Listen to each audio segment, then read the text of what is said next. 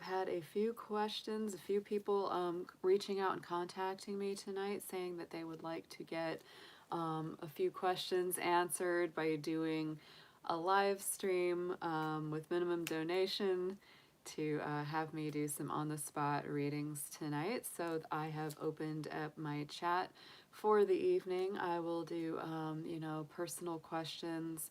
One question per at least $10 minimum. If you think that you need more than one question answered, adjust accordingly as you feel is fair. But my info is down below in the description box. You can use the PayPal link to donate, or you can donate via live chat, the super chat on YouTube while this is in session. So I'm just going to go ahead and get set up, guys. Getting ready to open up for anybody's personal questions, anything that somebody may need out there. Sometimes it's like that. Sometimes it's like that. And I've had a couple of people say, Ariel, help. I need some guidance, or I need some advice. So I try to do my best to kind of be there for that when that comes up, because I know how that can feel and how that can be. So I hope you guys are having a great evening out there. Hopefully it's peaceful. This has been a crazy day. We're in the middle of there's a house literally right next door to us that's being demolished, and this morning was absolutely insane. I'm surprised I'm actually feeling pretty good, because for 5 hours or more straight, the ground was shaking. Our whole house was shaking because they were knocking all this stuff down and just tearing this place apart. I don't know what they were doing. It was bad. Like I had motion sickness, like, because the whole house was just shaking for like 4 or 5 hours straight. And I actually felt nauseous. I felt sick. It was rough. All right. Hey there, Nasty Women Tarot. Good to see you, my darlings. And I got your email. Thank you so much for the invite. I would love to do it. I would love to be there. So just we'll be in touch. You have my email, and my phone number is always in my descriptions. If you want to text and let me know, we could either video chat or something just to set it up and figure out, because I've never done that where I come onto someone else's channel or they come onto mine. So I need to know how do you do that. I don't know if you're using Zoom or what you're using to create the split screen and have, like, conference calling while you do a live YouTube stream, which is pretty cool. I like it. So yes, I would love to join the Pride event that you're doing on Saturday the 19th. So Tasha, hey there, Gwen, good to see you. I just sent you an email too, hun, to do a personal reading. Yeah. So Tasha sent me a very generous donation. You use StreamYard. Okay. I'll need to learn from you how to do that, because it's not something that I've used before. Yeah. But I'm so happy we connected. Anybody that watches this or will watch this, the Nasty Women Tarot is a great channel. These ladies are so much fun. They're so cool. I just, there's a lot of readers out there, guys, and there's not honestly a whole lot of them that I just feel like that connected to, or like that their vibe is just so pure and so positive and really, really good. And these gals, like, they just feel so good. Like, I got in there, and it's not just them. It's like everybody in their chat was super friendly, nice. A lot of them came over and sight unseen, just went ahead and subscribed to my channel. Really, really cool folks. I get a very, very good feeling, very good vibe about them and their community. So I'm super excited to connect with y'all. I think it's meant to be. I do. I can just feel it. Like, you and Sharon and Lisa remind me so much of me and my friend Katrina. Like, it's that same, like, funny, kind of irreverent, just wild woman vibe that I absolutely adore, and I can't get enough of that. Very, very cool stuff, y'all. Y'all deserve way more subs, but you have wonderful numbers. Like, you get a lot of people in your lives, even though you have, you know, you're like me, you're a smaller, you know, channel, but it's like the people that you have, I feel the same way here, you know, it's like the people that I have are really, really good people.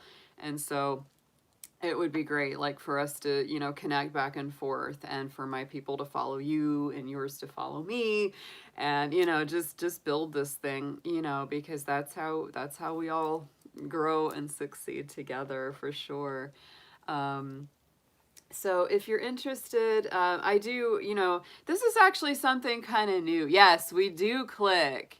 Yeah, you're gonna grow. You're gonna grow, Nasty Women Tarot. You're gonna grow that channel. You're doing great. You're doing great. I've been on for almost 2 years. Okay, so it's my channel's a little slow growing, and I know why. It's a big reason is because I do the astrology, and astrology is a little bit more heady, and it takes a little more time to get into it, and there's just a lot of people that don't want to think about it too deep like that, you know. So it's like, I get that. It's always the way it is. Astrologers, you know, we always have a little bit more slow growing, you know. And I do both, but, you know, I love both. Hey, Silver Star. Yeah, so like the old the doctor is in. The old doctor is in sign. I feel like Lucy from Charlie Brown.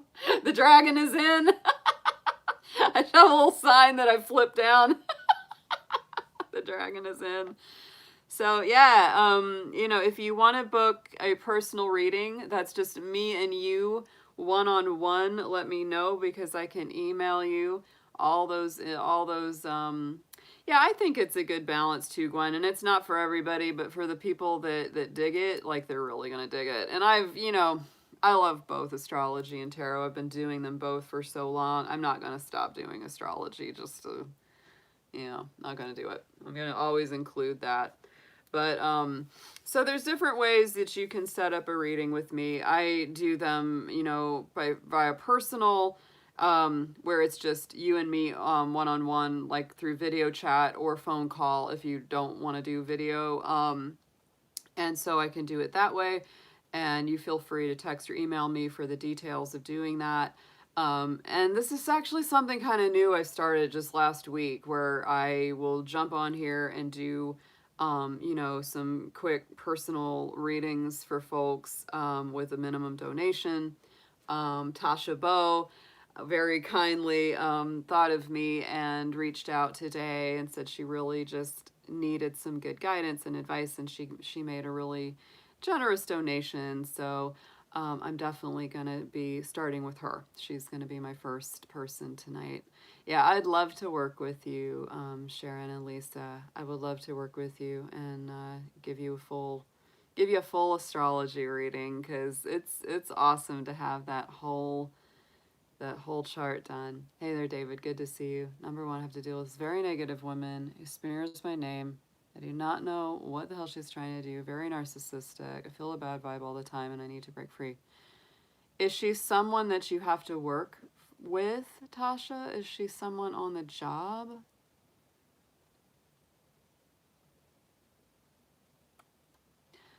I've heard of that a long time ago, Silver Star, the human design thing. Yeah, I can't say I know a lot about it because I don't remember what I read back then, but it was very interesting. It was very interesting. I would like to dig back into that and reacquaint myself with it, but I have heard of it. So Tasha, the first couple things I'm going to do for you, because I kind of feel like that's a big thing that you said, is that you're dealing with some narcissistic vibes or negative vibes. So a couple things that I'm just going to do, and this is certainly going to help all of us here who may watch this or are in the chat supporting you. I'm going to spray a little holy water first. I always get a little good vibration from that. I'm going to do a candle for you and for all of us here. And I'm going to put my little blood curse oil on this. This is a very, you had to live with her. I'm not there now. For 6 months, she came back saying weird stuff. Okay. So you just need a little protective bubble. So blood curse is an oil that This fabulous gal named Forrest makes, she makes a ton of different magical intentioned oils. And her company name is Nui Cobalt Designs, NUI-CobaltDesigns.com. If you want to go check her out, she's amazing. I really want to feature her on the channel at some point in the future because I absolutely love her work. But this is based on, you know, an old hoodoo voodoo remedy that helps to protect and repel negativity. If somebody is sending negativity to you, this is a very effective oil for sending it back in their direction. It's kind of that return to sender. Ms. Mindful, she's actually one of our members here on the chat, is one of those who is very much about, I'm going to put some of that, just get that going. Hey there, Shanta, good to see you. Always great to have you in the chat. So the blood curse oil works in that way. Ms. Mindful has actually talked about the return to sender meditation, which is very powerful as well. So whenever you're feeling attacked energetically or spiritually, it's always a good idea to do that. I'm a big fan of reaching out to Archangel Michael because he's a very, very protective archangel that can help, you know, give you some of that protective layer. I would also say that's something that I would recommend if you're feeling like connected to somebody, is I would go through with Archangel Michael and I would ask him to use his violet flame sword to cut through those cords. And once those cords are cut, ask your angelic team to come in and fill those spaces with healing light, because that's going to feel so much better for you. And I know how that is with narcissistic people and abuse. And there is, you know, famously that narcissist empath dynamic because they kind of know how to hook us in. And that can be really tricky to unhook from that energy sometimes, because even if you go through, you know, cord cutting meditation and you work through that, they'll still try to come back. They'll try to hook into you because they get a charge from it. They get a payoff from it energetically, which is why they do it in the first place, because they don't have enough good energy of their own. That's really what it works down. So I'm going to go ahead. I put the oil on the candle, and I'm going to go ahead and light this for you, Tasha, and for everyone out there that may need some energetic support. We can always use that, guys. So let's just, you know, say a good intention. Dear Archangel Michael, Archangel Raphael, I ask you to use your violet flame sword to detach any negative cords or vibrations from Tasha's energy with this person who has been very difficult for her. Let her go with love and light, and fill those voids that are left by those cords being removed with your healing white light. And keep her in a protective energy. Keep her in a energy of wholeness and wellness. Protect her home, protect her space, and keep that from sneaking in. Even while she's asleep, especially, I ask for the angels to all be around her and protect her energetic center and her chakra centers while she is resting as well. So we're going to go ahead, we'll put that candle over here. And another thing I'm going to do for you, Tasha, because I almost feel like you need a little energy work. I also have these two amazing, I love these products. This is a company called Art of the Root, and they do root working, magic candles, herbs, things like that. And so I'm going to use a little bit of the banishing incense because that will help to clear your space. And I'm going to use a little bit of the guardian angel as well. And the way that we do these is take a little charcoal tablet. I don't know if you've ever used charcoal tablets with loose incense. I'm just sitting it on a little butter knife here to light it up. And once it starts sparking and sparkling, there we go, then it's ready. Then it's ready to go. Yeah. Firecracker, you know Dragon's got to light it up for you. All right, so then you put on a little metal, you know, I've got a little metal bowl that I put it in because it needs to be heat proof. So I'm just going to go ahead, I'm going to start with the guardian angel for you, Tasha. We're just going to put some of that in there for you. This is powerful. This is powerful stuff. And I'm also going to put in a little bit of our banishing incense to banish any negative energies, entities, vibrations, narcissistic people, whatever it is that's bugging you. And with that same intention, I'm just going to ask all your guardian angels, spirits of love and light, all of your ancestors that have your back to come in and be around you. We're going to banish that negative vibration. We're going to set that intention that you are safe, protected. And even if this person, you know, is trying to get knocking in your door, they do not have access, right? They do not have access to you. So sending that out to you very strongly. This is just going to smoke until it's done. And so Tasha, whatever questions you would like to ask in the cards, yeah, whatever questions you would like to ask in the cards, we can go ahead and do that. But I feel like, you know, mostly you've needed a little energy work, and I'm just sending that out to you. You needed just a little energetic support. Because sometimes those things can be a little overwhelming, and we need some, yeah, that's what I mean. It's like when it helps one of us, it helps all of us. So by burning, you know, this incense, and by doing, you know, the candle magic and calling on our angels and ancestors and guardians, then yeah, we're putting out a lot of good vibes by doing that. Because yeah, we all deal with them. We all deal with them. You know, there's always going to be people who are difficult, challenging, negative, etc. So, you know, yeah. Yes, Kimberly, I can use either Super Chat, or you can send me direct donations at my PayPal. Oh, thank you, Shanta. I'm going to put you on the list. Let's write you down. We're going to make a list. We're starting out with Tasha, and then once we're done with her session, I will put in for Shanta.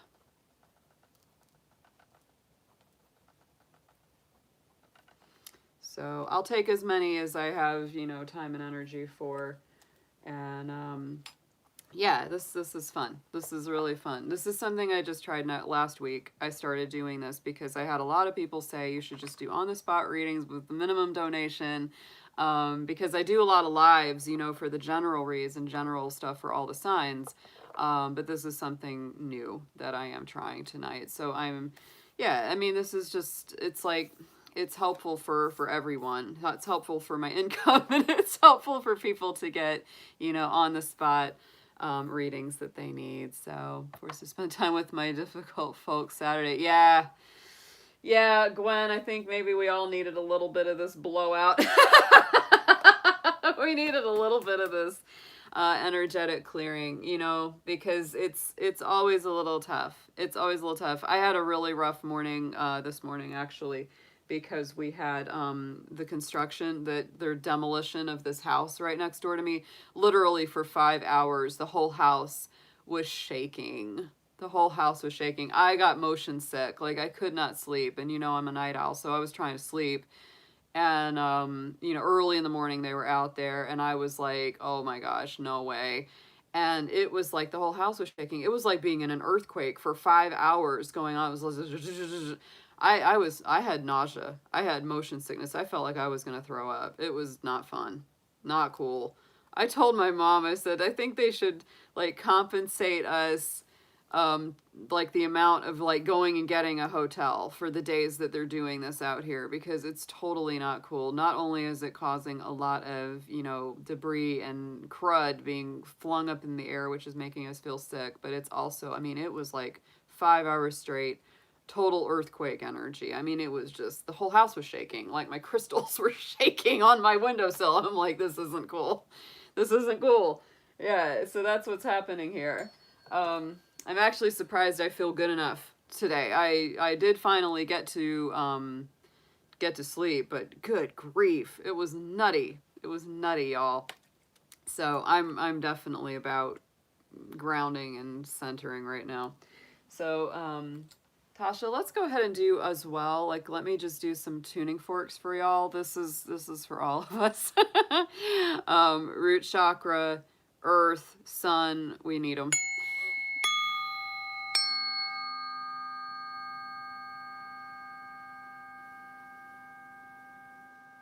You know Capricorns don't like earthquakes. What the heck? Shaking our earth. We don't like that. We like nice solid ground for our hooves.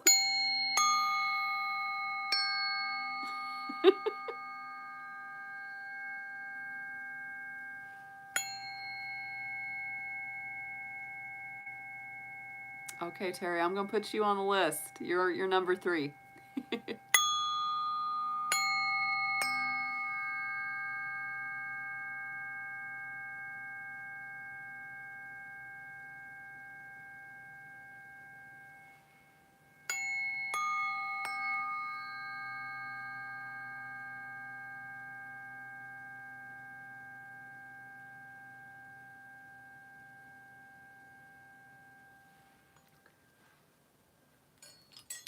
All right, guys, let's get you down. We got Terry S is number 3. We've got Kimberly is 4.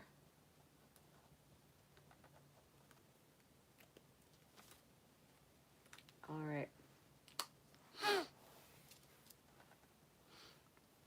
And guys, if for any reason you need to go to sleep or I don't get to you in time tonight before you need to go rest, just remind me, because I have record of all this coming in. And if we don't get to your read tonight, just let me know. If you need to go to bed, if you got to work early tomorrow, etc. Because I like to give everyone as much time as I can. I do. I don't like to rush people. It's, you know, when I do a personal read for someone, I do a sliding scale between 95 and 125 for a personal session with me off of YouTube, you know, just one-on-one. And I do the full charts and everything. And I read for at least an hour and a half to 2 hours. You know, you get a lot for it. You get a lot for it because I just don't like to rush. I like to give time to people. I like to make sure that they get everything they need asked. I like to be very thorough. And I also just like to take the time to get to know you. I mean, it's like, you know, if any good counselor to me, any good therapist is going to take time to get to know you on some sort of level, to understand where you're coming from better. I just think it's just, I don't know, that's more ethical to me. And it's more healing. It's more healing. Some people say don't take all that extra time, but you know what? That's them, and I'm me. And I'm a dragon, so I can do what I want.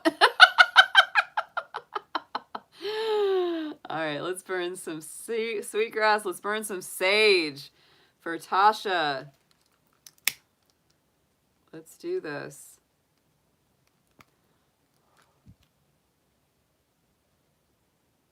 Oh, thank you, Terry. I'm glad you all enjoyed the music. I will do that more in the future, absolutely. I will, because it's a huge, lifelong passion of mine. I've been a musician, performer, recorder, recording artist. It sounds funny to say that about yourself. For many a year. So yeah, I definitely like to. I'm trying to get more back into my music too. I've been too busy with my eBay stuff. That's what's really it takes a lot of my time. I've run an eBay store for over 10 years, and slowly but surely I would like to get away from doing the eBay stuff and go more towards doing my readings, doing my you know, spiritual work, and also getting back into doing more music, because those are my passions. Tarot, astrology, music, those are my heart, right? Those are my heart. We all have our thing that's our heart, you know, and those are my heart. So, all right, Tasha. So let's get into this. Let me know what kind of questions you might have. If not, we can just go general with how to best navigate personal protection, and how you should handle this narcissistic kind of, you know, negative person, and maybe what to expect from them in the future, you know, if anything.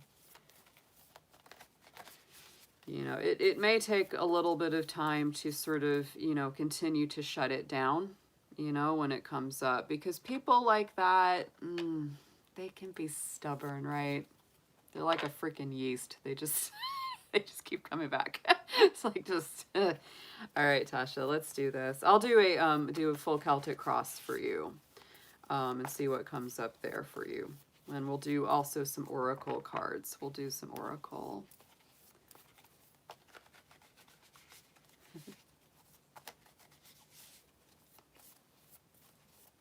All right. Dear angels, divine ancestors, beings of light, and all of Tasha's personal guardians and ancestors and angelic team. I want you to come in around her as well right now, to bring her extra protection, extra healing. You know, break these chains or break these ties and cords that have created any kind of unhappy dynamic or difficulty for her. Send any negative energy back to its source. It doesn't belong to her, and she doesn't have to keep it. Remember that, Tasha. It's not yours. That negativity or that kind of stuff people send out to you, it doesn't belong to you. So you can send it right back to them.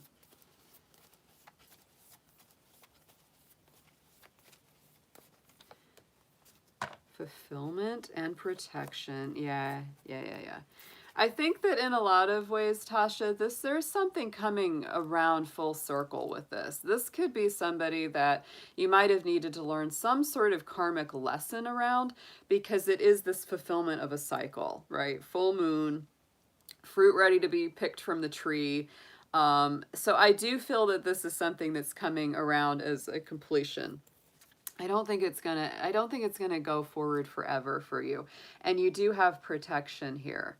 So this is really nice to pull this card as two of your keywords around this issue, because this is reminding you that you're protected, you're strong, you're rooted, you're grounded, you're safe. Even if you feel like these storms are blowing your branches and, you know, kind of coming for you and causing some disruption, it's really saying in the end, you are protected, you are safe, and there is that sense of a cycle being fulfilled here.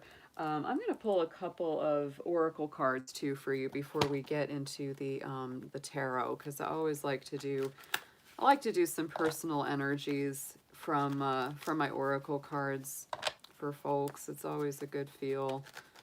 And you gave me a very generous donation, Tasha. So I want to make sure I get you a really thorough, in-depth reading here. Let's get some numbers for you. Please show us some numerology, what she's going to be working with theme-wise, and maybe some numbers that should be paid a little closer attention to.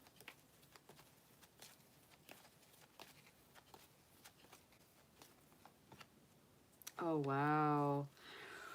Whew. Number 85, follow your dreams. Follow your dreams. So, Tasha, don't let this stall you out. Don't let it get you weighed down.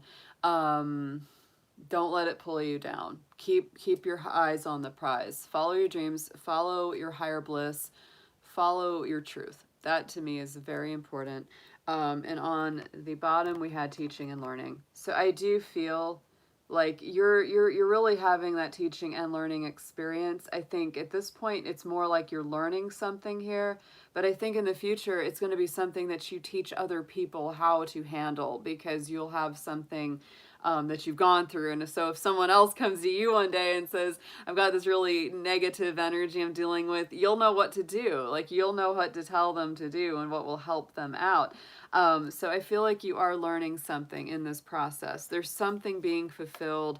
You know, it's like we don't enjoy working with or dealing with people like this, but they are in our life for some sort of reason, some sort of lesson. And so, yeah, it's this too shall pass. Frozen presently cannot move forward. Right, yeah. And I think that it will pass.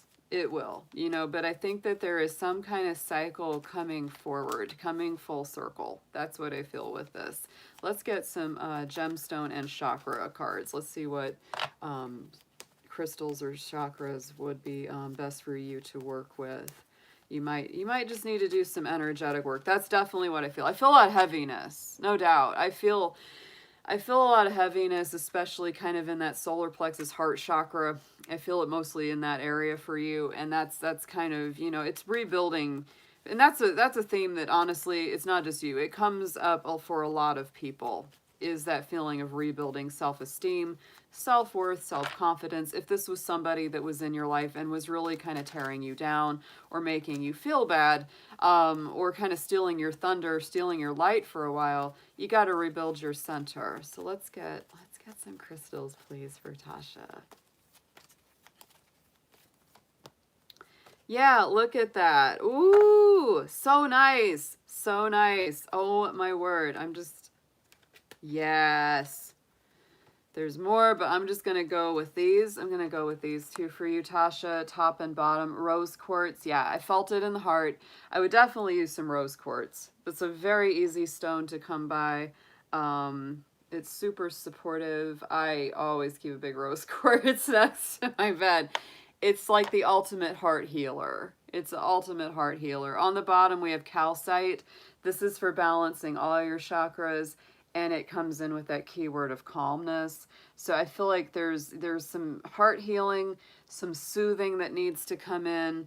Go easy on yourself. Rose quartz, you know, there's a lot of stones that work with the heart chakra, but the rose quartz is really about that unconditional love that you give yourself or to others, right? And so give yourself unconditional love. Stay in a calm place.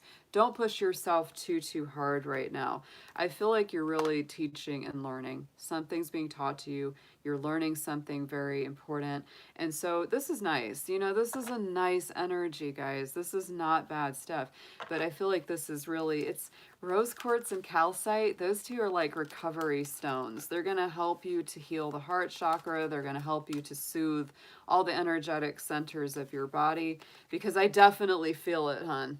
I definitely, like, I'm very, I don't know what that word is. Is it clairsentient? It's when you can feel things in your body from people, and I have always been able to feel that and do that. Like, so when I'm reading for someone and something's going on with them, I can really feel it. And so I definitely feel kind of that, it's like a heaviness.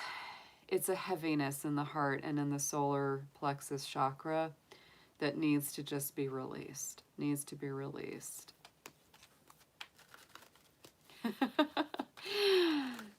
It's not yours. It's not yours, Tasha. Absolutely release it. We're burning candles. We're burning incense. We're putting out, intention for you. So I think it will be moved. It will be moved. Hey there, Silver. Welcome to the chat, hon. Thank you for joining us. Hey, Francisco. Good to see you. All right, Tasha. I'm going to pull you a couple of guardian spirits as well. I'm going to pull 3 from the Keepers of the Light.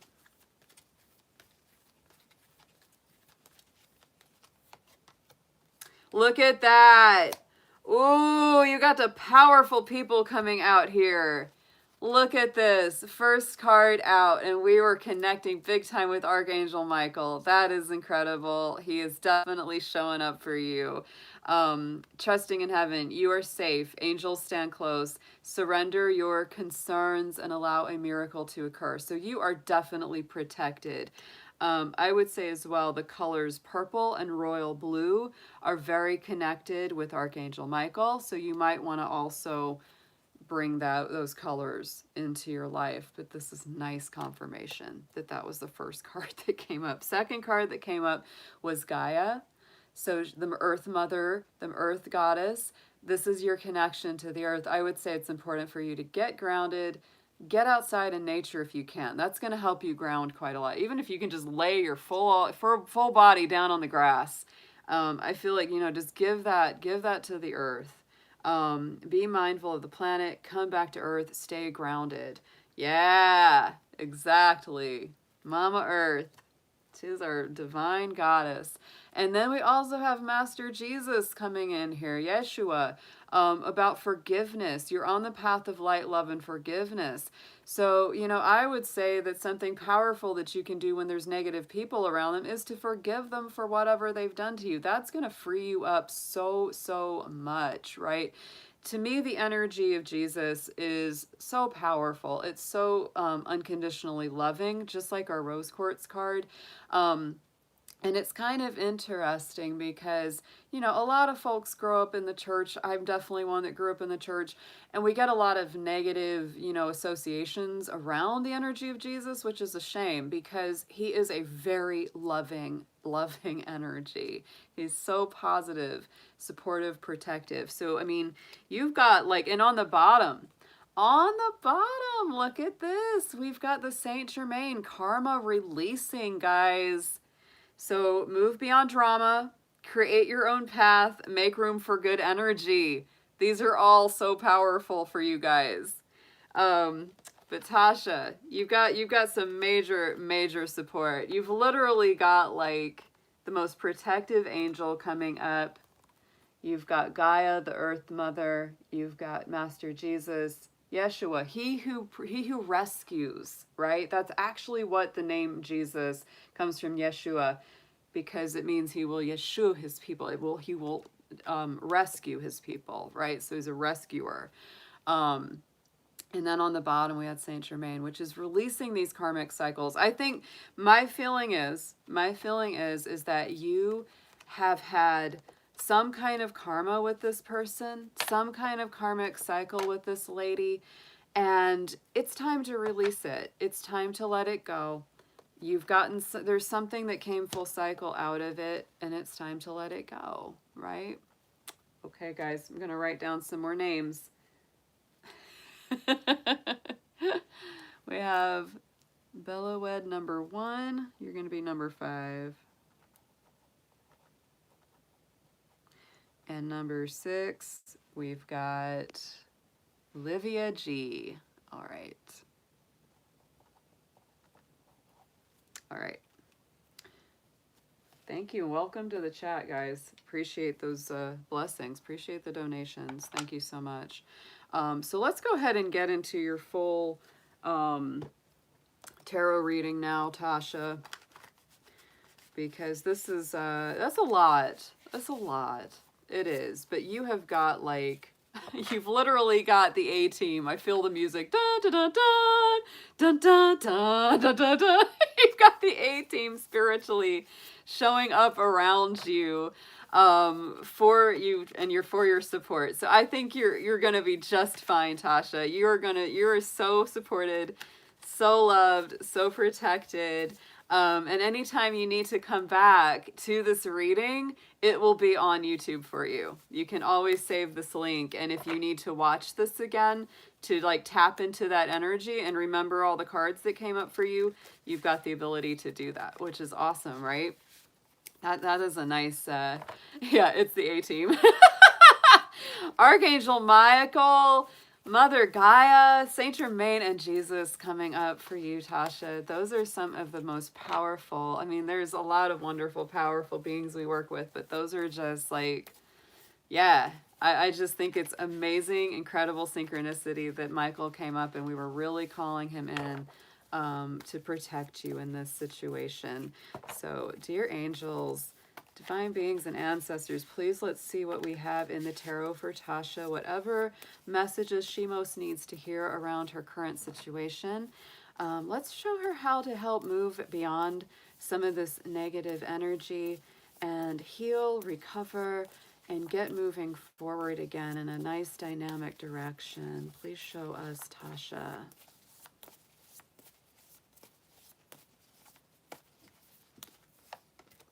Yeah. Wow. Wow. Yeah. Let me move Mr. Dragon over here. I'll set my cards down.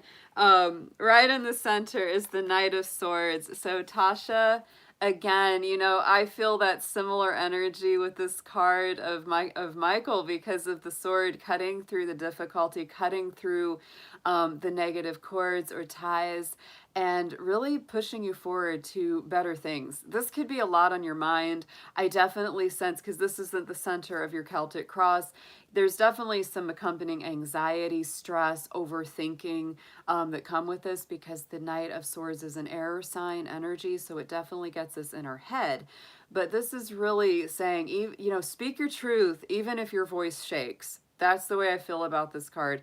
Even if you feel nervous to do it, even if you feel nervous to stand up for yourself or do what you need to, do it anyway, because it's important that you do it. Be decisive, focused, driven. Stand up for yourself, right? It's very powerful. And so, you know, if this person comes at you, you're totally within your, you know, rights to block them, not respond if you don't want to. There's no reason that you have to or need to, because that's their junk that they're trying to put on you. It's not yours, right? It's not yours. You don't own it. It's like somebody giving you a really crappy gift. And it's like, I didn't ask for that. Return to sender. Put a stamp on it. Check it back in the mailbox. You know. So absolutely, you don't have any obligation to do that. But if you feel that you need to stand up and say, you know, I'm going to put my foot down, I'm going to place this very strong personal boundary, go ahead and say your truth, and then block them. You know, that's what I would do. But I feel like once you kind of get this moving, it's going to start cultivating a much better future for you. It does take time. This does take time. And I really do feel, Tasha, that this is something that over time, it will get better. It will. The more that you get used to standing up for yourself, the more that you get used to just speaking your truth and not giving a damn who, you know, likes it or doesn't like it, the better you're going to feel. I wouldn't say that this is entirely going to change overnight, though, because this is something you're going to cultivate over time. I think it will get better. I think we're doing a lot of good energetic work for you right now that's going to start clearing this out quite a bit. But it's something that you're going to have to cultivate slowly over time for yourself with the Seven of Pentacles, because that is take it as it comes. Take it one day at a time, one thing at a time. Let it grow. Let it grow, right? And, you know, it's fine if you make mistakes. We all do. It's just exercising your muscles, right? You might be really successful in standing up for yourself at one point in life and then not so successful doing it another time. But it's like get back on the bike. Get back on the horse and do it again. You're going to be fine. You really are. In the past, immediate past, we do have this Five of Wands. So there has been conflict, chaos, you know, back and forth issues with someone else. You know, this is those feelings of stress, tension. I don't always say that Five of Wands is a negative card, but it's definitely a card that is kind of drama, and it's telling you literally, like on the card, we actually have some messages on these cards, and it literally says, conflicts with others, walk away from drama unless the situation is really worth your time. Stand up for yourself. Standing up for yourself. This is coming in pretty strong here. Six of Wands. And this is so nice. I do feel like you're successful in this. Like, look at that. Five of Wands, Six of Wands. That's a recognized victory. That's a triumph. It's triumphing over this situation. And I feel like the fact that you have identified it is really good. And that's why you're getting that teaching and learning. You're getting that growth there, Tasha, because you're really learning from these situations. And you're standing up for yourself. You're starting to realize, why did I put up with that in the past? Why did I take that? Why did I let that person get to me like that, right? You're doing better than you might think. A lot of the time it takes someone looking from the outside in for us to recognize that we're doing better than we think we are, you know, because we only know from our own growth, which can be somewhat slow from day to day. But if someone's looking in on from the outside and looking at something like this, it's like, no, you're doing better than you think. I think you're actually succeeding quite a bit already. And that's simply because you're even asking the question and saying, Ariel, I don't think this is right. Why did this person, you know, is this okay that this person did this to me? And of course the answer is no. The answer is no. And speaking of our earth goddess, our earth mother that came in with your spiritual guides, we have the Empress card here too. So I love this Empress card. This to me is that earth mother. It's Taurus, it's Libra energy. It's very balanced, grounded. It's Venus ruled. There's her little shield with the Venus symbol on it. So it's very loving as well. This is, again, Oh, Tasha, reminding you that you're so much more powerful than you know. This is definitely encouraging you yet again in a very strong way. This is the second time in this read that you should get grounded, centered, stable, get in touch with the earth, get in touch with your roots, whatever those are, right? I would definitely try to spend some time in nature, but this is definitely time to take action, giving birth to your dreams. Interestingly enough, in the numerology, we had that card, follow your dreams, creative projects, abundance, prosperity. This is what's coming up in the immediate future here, Tasha. So this is a very nice read indeed. Let's get a clarifier on the Empress for you.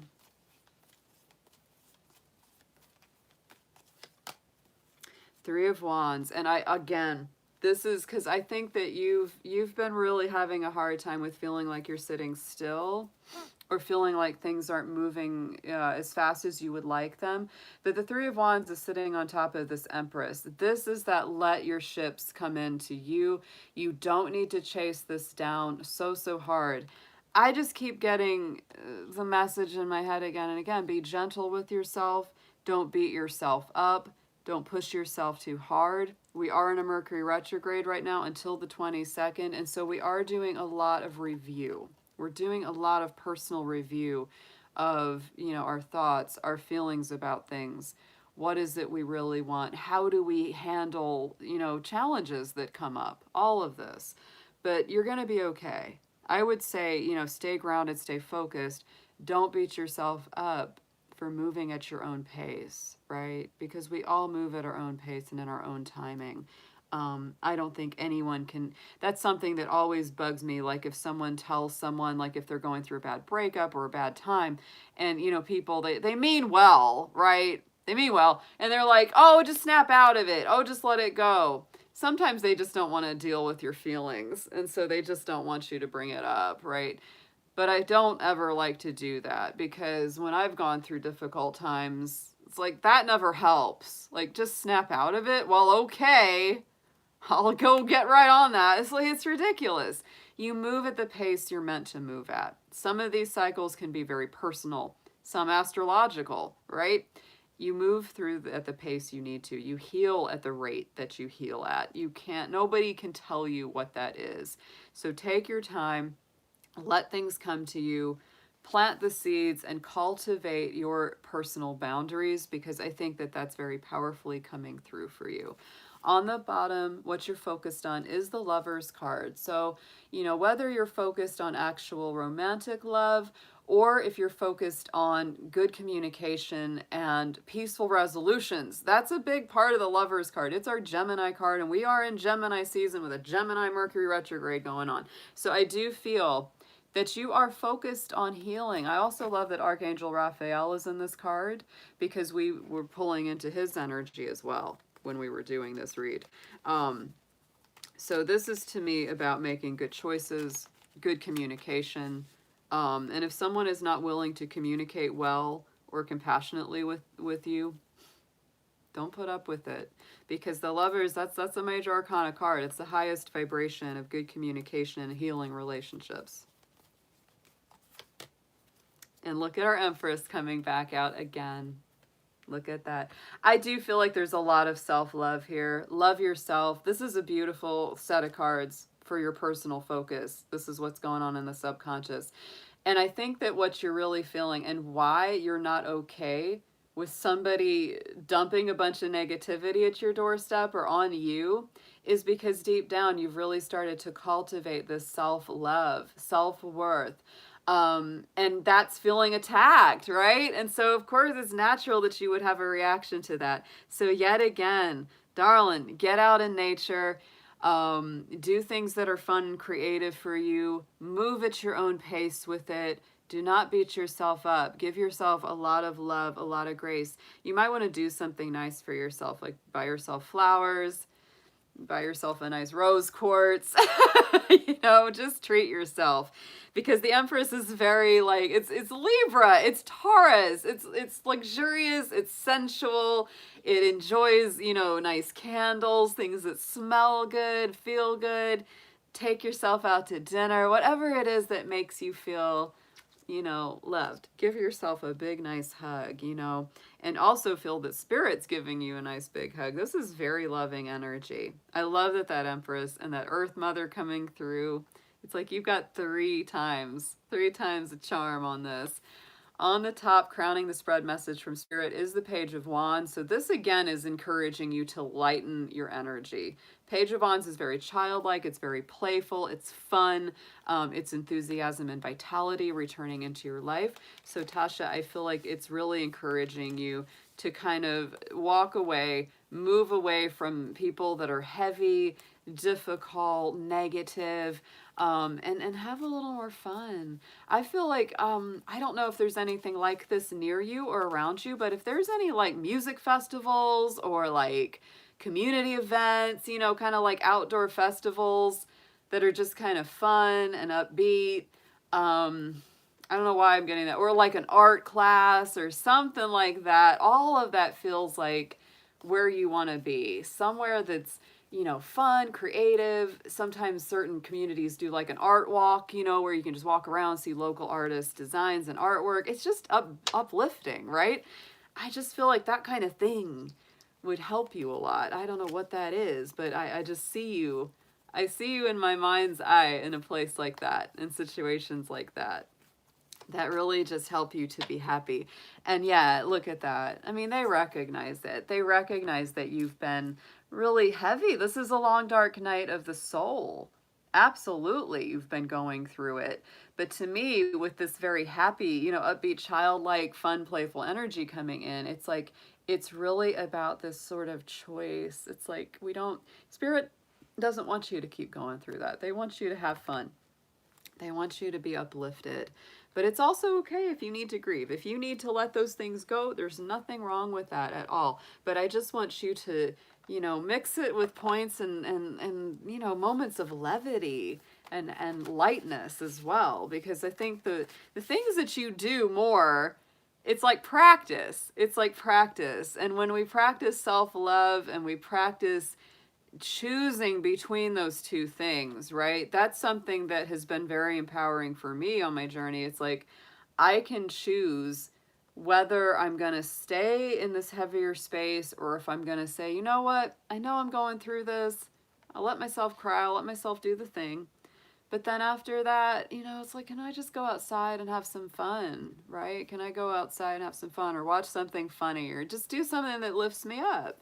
And it is a choice sometimes. Happiness, I would say, is very much a choice. Take it from somebody like me. I've struggled with chronic depression my whole life. It's hereditary. It's hereditary. My mom had it. Her dad had it. Her mom had. I mean, it's her brother. Everybody's freaking depressed. And so I always say, like, happiness is a choice, and sometimes you kind of have to fight for it. You have to stand up for your own happiness. You really do. Because there's always somebody who's going to try to push it down. You notice that? You notice that energy if you come into the workplace or you come and hang out with someone and maybe they don't know you super well and you're just smiling and happy and they're like, "What are you so happy about?" Yeah, it's like they don't want you to be there. Don't let them pull you down. What's that saying? Don't let the bastards get you down. That's a real one. All right, Tasha, let's pull some advice cards for you. Let's see what your suggested approach is on all this.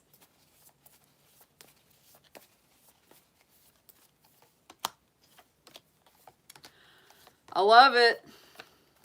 I love it. This is a good read, honey. Suggested approach. Knight of Wands. Definitely moving forward. Moving. I wouldn't give this person any more of your energy. Wouldn't give them a second thought if you can help it. That's some Sagittarius energy. That's moving on out. That's moving towards your higher truth. Sagittarius energy is always about finding your personal truth. Yeah, that's fast moving energy too. I feel like once you kind of unlock that for yourself, once you hit that stride, things are going to go quickly. They might move slowly for a while, Tasha, but once you start coming, out of it, once you start feeling better, once you start trusting yourself and loving yourself more, it's going to gain in momentum. And then you'll be surprised at how quickly it starts to move. This is beautiful. I think it's exactly what you need. Oh, yes. And look at this. This Queen of Cups, my little Scorpio queen. She's all about those personal, emotional boundaries. Yep, yep, yep. She's very particular about who she lets in. She is loving. She is emotional. She is intuitive. Very passionate, but oh, not too many people get access to that cup. She keeps a lid on that cup. That's why, she keeps a lid on that cup, because not just anyone can come into her world. So I feel like once you gonna, like, once you get these personal boundaries, Tasha, in place, people aren't going to be able to bother you so much. They really aren't. And you're going to be more picky about who you let in going in the future, which is good. What you need to know: you're leaving the tough times behind and you're going towards better times ahead. This is so, so nice. The end of challenging times, things are looking up, welcome relief, finding your way to a peaceful place, the end of depression or an illness, travel and relocation. This is why that Six of Swords is one of my very, very favorite cards of the tarot. So I really do feel, what you need to know is you are in the process, even if you can't quite see it yet, right? Because you are clearing out from these storm clouds, going towards the clear waters, the happier times ahead. These are mostly really good cards. Like, these are awesome.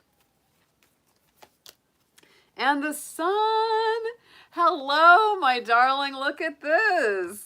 Look at, I said, you're literally moving away from the storm clouds towards the sun. The sun is the most positive card in the tarot. So I do feel like you need to know that, because you may not be quite aware of that. You may not be quite aware that you are on a journey going towards personal positivity, new beginnings, right? The sun is fresh new beginnings. It's similar to the Page of Wands. It's childlike, innocent, happy, seeing good things come after difficulty, right? Hopes and fears is the Eight of Pentacles. And so sometimes I feel like you might get a little bit, heavy around the work that you have to do around this, right? You might get a little bit like, oh gosh, is this going to take forever? Like, that's, I feel like, the question that's kind of coming up around this. I don't think it's going to take forever, but there's definitely a learning curve here, because the Eight of Pentacles is similar to the Seven. You also had that learning and teaching card in the numerology. So I really do feel, Tasha, that this is something that you will be working at one day at a time. Don't get discouraged. Don't get down on yourself if it takes a little longer, or you gotta, if you fall off the horse, you gotta get back on the horse. It's going to be okay, right? But it just takes time. It takes time. Be patient with yourself, and just focus on things one day at a time. Don't get discouraged. Keep persevering.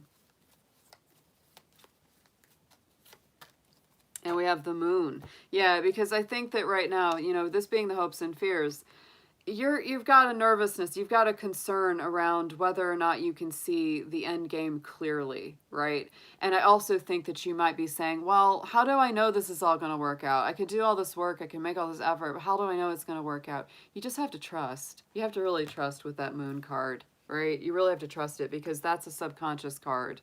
That's really, tuning into your intuition. The outcome is incredible. Your potential outcome card is that 10 of Pentacles. That's my whole enchilada card, Tasha. That's the whole shebang. That's the happy home, money in the bank, feeling solid in your relationships, feeling like you've got, loyal friends and good, secure situations around you. So I feel like the outcome card here is very, very, very, very positive. Most of these cards are very positive. I really do feel like you're moving towards something better, even if it's slow starting. Even if it's a little slow, sometimes the wheel's a little slow turning. If the car hasn't moved for a little while, give it a minute to warm up. Look at that Page of Wands again. We doubled up our Page of Wands. So yeah, new beginnings, new foundations. You might be coming into new relationships, new situations, new connections, maybe even new workplaces that just give you a much happier feeling. Just a new beginning in this, right? And so recognizing somebody negative from your past, it's there for review.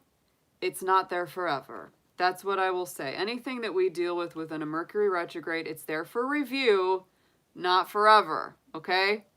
If someone from your past comes up that you don't particularly like and you run a wish you'd never heard from them, don't worry about it. Once the Mercury retrograde's over, they're going to disappear again and it'll be done. They just came up for review. They just came up to go, hi. On the bottom of the deck, Tasha, we have the Seven of Cups. This is a lot of decisions, a lot of choices that you may need to make. You may feel a little overwhelmed, no doubt. You've got a lot coming up, a lot of things that are being cleared. A lot of things are being cleared. Don't overanalyze. Just make your decision. Do the research you need to do, and then let it go. Let it go. Make the choice and let it go. On the bottom, we have the Judgment card. This is regeneration, rebirth, phoenix from the ashes, things coming back into your life in a very successful way. Good stuff coming back, not the crappy stuff. It's very healing. It's the higher vibration of the Death card, is the Judgment card. This is Pluto rulership. Just like the Death card is Scorpio rulership. Pluto rules Scorpio. So this is that higher vibration. It's like after the death, after the transition, this is the resurgence. This is the power coming back up around you. Let's get some affirmations on this for you. This is a good read, hon.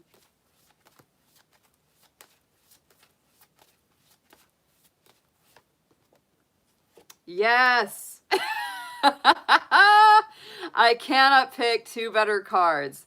From the top, we have discernment. There it is. Personal boundaries. That's what I feel around this set of cards. This Queen of Cups and that Knight of Wands is discernment, right? Follow your intuition on who you let in and who you don't. On the bottom, believe in yourself. As cliche as that may sound, that's what a lot of this is about, is trusting in yourself, following your dreams. Oh my goodness, that same message was in your numerology cards. Follow your dreams. Yep. Trust yourself, sweetheart. We got your back. If anything else, we got your back. And we got you some good energy work and some good clearing here. Very happy about these cards. These are great. Empress twice, Page of Wands twice. This is brand new, fresh energy. It's mother and child energy, right? It's mother and child. So it's like, I feel like you're nurturing yourself from that mothering perspective, and it's also healing and nurturing your inner child. Fresh new beginnings, very creative, very loving, overflowing. Get yourself to an art festival. I'm telling you, music festival, something fun outdoors that's just happy and light, enjoyable. Park the heaviness at the door and just give yourself permission to not have to dwell on it. That's always important. Sometimes we have to give ourselves permission not to get heavy. I do that too. It happens. We got silver and silver star in the house. Isn't that fun? We got 2 silvers for the price of 1. I love it, guys. All right.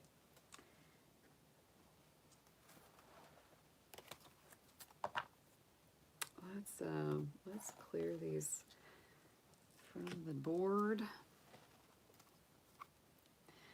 That's right, Terry. And you know, I think that is some of the hardest things, right? You're welcome, Tasha. Thank you so much. You're the reason I got on here tonight. You're the big reason I got on here tonight.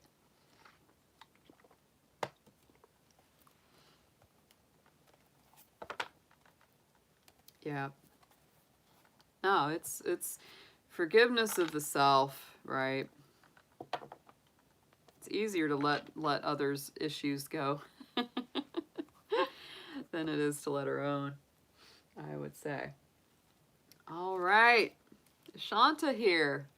Shanta, you're up next.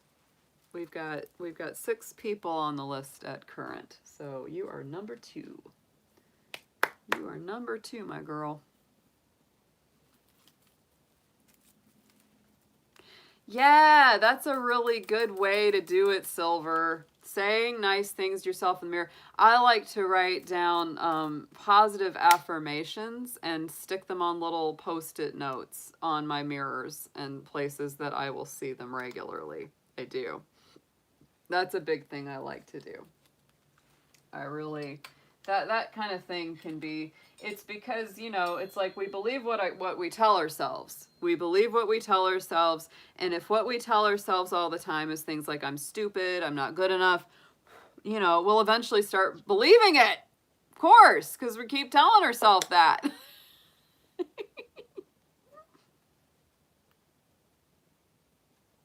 Repetitive message and thoughts, you know, they do stuff, and then you start acting on it, you know. If you keep telling yourself you're not good enough, yeah, fall asleep to affirmations. I like to do that too, Francisco. That's a definite good thing. My hair is just like, I can't tell it what to do. I sometimes wake up with like total David Lynch hair, like sticking up straight. Yeah, we believe what we tell ourselves. And if we tell ourselves crap all the time, or we tell ourselves we're not good enough all the time, guess what? We'll eventually start to believe it. Funny how that works. Can't with my hair. It has a mind of its own. I can't, like...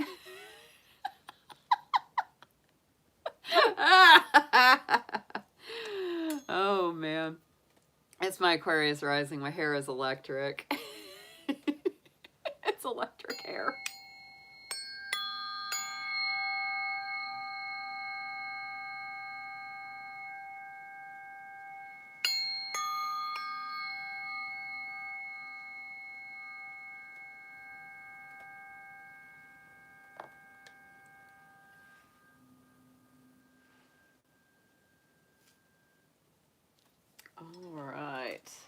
All right. Also gonna tap the cards a little bit. Just get those nice and cleared. I know.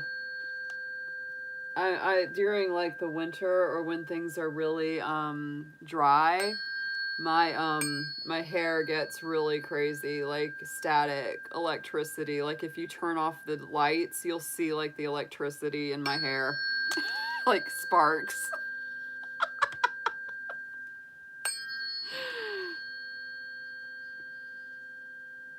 Which doesn't make a lot of sense because my skin and my hair stay pretty decently oily.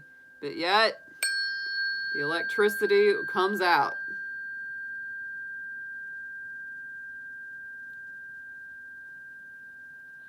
I know, right? Nasty Women, she said that, right? Because you become really conscientious of what it's doing when you're on camera.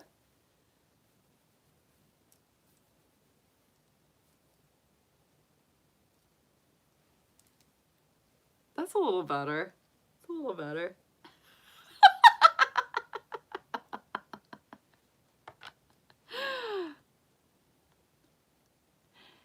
Hey Silver, are you talking about doing like a collective reading um did you want me to do a personal? With a personal, I'm doing a $10 minimum donation, but maybe, you know, we could do a collective angelic reading at the end. That's what it is. Because we nasty women, we got the electric personalities, yes. Dragon women are definitely nasty women. We definitely are. We're not really nasty. We just misunderstood. That's all it is. Dragons are just misunderstood. They don't understand when you gotta like grab a cow. You gotta eat. The dragon will swoop down and grab a sheep or a cow and fly off with it. And they say, "Dragon, come bring that back." And she says, "Now I found it." "Dragon, come back with it. Now." No. Hey, RBY. Good to see you.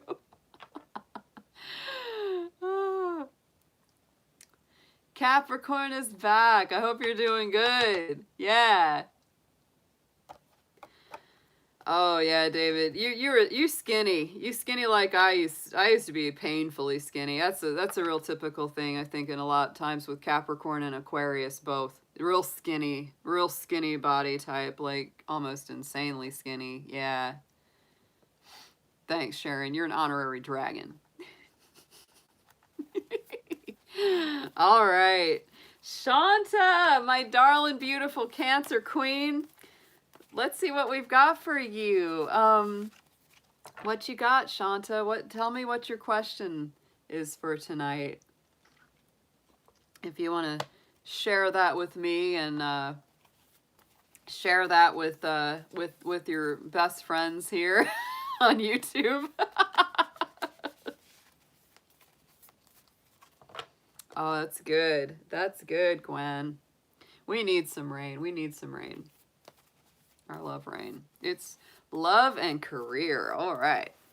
All right. Let's see what's gonna come out for you. Should I get some of my love cards? Yeah, let's get some love cards too on this too. We'll throw a few of those on the end here. Definitely. All right. I love Shanta. Shanta has done many personal reads with me. She's an amazing, wonderful lady. I always have a total blast reading for her. She is super, super cool. Just a real kindred spirit. So let's get in here. Dear Shanta, dear angels, divine beings of light, guardians, ancestors, please let's see what's going on with our darling Shanta. What is happening with her in love and career? Any messages that you can illuminate for her? Let's start with one main key word for you. Let's see what's coming out first there.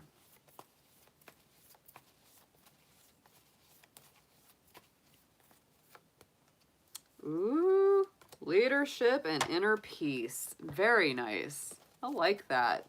First card off the top is the leadership card. Card on the bottom is the inner peace. I like that. Makes me think of Pisces, you know, with those two koi fish. Very beautiful, very peaceful kind of feeling there. To me, the leadership spirit, of course, with this card, it, you know, with that North Star, with the polar bear, it really makes me feel like you're following your true north, right? Stepping up that leadership energy, not being afraid to take the lead. You may be going to the next level in your job. You may be getting offered a raise, promotion, a position where you're leading other people or mentoring other people, or you might even be getting mentored yourself. But it takes that initiation, it takes that action to kind of step into that role and say, yes, I want to do this. Yes, I want to go there. And I think that you're very focused on following, yeah, your North Star, following your true north here. You know, going to that place that you know is really meant to be yours. And focusing on inner peace, whatever it is that brings you a sense of contentment, a sense of inner knowing, going with the flow. Going with the flow big time. I feel this with this Pisces kind of energy that comes in around this card is really not allowing external situations, people, places, things to mess with that inner peace. And I know how that can be. Trust me, my inner peace was getting messed with this morning when they were knocking down that stupid house and my whole house was shaking like we were having an earthquake. I wasn't feeling too peaceful. But you know how that is. It's like that kind of thing, it comes and goes. Don't allow it to mess with your inner sense of contentment and balance, you know. This to me is also kind of a card that makes me think don't overthink things too much. Don't overthink things too much because, you know, it's really that Pisces energy that I feel very, very Piscean, very like dreamy, mystical, tapped into spirit, tapped into the divine. That's really where you want to be at core. So let's get into your tarot, Shanta. Let's see what we've got.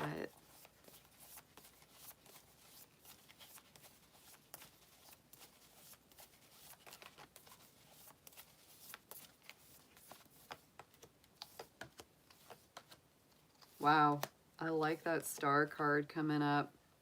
I really do. Right at the center of your Celtic cross right now is the Page of Swords. So this to me is all about thoughts, all about thoughts, all about the mental body. pages are messages coming in. So you might be overthinking the things. You might be, you know, over analyzing. There might be a lot of information landing on you. I wouldn't listen to idle gossip with this kind of card because that's the more negative side of the Page of Swords. So, you know, I always like when I get this card, I say, don't believe everything you read on the internet. Don't believe everything that somebody says to you just because they said it to you. Vet it out for yourself, because sometimes the Page of Wands can be a little bit immature, talks out the side of its ass a little bit, you know, and it doesn't always tell you the straight truth. It's sort of like, oh, did you hear such and such and such? It can be that kind of energy. But it can also be a lot of information coming in that you've got to review. So let's clarify the Page of Swords for Shanta, please.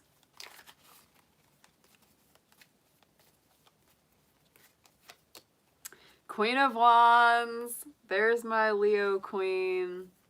Sitting in your power. Very strong, very bright. This is that generous heart. Leadership energy yet again. You had that leadership card. So, you know, you may be dealing with some people that are kind of immature, kind of, you know, like almost like little kids in a way. And you're the one that kind of has to sit up on the throne and say, all right, kids, let's get it together. Let's not be too scattered here. Strong Leo energy, so it very much comes from the heart. And I also would say, you know, it's not wrong to be generous of heart, generous of spirit, but also be discerning about the information that comes your way. In the immediate past, we have the Eight of Wands, so I do feel like you've been really busy. This could be like an overload, right? A lot of the time. Too much going on. Stress caused by too many opportunities. Even though that they're, you know, positive, even though that there are good things coming in, because the Eight of Wands can also be a lot of good communication moving. But it's a lot to take in. And I do feel like that's something that's been very much going on with you, Shanta, lately, is like there's a lot of information overload coming in. And you may be really just kind of trying to regroup and feel your way through it. Let's get a clarifier on the Eight of Wands, please.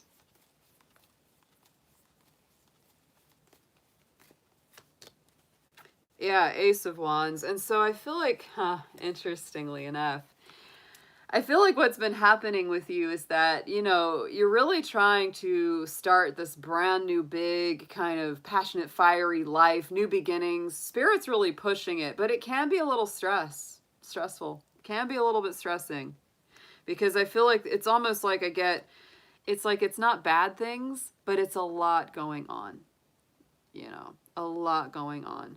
Going into the future, into the immediate future, we have the Star. This is beautiful. It's Aquarius energy. So I do feel like things are going to clear, and a lot of things right now are really fuzzy and really confusing because we do have the Mercury retrograde going on. But have faith in the future. Dreams coming true, things working out the way that you want them to work out. It's very independent energy. You know, what I'm feeling a lot in this read right now is very independent. So when it comes to like love and romance, that's not showing up quite as much just yet. I feel like this is more about work than necessarily about love right now. But let's see what comes up next. Let's clarify the Star.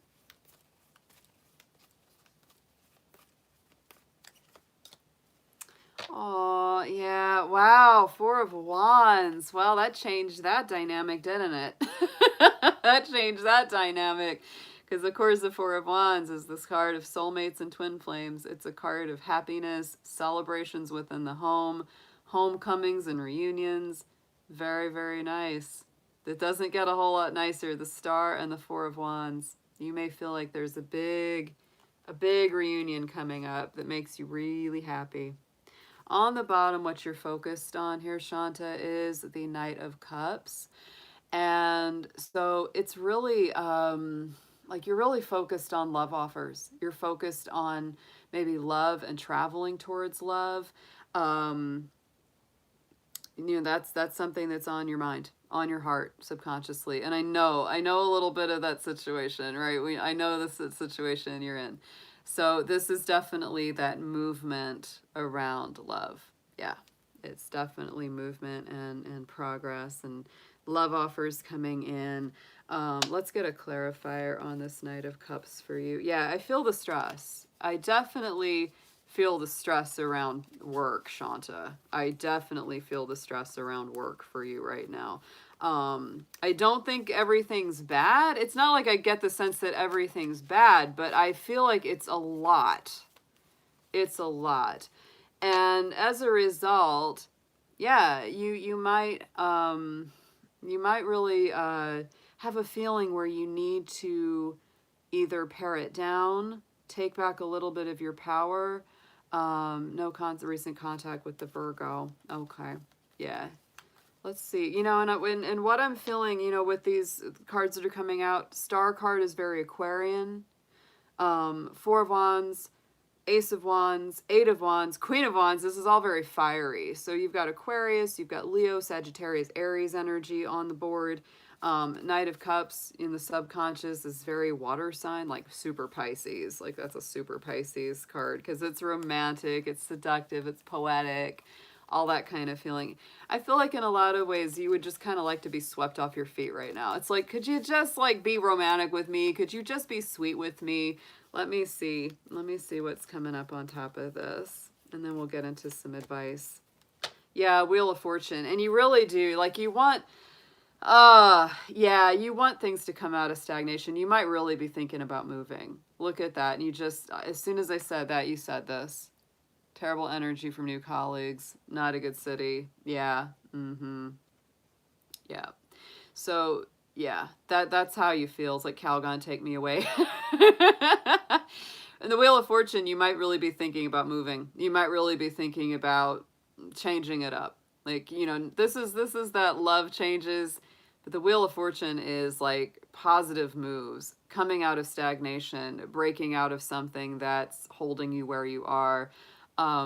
Yet again, you know, this is Jupiter, so it's wide ranging. It's expansive. It goes outside the box. Yeah, you might be changing careers entirely. Sure, that wouldn't surprise with something like this. It would really break out of that. And yet again, we have all our fixed signs. Aquarius and Leo. Aquarius and Leo still in here. I'm just saying. It's a lot of Aquarius and a lot of Leo energy on this reading here, Shanta. A lot of Pisces, too. A lot of Pisces. I feel like, you know, with these two cards coming up at the beginning of the read, the leadership and the inner peace, it's like, don't be afraid to step out of your box. Don't be afraid to follow your true north, right? Don't be afraid to follow that North Star that really takes you in the right direction. And don't let things steal your inner peace. Because you have such a great spirit, you don't want to let things tear that away, right? You don't want to lose that. Keep your soft heart. You know, keep your heart good. Look at this. Look at this. On the top, crowning the spread, message from Spirit is the Eight of Cups, Shanta. This is leaving behind things that are not emotionally fulfilling, spiritually, all of that. So you're telling me, as soon as I've already got these cards pulled, you're saying I'm thinking about leaving. I want to get out of here. I want to move forward. I want to go somewhere better that makes me happier. You know, maybe there were some things that kind of kept me there. It's always the truth with the Eight of Cups, right? There's usually some things that made us get in that situation to begin with. But maybe there's just that one missing cup, and out you go, out the door, towards that ninth cup of wish fulfillment. Yeah, let's get a clarifier on this Eight of Cups, please, from Spirit.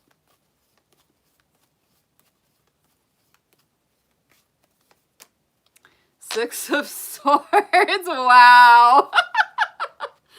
Wild horses can't hold you back on this one. Look at this. Leaving something unfulfilling, getting in that boat, making that head and heart decision to leave behind the old challenging times and move towards better, more peaceful ones. And that's the message from Spirit on top of the spread.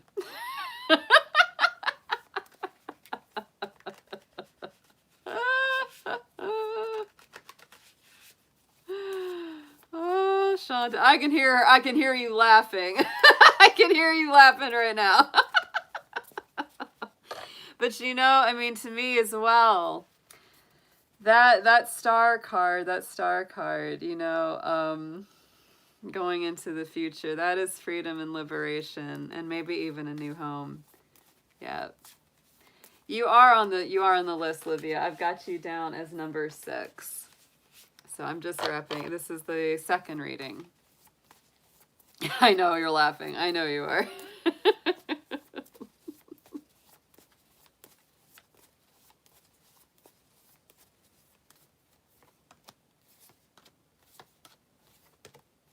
Yeah. This is going to take a little planning, sure. But, you know, this is the Three of Cups in the suggested approach. So I definitely would connect with friends, connect with supportive people. This is about having some good times. This is about relaxation, kicking up your heels, enjoying yourself a little bit more, socializing more. This could be good news coming from, you know, somebody you know. Could be good news coming your way that just really makes you feel like, hey, friends, let's go out and relax. Let's go out and have some fun. The Tower, yeah, because I think that there's something that you need to break free of. The Tower is Mars energy, you know, it clears away things that aren't working anymore. So suggested approach, yeah, it's Mars, it's action, it's taking action. Might be real sudden news or events too, because the Tower can sometimes be like that surprising news. And it could be really happy news because it's the Three of Cups, but it might still be like, oh my gosh, I didn't see that coming at all. Like a big surprise. Suggested was what you need to know. We got the Tower card again. 2 Tower cards on this, Shanta. Transformation, right? So I love the artwork in this. Usually in most of our Tower cards, it's more like this where the Tower is being knocked down. And in the Angel Tarot, the Tower is called Transformation, and we see the Tower being rebuilt because that's really why it's being knocked down in the first place. So I really get this feeling like it's being knocked down so that it can be rebuilt. Anything that's coming apart, anything that feels like it's falling apart in your life is really meant to break you free of some old nasty belief systems and old cycles that you've come full circle with. But just be aware that there could be some real big surprises. There could be some real big surprises, sudden action being taken. And look at the Star coming up again. See? You've got these really positive cards around the Tower cards. And so that's why I feel like these sudden Tower moments are going to be positive. They're not going to be negative. That's the feeling that I get on that. It really is. Star card twice, Tower card twice. Lots of action, breaking you free. Personal liberation. That's what that all feels like. Yeah. Hopes and fears. The only thing that I think that you have as a concern in the back of your head, of course, is financial. It's kind of like, I want to make sure that I have what I need to survive. You also might be feeling a little bit, you know, out in the cold when it comes to maybe, I don't know, Mr. Virgo or some of those folks in your life. You know, it could be that kind of feeling. Because it's hopes and fears, it doesn't feel so tangible to me, which is a good thing. But it is important to kind of change your way of seeing it. Don't fall into scarcity mode. Don't let negative thoughts manifest into real challenges, etc. Knight of Cups coming up again. Oh, yeah. I know. This is the love thing, because Knight of Cups is coming up twice. You're getting a lot of cards doubling up in this read. Yeah, Knight of Cups coming up twice. You're really kind of wondering, it's like, is that just over? Is that just gone? Is this coming back around? Yeah. Yeah. It might also be a feeling like if you don't like where you are and you don't like the kind of people that are around, you might be thinking, I need to move to find something that's more emotionally and spiritually fulfilling. I need to move somewhere better where there's better prospects for relationships. You might be feeling that as well. Outcome card is the Knight of Pentacles. Out, a Knight of Pentacles. This is making a plan, a solid plan, sticking to it, getting prepared. That's the most successful knight of the tarot. So he makes a plan and he is prepared and he goes forward. very, very strongly. I feel that's very good, especially for work or planning. Very, very nice and solid. Ooh, Shanta, you're planning your empire building here. Look at that. 10 of Pentacles on top of the Knight of Pentacles. That's your outcome card. So I feel like ultimately what you're really doing is planning your own success, planning your own growth. That's a really, really, really nice outcome pair. Very nice. Balance coming up on the bottom. There's our Temperance card. This is Sagittarius energy. So remember, you're stronger than you realize. Stronger than you realize. You got that 9 of Wands. I do feel like you've been kind of battling it out, right? You've been battling it out. A little bit of the wounded warrior there going on, but you're going to get through it. You are. I know you. I know you. You're powerful. I know that. You know, you might have been really kind of feeling a little defensive though, you know. You might feel a little defensive, like you've really been on your guard, really having to fight things out. Let's get some, I'm just going to pull a few, just going to pull 3 romance angels on this for you for a little bit more of your questions about love. This felt more work focused, not entirely work focused, but mostly work focused.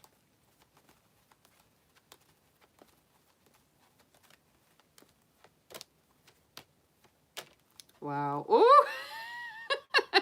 Oh my God. Sometimes these really get me going. Free yourself. Free yourself. It's time to take back control of your life. Came up first. And that's definitely there with the Star card coming out twice. There's definitely some self-liberation. Past life relationships. You've known each other before. So either there's someone in your life already that you feel that with, or there's somebody coming.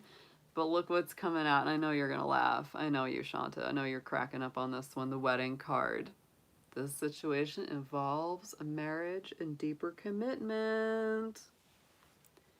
So I do feel like it's an interesting trajectory, isn't it? But it really does kind of require you freeing yourself from some things first, doesn't it? And worth waiting for. Yeah, divine timing is at work in your love life. I do feel the timing is really there. You know, this is something you gotta wait and you gotta plan, take the steps you're guided to take, because that outcome is so nice. That Knight of Pentacles with the 10 of Pentacles, really going towards this. Better home life, better partnerships, better love, trustworthy people, so much nicer, right? This is a great read. Tower card twice. Star card twice. Knight of Cups twice. So you could be traveling for love, finding better love after you travel somewhere new. But there's definitely setting yourself free, shaking some old constructs loose. If you ain't happy where you are, get going. Get going. Make the plan and get going. Very nice. All right, Shanta. Thanks for coming by. Love to read for you, hon. It's always a good time with you. All right. Let's check you off the list. I've got 6 on my list, so we're now on number 3. And we're on Terry S. Terry with an S. Let's see. I don't know if everybody's notes are still here for me. A lot of people prepaid in the very beginning, and I'm trying to, like, they all wrote questions, but yeah, you're welcome. Ex-fiance Libra and you get back together in some capacity. Okay, let's take a look. What's your sun sign again, Terry? You can tell me as much or as little info about your love life as you want. I'll do I'm gonna do my love reading layout for you. That's always a good one for relationships. Cancer. That's a tough one. You know that, right? You know that, right? Cancer and Libra is a square. It's a square, babies. And that is a more challenging connection. I was with, and Leo and Libra. Okay. Yeah. I was with someone who had a lunar square to mine. Oh my goodness. His moon sign squared all of my Capricorn planets, and it was tough. And it didn't work out. It took a very long time, and I was with him a long time. But it did not work out in the end. It was just too stressful.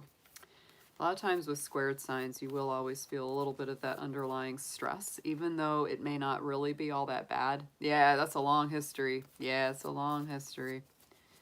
Okay. All right, Terry. Dear angels, divine beings of light, guardians, guides, helpers, healers. Let me tap these cards out too, just get them nice and cleared for you. Right. Let's see what we've got for Terry. In the cards tonight, what messages can you give us regarding her and her past fiance? What energies are going to come up between them? What advice can you give us around that for her highest good, please? I'd also like to ask all of my romance angel teams and hers to come in to weigh on this as well.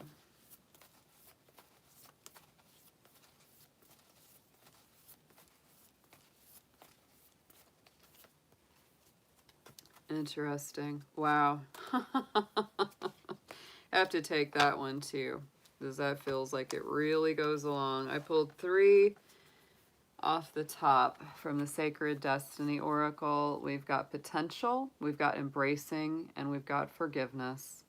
So take that as that resonates to you, but that feels kind of like, yeah, there is potential there, but there has to be this sort of embracing of each other's flaws, ups and downs, positives and negatives, and there's also this need for forgiveness in there. Isn't that something? Yeah. That's what would have to happen, right? It really is. It's very much about forgive and forget. That's an interesting combo to come out. Very interesting. Let's get into your tarot messages. Let's see what we've got. Because that's the relationship of right now. There's potential growth there. Need for embracing and forgiveness. So let's see what we have for your energy in this relationship right now.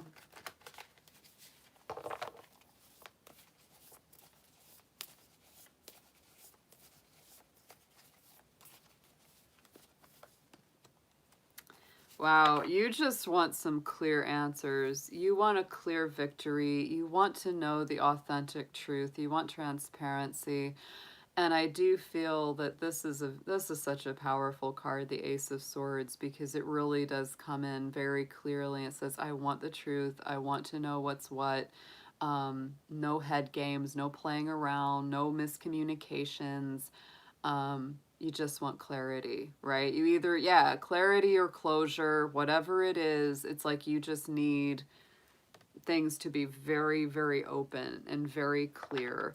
Let's clarify this Ace of Swords. And many times I will say, you know, the Ace of Swords is, you know, the hand of spirit coming in and intervening and cutting through that veil, cutting through that confusion. I feel like a lot of people, of course, right now with the Mercury retrograde, we're doing a lot of rethinking. We're revisiting, you know, relationships and situations from the past because our minds go backwards during a retrograde. It's not unusual at all to review that and to want some kind of success. Yeah, exactly. So let's get a clarifier on this Ace of Swords. Ooh, not all those guys, just one.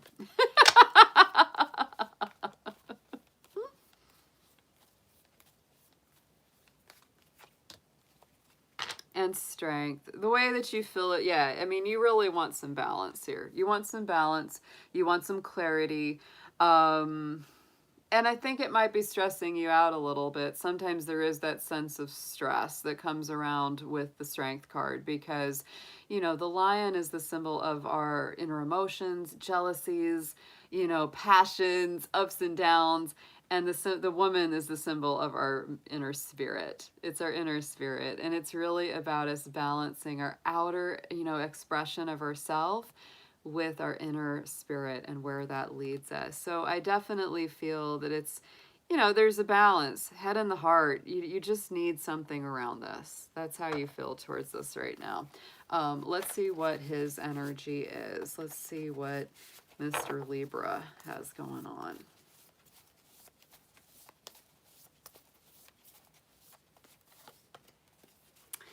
Okay.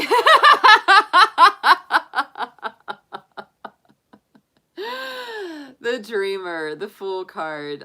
This is kind of a funny one. So he's sort of, his personal energy right now is just, let's see what happens, taking it one day at a time, not thinking things out too deeply. On the positive, this is somebody that lives very in the moment. Of course, on the negative, this is somebody that does kind of have their head in the clouds and they're not being the most realistic and always, being the most serious, right? It's a kind of lighthearted energy around the Fool card. I feel like you're coming through much more seriously than he is right now. Let's get a clarifier, though, on this Fool card, please. Well, Libras, they can be the airheads. Whenever I'm having one of those, airhead moments, I know it's my Aquarius rising. I'm like, on top of this Seven of Cups, he may be in a place where he's really overwhelmed emotionally right now. He may feel like he has a lot of decisions he needs to make. He might have been procrastinating on something for a really long time, or maybe that's just his energy right now, is that he knows he's got stuff to do, but he just keeps not doing it. And so it piles up, right? And it's like it gets to that point where he's put off so many things that he doesn't know where to start. It's almost like when your house is a mess and it's such a mess, you have no idea where to start. So yeah, that's where I'm getting that scattered, smothered, covered sort of feeling. He's like hash browns right now.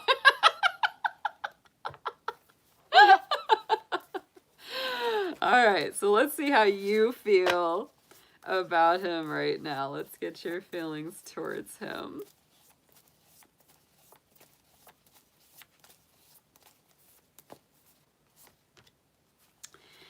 Oh, yes, this is a classic for like relationships that are kind of on the fence, like you're not sure which way is up or down. The Awakening, the Hanged Man, because this is that classic limbo card where it's like, should I stay or should I go? Should I let this go? Should, and you're kind of seeing things from a different point of view, like you're upside down, kind of looking at it from different aspects, but it's definitely in a state of limbo. It's like one thing hasn't completely closed out and the next thing hasn't completely opened. So you're definitely in that feeling of like, yeah, on the fence about him. You're not, I think you're not exactly sure how you feel in some ways. You're examining it. You're kind of looking it over and go, how do I really feel about this guy? Because this is that pause for reflection. It's just like, okay, let me think about this one. Let's clarify the Hanged Man, please.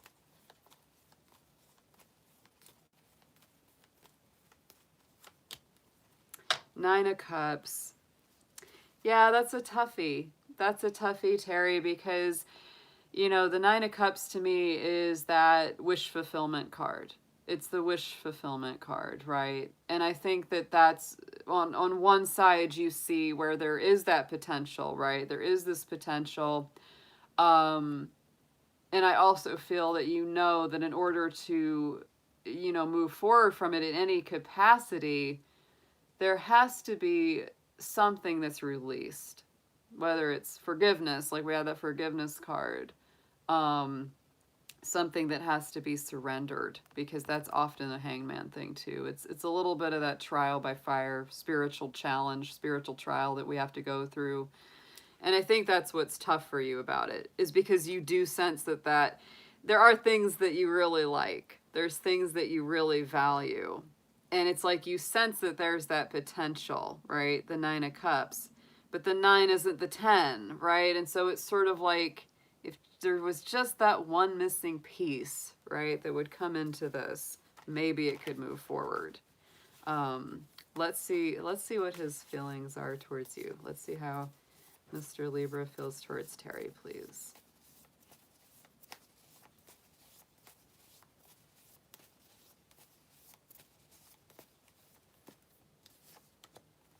Balance, temperance. That can be tough because he's kind of, he's a little bit of that balancing act too. Sagittarius, so he said he moved out, and that is, you know, the Sagittarius, you know, feeling is one of movement. I think that he sees you as being very strong. He sees you as being quite strong. He sees you as you know, being very resilient. Very, very, like you can bounce back. Like that's how he sees you. Yeah.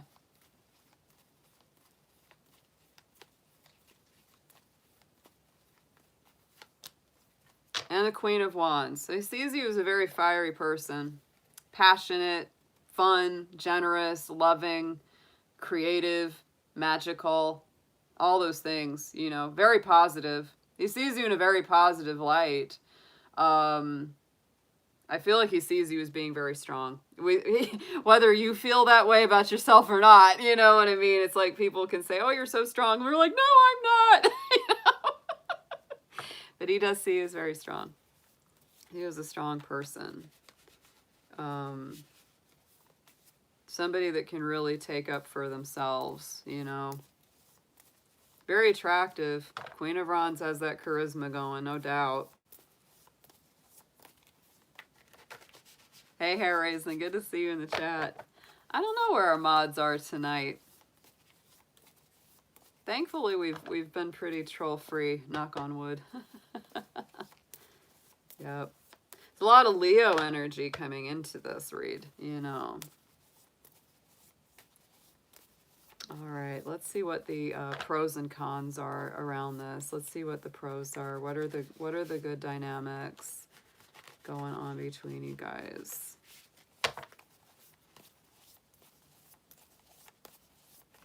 Ooh, these just want to bounce. Guys, just a few, please. Just a few. Settle down. Settle down.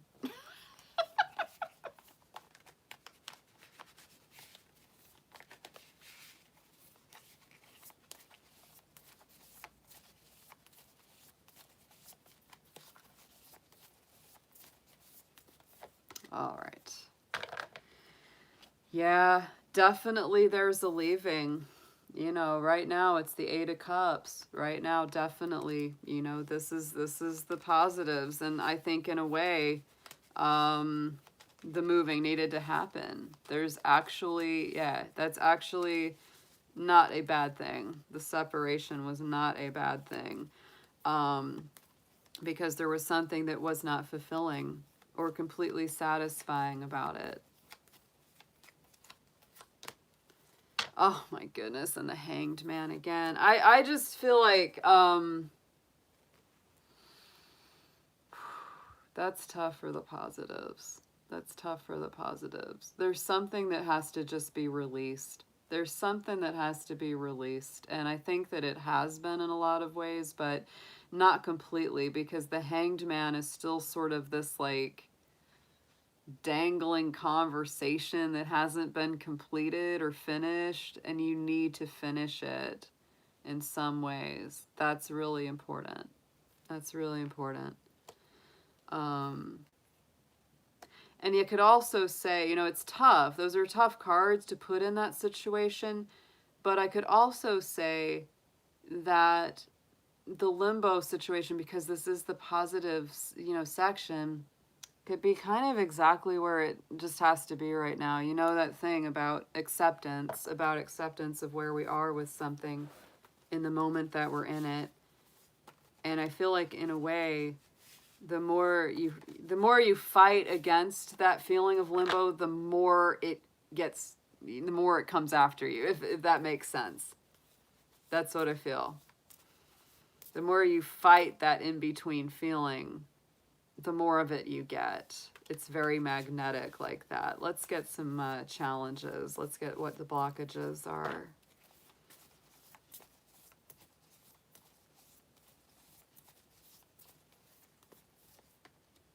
Yeah, the blockage is there's kind of that hope for reunion, right?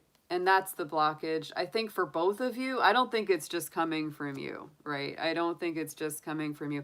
I think that, you know, it's interesting that Six of Cups, because that is the one card in the tarot that speaks very directly to the past, to nostalgia, to sentimentality, memories of when things were good, you know, missing each other, all that kind of thing. And that's the blockage. Like, you can't really let each other go fully because you both might be sort of thinking, yeah, but something might happen in the future. Because there's good memories there, right? There's good memories. King of Wands is coming up in here as part of a blockage card. So I'm wondering if there was, like, does he have a high temper? Because the King of Wands can be Aries energy. It can get mad real quick, flare up a lot, do things in the heat of the moment.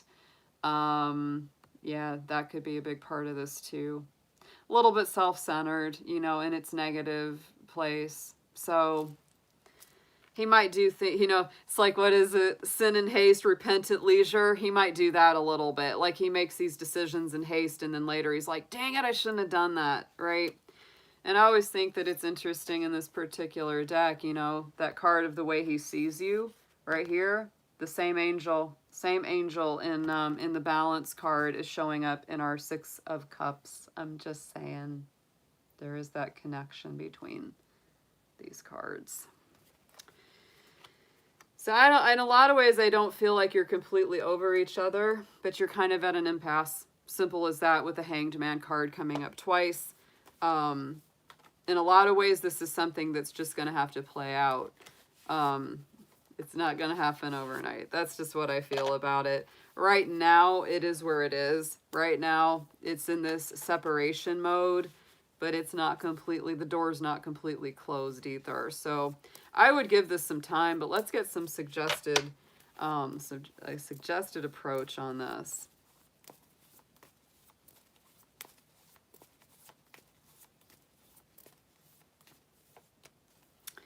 Ten of Cups. Oh, yeah. So I would be good to myself, right? Right now, Terry, I would live as if.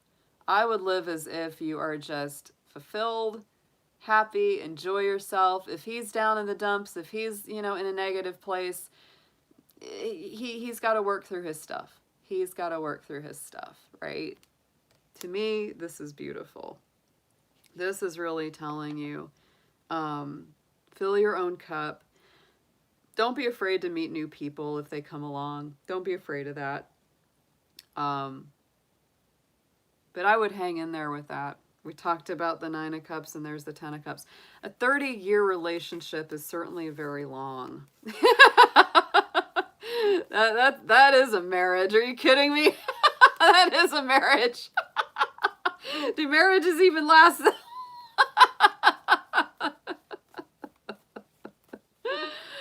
Oh my goodness. Woo. Oh, Terry. Suggested approach, Ten of Cups with Ten of Cups. That's beautiful.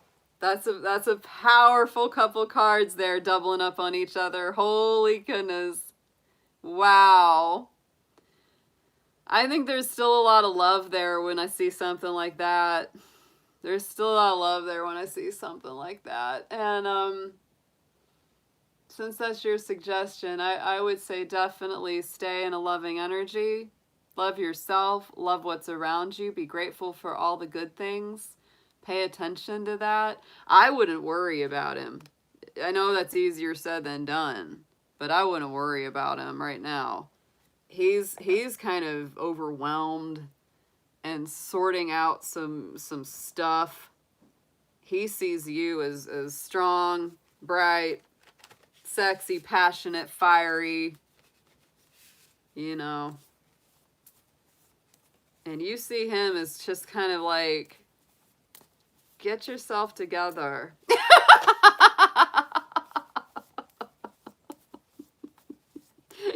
yourself together.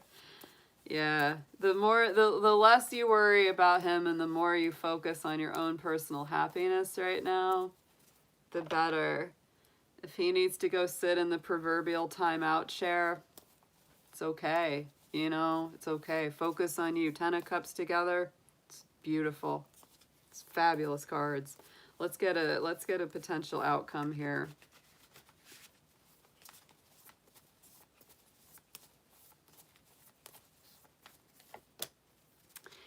Yeah, I don't think he's gone for good. That's, you know, but this is just my feeling from this, always. You know, take these with a grain of salt, guys. But outcome card, renewal. This is the judgment card. This is the higher vibration of the death card, which is Phoenix from the ashes, rebirth, renewal. People returning into our lives. Yeah, things cycling back around.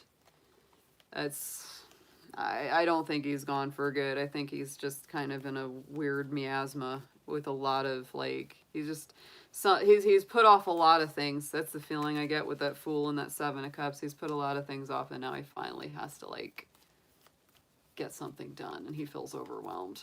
He doesn't know where to start, but he's gonna have to figure it out.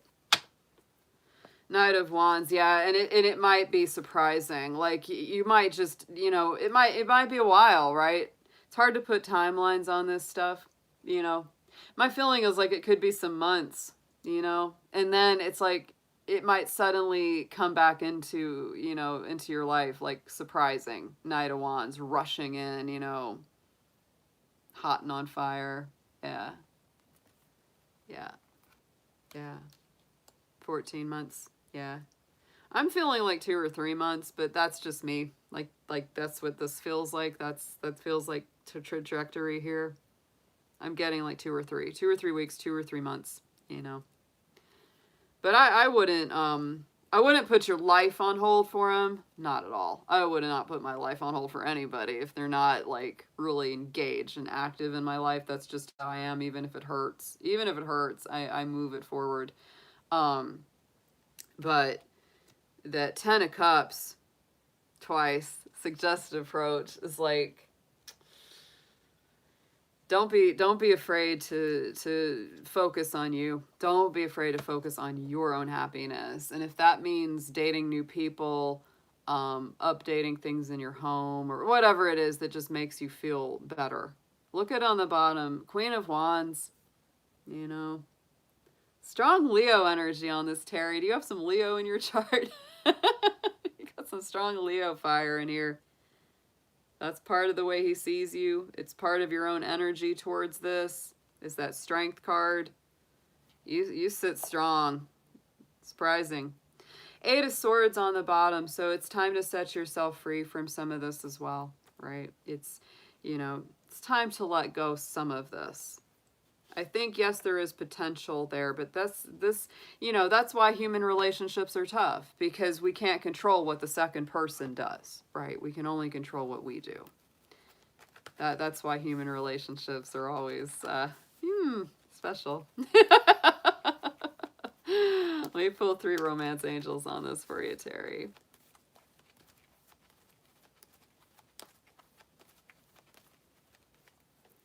I'd say check back in, you know, on this in another couple months, right? You know, and see how it feels then, honestly. Flirt card comes up. Extend your lighthearted energy to others. I'm getting that feeling. I wouldn't just put all my eggs in that basket, that's for sure, because the basket already, like, moved. It's like you might be trying to put egg in it and the basket keeps moving around. It's like, what? Yeah. Codependency, you know, and sometimes that can be that emotional codependency. Yeah, I've been there. I've been there big time. You know, an addiction to love, or an addiction, you know, is affecting your romantic life. He might have addictions too. I don't know if that's a possibility. 7 of Cups sometimes is a little sketchy on that. Sometimes that can be that sort of like codependency, yeah. Addictions, etc. Honeymoon card. And you know, the way that I feel about this particular card in this reading is that you need to enjoy like a break. You needed break because honeymoon is like travel. It's movement. It's doing something nice, going somewhere pretty. Terry, get yourself on that darn gondola and like, you know, just enjoy being somewhere that's just gives you a new experience. Oh, yes, nasty woman. I'm definitely going to make you moderator. I trust you. Boom. I do the, what's that? Lisa does her little sound when she makes someone a moderator. I don't have a sound, but cha-ching, I have made you a moderator. You have now been wrenched. And hang in there with that, Terry. Literally, you got the Hanged Man twice. 10 of Cups twice. Renewal card. I don't think you've heard the last of this guy, but I think he's a bit of a mess. That's honestly, you know, and you know me, I'm not that kind of reader. I'm not the kind of person that's just going to tell everyone, oh yeah, your ex is a mess without you. No, he really is kind of a mess. Nah, he really is. Yeah, that's not just in my head. Lisa, I love her. Yes.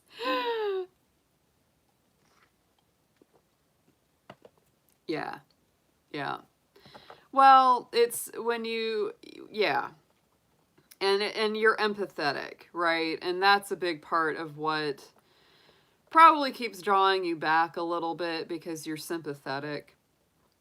And I think that there's a real thing, and I get it. Boy, do I get it like I get it. I got Venus and Pisces in my chart, and we have a real thing about loving people that are a wreck. Boy, that's taken me time to learn it. I'm 44 and I'm still learning, you know, that, you know, you can't save someone, right? Like that. It doesn't work like that. Yeah. Hey, Lisa. Yeah, I know, Terry. Yeah. I would hang in there and just let it play out for now. I would let it play out for now, because it doesn't feel like a door is completely shut. It just feels like right now he's kind of struggling. And it's not your job to struggle with that, right? You can be supportive, you can be encouraging, but he has to walk his path just like you have to walk yours. But I would give it time, and I don't think you've heard the last of him because of that renewal card. I don't. I think that it may really surprise you when it kind of comes up, when he kind of comes back up around. Yeah, because it's Knight of Wands with the Judgment. It's like, whoa! It's like, where'd you freaking pop out of from? Yeah, yeah. I think it'll be surprising when he shows up again.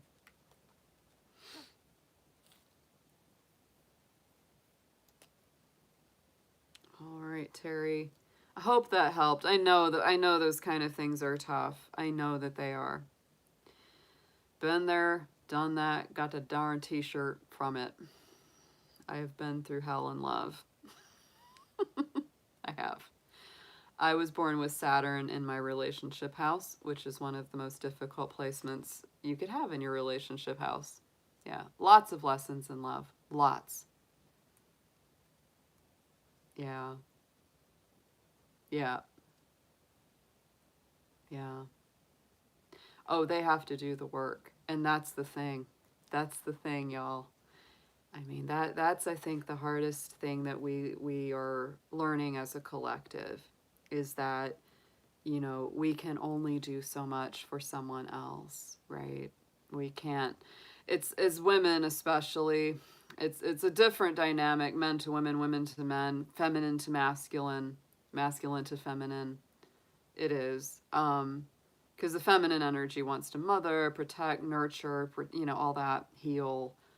And it's a big, hard thing to learn, is that you can't do that for other people. I'm a Capricorn, so we think we can work it out for anyone. Like we're like, oh, I can do that. Yeah. It takes a lot of learning and a lot of like hitting your head against a brick wall before you finally go, you know what? I'm tired of having this headache. I'm tired of this damn headache. I think we had one more person come in and place a donation for the list, and that was Carmela. Okay, Carmela, you're number 7. And I'm gonna cut it off at 8. If we have one more person come in to be number 8, that's what I'll cut it off at. Basciano. I like that last name. Basciano. All right. Kimberly. Kimberly, you are up next. If you're still here, I am ready to do your reading. I'm sorry your question already got scrolled up, but we are ready for you if you are in the chat, Kimberly. If you're not here, we'll move to the next one and we'll come back to you.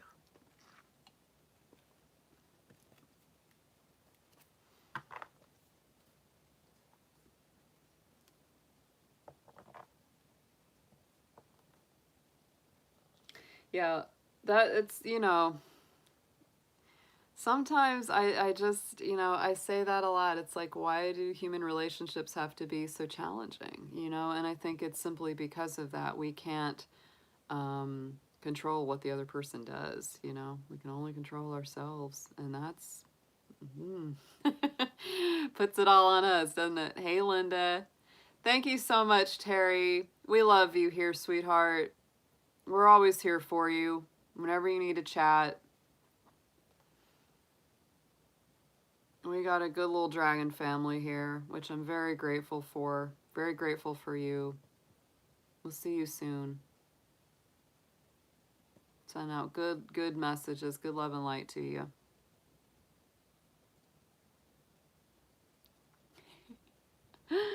So Kimberly, is Kimberly in the chat?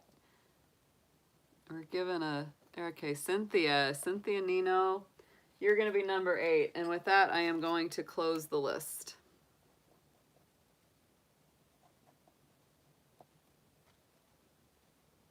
Cynthia Nino. Okay. All right. So Kimberly, I'm going to do a last call for you. And if you're not here, we are going to move on to Bellowed, number 1.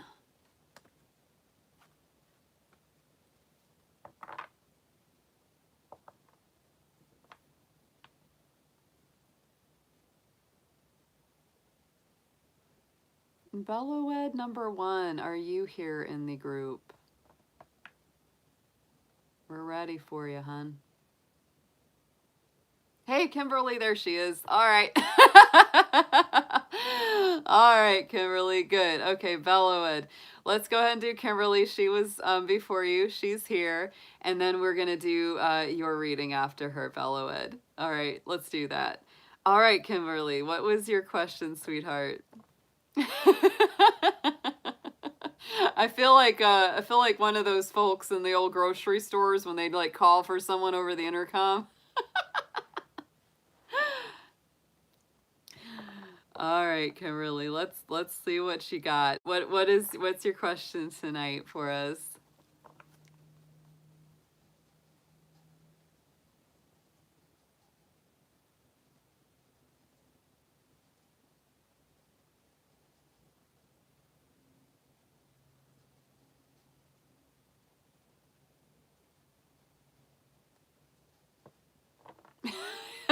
Linda, oh, I'm terrible at going to bed early. I'm a total night owl. I'm up through the night.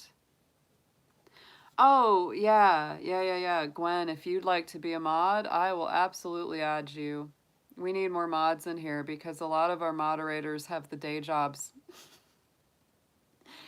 And, it's like it's yeah. Gwen,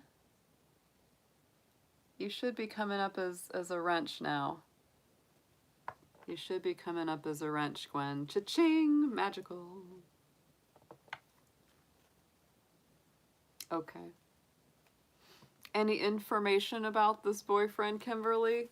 Do you want to add Any info about your sun signs astrologically, or anything you would like me to know before jumping in? There you go, Gwen. You have been wrenched. Okay. All right, Kimberly, let's just get a basic overall reading for him and you then. Let's do a love read for you. Let's see what comes up.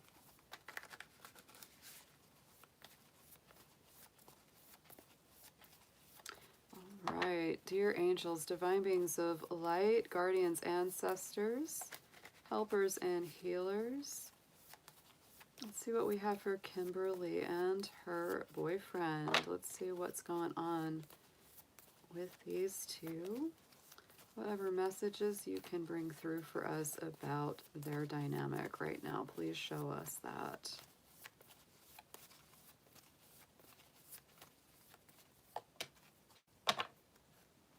Enlightenment and wisdom coming through. So wow, I would say that there's something being revealed here around this relationship, and something that's being learned as well with the wisdom card and the enlightenment coming up. Those are both very, very deep. They're very spiritual. So I would say that this has definitely got you on a track to self-understanding, self-awareness, and really learning something new about yourselves and each other. So let's get 3 cards on this. Let's get a past, present, future around this one.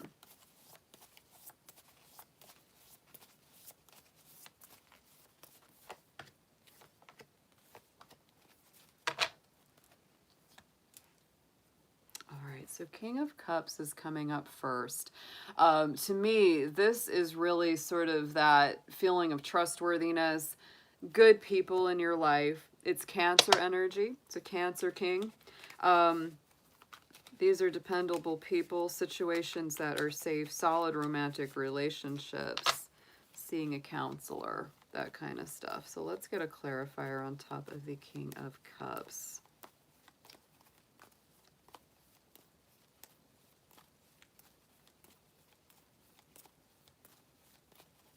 This is a very head and heart kind of situation. Very head and heart situation. And even if the signs associated to the cards don't align with your particular signs, it doesn't matter, because it's the energy of it, you know. It's the energy of it.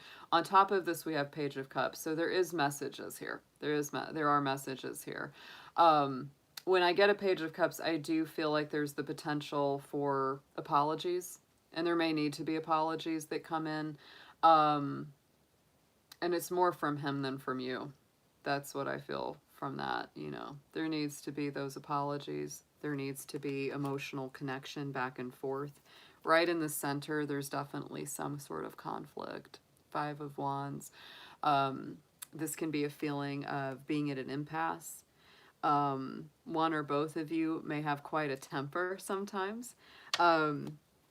Many times this is that feeling of needing to walk away from a dramatic situation. It's very fiery. It's very fiery. And it may have gotten very passionate, very heated, and then led you into this place of the King of Swords, which is really kind of like, oh man, I gotta back up. I gotta think about this rationally, logically, cool-headed. And so right now, that's where I feel like it is. You know, it's like you're both kind of doing the Virgo thing, most likely, where you're really overthinking it, because that can be that overthinking card. Really detaching emotionally. It may feel very emotionally cooled off. Let me clarify.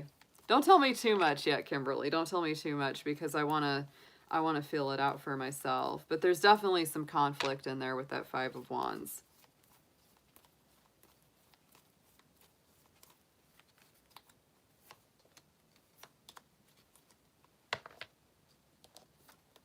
So temperance, balance, resilience. I do feel like if there were conflicts going on, Kimberly, that you'll come back to center. There could be some coming back to center. I feel like the potential for healing this is decent with that temperance card on top of it.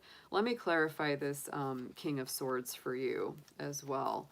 Signs that are on this very strongly: Cancer, let's see, Cancer, Sagittarius, Pisces, Aquarius, very strongly on here.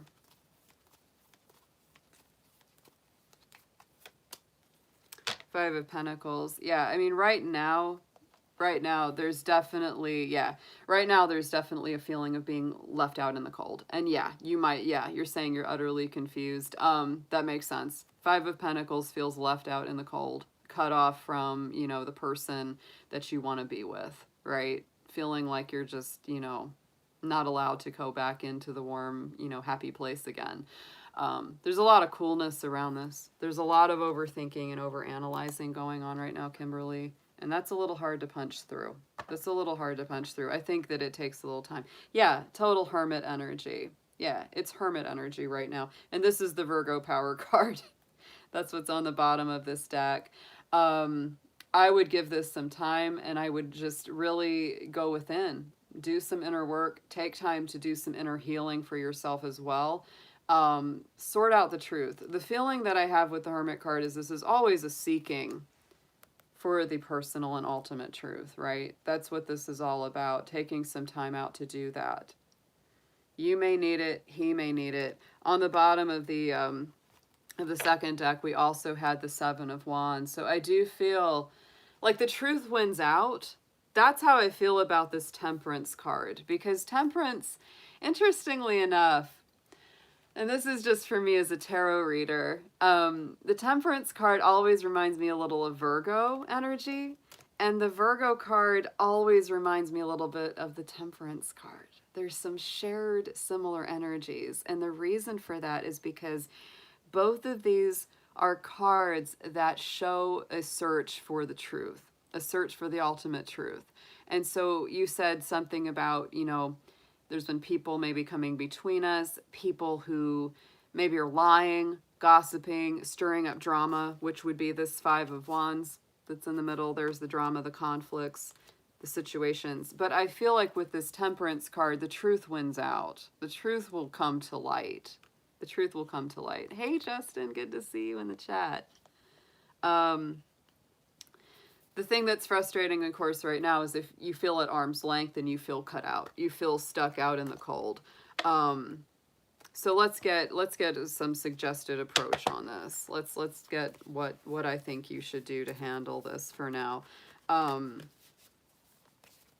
Wow. Yeah. But I do. I feel like this, with these kind of cards, it's all about staying in your truth, staying in a clearer mind, right? Using your logic a little bit more than your emotions right now. And I know that's not easy. I know that's not easy when it is an emotional situation. Sometimes in that kind of circumstance, many times I feel like if somebody's willing to believe a lie about me or willing to believe something negative about me, do they really trust me? Do they really know who I am? So that may be something you may be asking yourself as well. The other interesting thing is the first card we pulled, before I even knew any of your details, was Enlightenment, right? That's, again, to me, enlightenment is the truth coming to the surface. Wisdom is about learning something, right?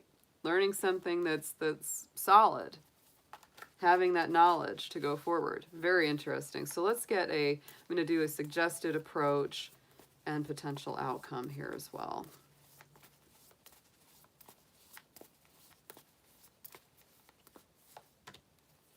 Wow. Suggested approach.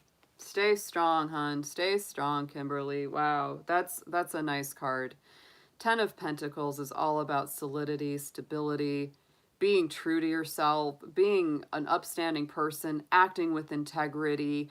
Don't get pulled into the drama, the chaos, all of that junk that's lower vibration. Stay in a high vibration place. This is a great card for Virgo too. It really shows that you should just stay sitting on your throne, seated in your power.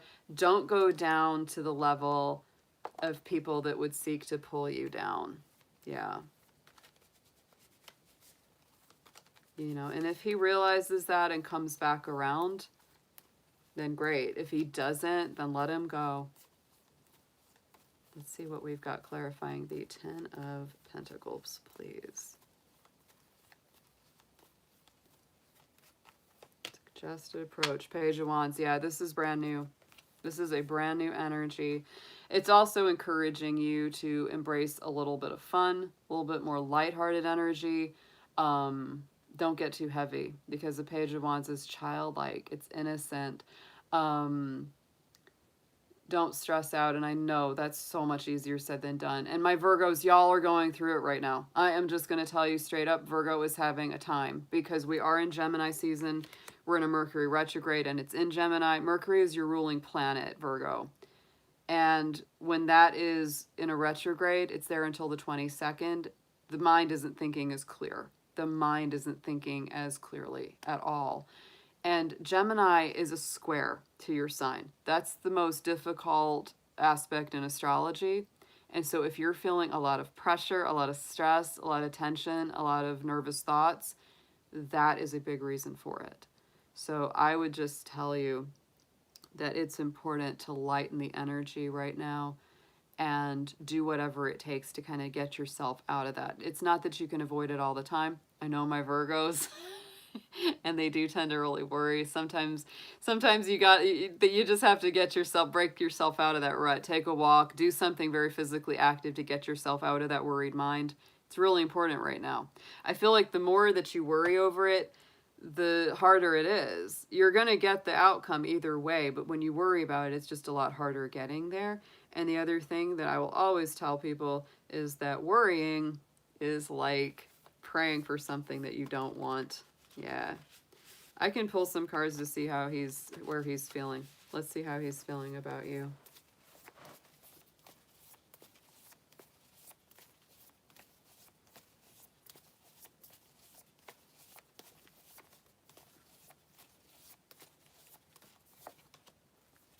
Wow.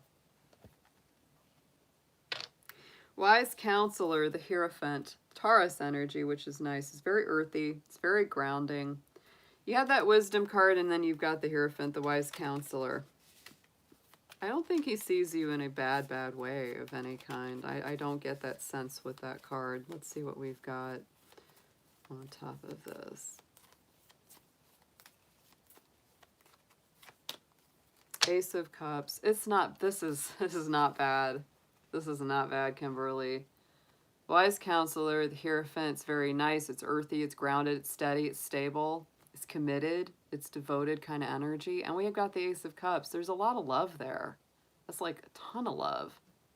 Ton of spiritual connection. That's not bad. This is great, actually, if you're asking how someone feels about you. It's really nice. Really nice.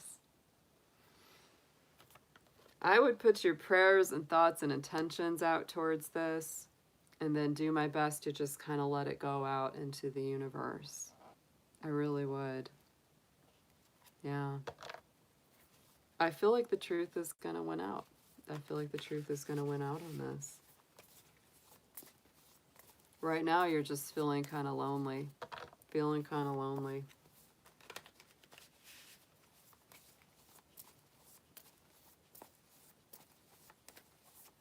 I can pull cards to see what his feelings are, just in general.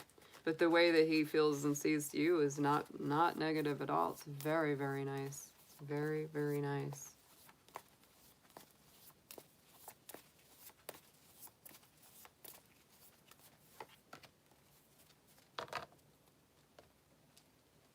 I think he's probably staying at home a lot. He's probably staying at home a lot right now with the Four of Wands. This isn't a negative energy either, though. I don't see him as feeling super negative. He might be overthinking things. He might be really mulling some things over. But he's not like in a horrible place either. But he might be staying home a good bit with that Four of Wands being there.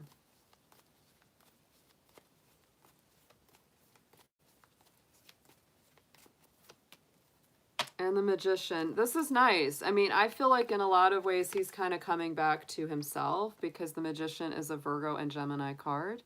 And honestly, Kimberly, with the Hierophant, the Ace of Cups, the Four of Wands, These are nice cards when we're talking about a love reading. They're really nice. Like, I don't think he feels badly or poorly towards you. I think there there needs to be maybe a break, but I don't feel bad about this reading.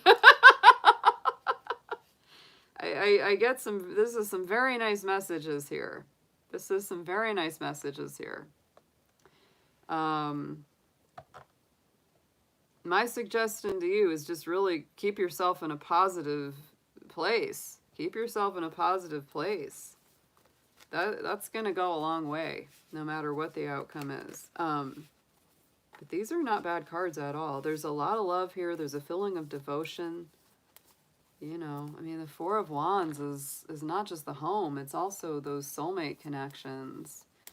Yeah, and honestly, Kimberly, you know, I'd wait because we're in this Mercury retrograde until the 22nd. Yeah. I would wait. That's my feeling. Because during retrogrades, let the dust settle a little bit. That's just my feeling. I tend to back off a little more with guys. I do. When I feel like there's something going on and I let them come to me. That's always worked out better for me. Anytime I'm able to be patient and let them come to me, it's always better. But let me pull some a potential outcome here. But that's what I mean. You know, your suggested approach is 10 of Pentacles and Page of Wands. So I would focus on your work, your personal happiness, your stability, having a little bit more fun. You know, getting out and being silly if you can. You know, it's just that's what you should focus on right now while he mulls things over. You know, there's no reason that you have to feel in that sad place with him. You know, as much as possible, I always want my folks to be, you know, in that high vibration, because that's how you're going to bring the good things to you. That's just the way it works.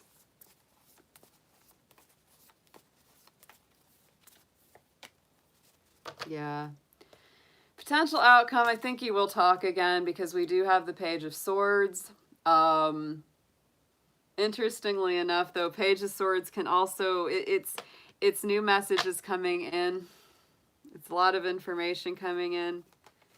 And I would say, you know, Page of Swords can sometimes be that young gossipy energy. So it's like my advice, you know, if y'all talk, I'd be like, don't believe everything everyone says. Don't believe everything you read on the internet. Don't believe all that stuff.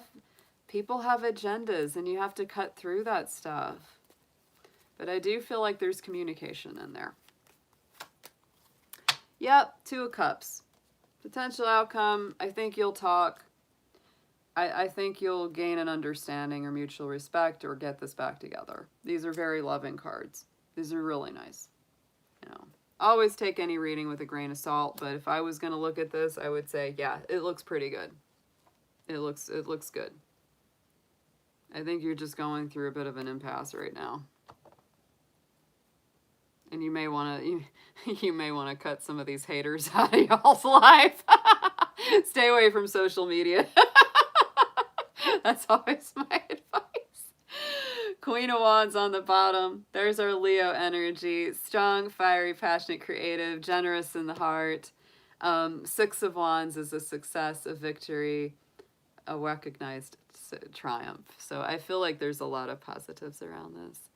Fran, I don't think I got a... For Fran Porter, I don't think I got a donation from you, so I did not put you on the list, and I've already closed the list, but I will be doing some of these open live streams again in the future, because obviously people are interested in them, so I will be doing them again, for sure, yeah. I don't think I didn't get a donation from you, though, so I was, yeah, because I put everyone on the list that sent a donation. Unless you did it through PayPal. Unless you did it through PayPal. And I wasn't aware of it. Let me know. But yeah, Kimberly, hang in there with this. Hang in there with this. These are really good cards. These are very nice. Anybody looking at a love read would be very happy to have these. Yeah. They're super, super nice.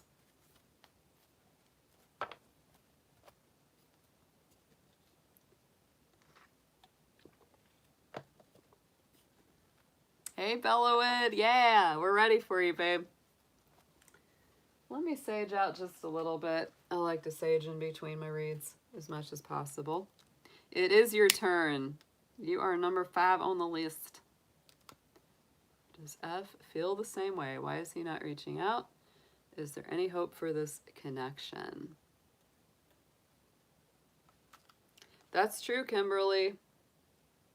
Yes, yeah. That's something that I think that people never had to deal with in the past, is things like that. Things like the internet world where all that BS comes up. Yeah, that's, you know, I'm a musician and I sing a lot about, you know, I sing a lot of old Celtic and Irish songs. And it's like you look at those old folk stories and those old things from history. And, it's like when people were in relationships in the past, somebody might have to travel overseas. And the only way you'd ever hear from them is if they sent a letter across the freaking ocean. I mean, there's no texting. There's no freaking Instagram. There's none of that business. Half the time somebody would go away and to seek their fortune and come back 6 years later, not even look the same as they used to look. And you wonder if the guy or the gal is still interested in you or not. Somebody did do PayPal. Let me go check. Real quick.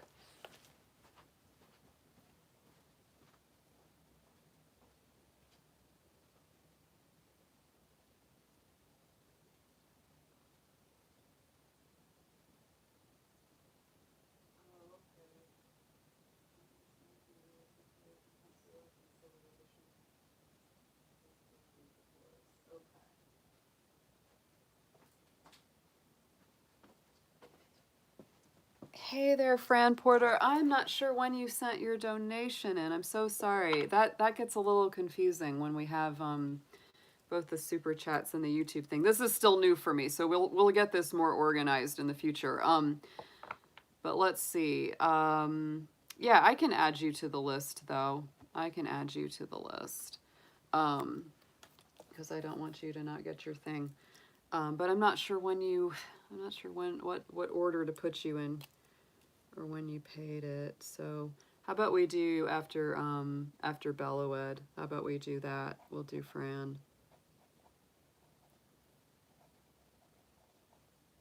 Yeah. We'll sort this out and get it a little bit more concise in the future. This is new for me, doing these on the spot readings, but this has been a good night. It's been a really good night, guys. So thank you for responding so strongly. I had no idea so many people would want to do this. all right, guys, let's tap these out. Let's get a little bit of holy water on here. Yeah.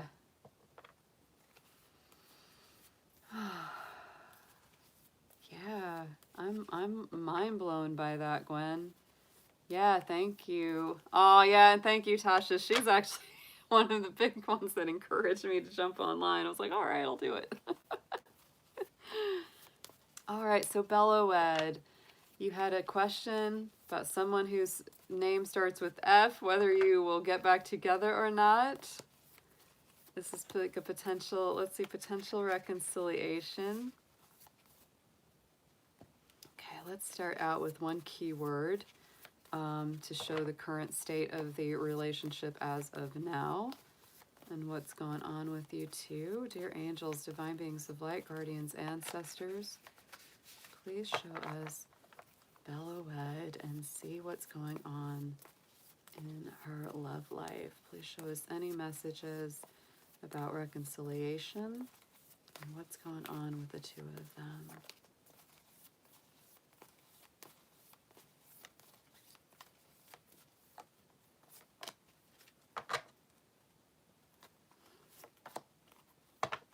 Okay, interesting cards here.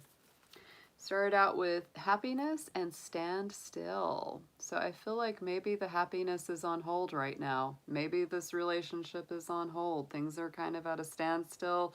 You might feel like they're kind of stuck. You might feel like they're kind of in stagnation. And you probably would really like that to break out of that stagnation and move forward. Let's see what's coming up as your feelings right now. What's your energy in this relationship dynamic for you?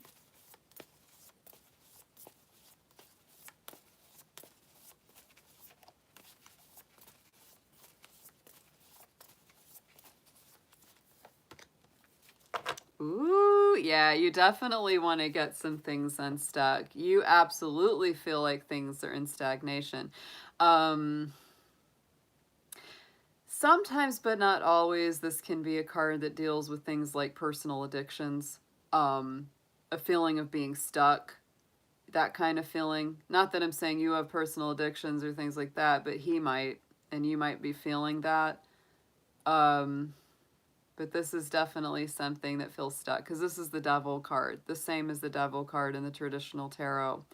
And so I feel like you're kind of maybe inhibited. Maybe you feel a little trapped. Maybe you feel like I'm damned if I do, damned if I don't. Can't live with him, can't live without him kind of feeling.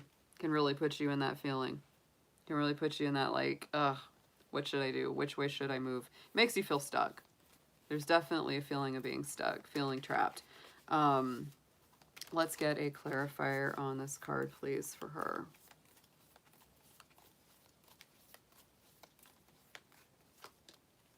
Wheel of Fortune. Wow. And there's the desire to break free. Yeah, you really don't like it. Like, you really want things to move out of stagnation, because there's that Wheel of Fortune. You want things to start moving. You want things to start going in a positive light again.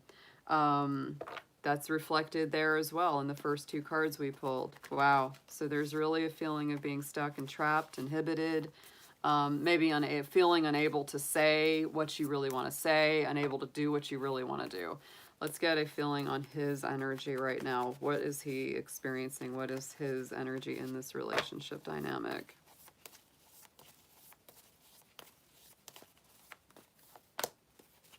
Oh, yeah, he's running. Seven of Swords. Yeah, not being the most honest. Probably not telling you everything that's going on. Sometimes this can be outright deceit, outright deceptions and lies. Sometimes it is.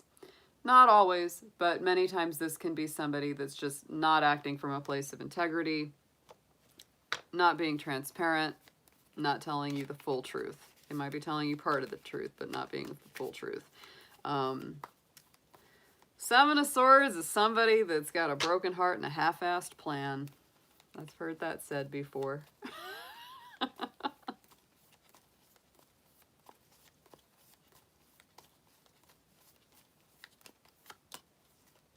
Yeah, and he's all stressed out about it. Isn't that funny? Yeah, I mean, he's not, wow, probably not being the most honest with you, and it's really upsetting to him, because the truth will set you free.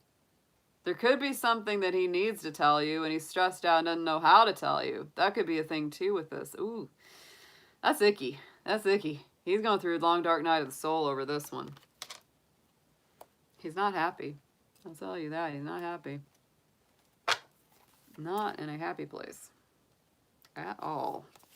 Even if he tries to act like he is. Even if he tries to put on a brave face. We can see through that. Let's see your feelings about this fella. Let's see what you feel towards him right now.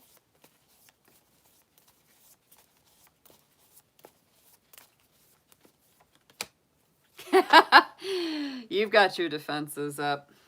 Yeah, big time. Seven of Wands is got my defenses up. I'm not sure I can trust you.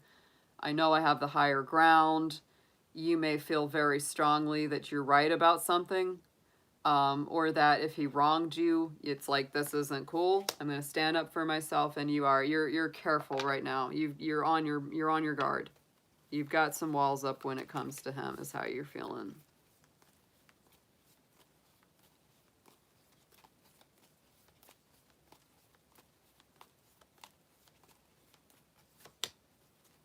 And you're pretty successful about it.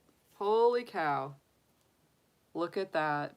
6 of Wands on top of that 7 of Wands. I think that's actually, like, you feel actually good about maintaining some boundaries and respecting yourself. Like, I feel like you're really, in a lot of ways, embodying this self-respect. That's what that feels like, because the 6 of Wands is successful. It's victorious. It's like, look at me go. Even if this is a tough situation, I feel like you're really getting something very positive from it. You feel like, finally I'm putting my foot down. Finally I stood up for myself and said what I needed to say. Let's see what his energy is towards you. Let's see how he feels towards you right now.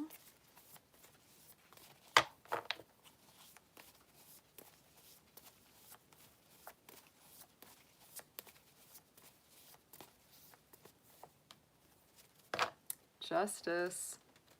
Wrong's gotta be righted. Something's gotta be balanced. Oh my goodness. That's some Libra energy in there.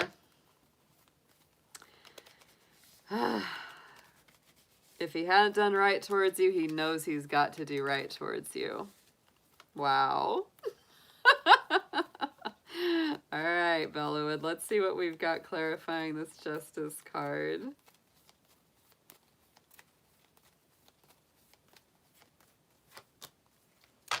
Eight of Cups. Yeah, I feel like, honestly, hun, I don't know if I would touch this guy. He's 1 foot out the door. Yeah. Yeah.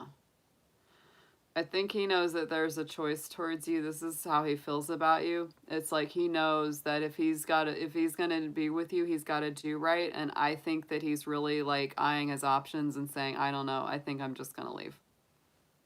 Because of this 8 of Cups. And that's, you know, that's leaving something behind, letting something go. He also may sense that you're kind of like, you're not going to put up with any funny business. And that's what I really feel about your energy, right? So let's see. What are the pros and cons about this? I always look at them. Because I never say never. You know, I never say never.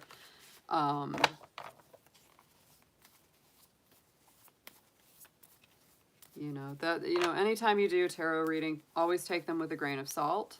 Always take them with a grain of salt, sweetheart. You know, I don't want to give anybody bad news, but I'm also not somebody that sugarcoats what I read. The tarot is a picture of what's happening in the moment, right? It's what's happening right now. And depending on what people's decisions are, those can change. Those can change. But there's no doubt that when I, do readings for people, or they do them for me, and I keep getting the same cards again and again, I'm like, okay, I'm gonna pay attention to that, right? But I don't think he's in a happy place. I don't think that it's like he's just going, it's a, no, I don't think he's in a happy place. But I also think that he knows you're not going to put up with any kind of underhanded behavior, lies, deceptions, half-truths. You're just not going to do it. You're just not going to do it. So let's see what the pros and cons are around this dynamic.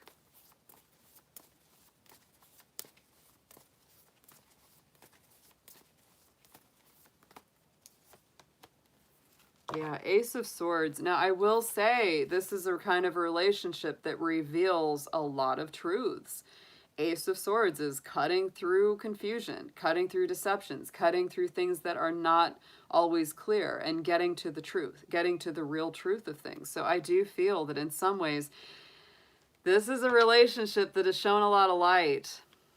It really has. And if he's the one that's hiding things, it's coming to light. Vice versa. If you've had anything that you've hidden, it's coming to light as well. But I feel more that he's the one that's hiding stuff with that 7 of Swords. There's just no getting around that one.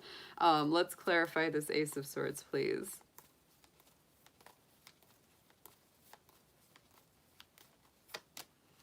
And the Hierophant. You know, this to me, wow, the buck stops here. Because the Hierophant is like the High Priest in the tarot.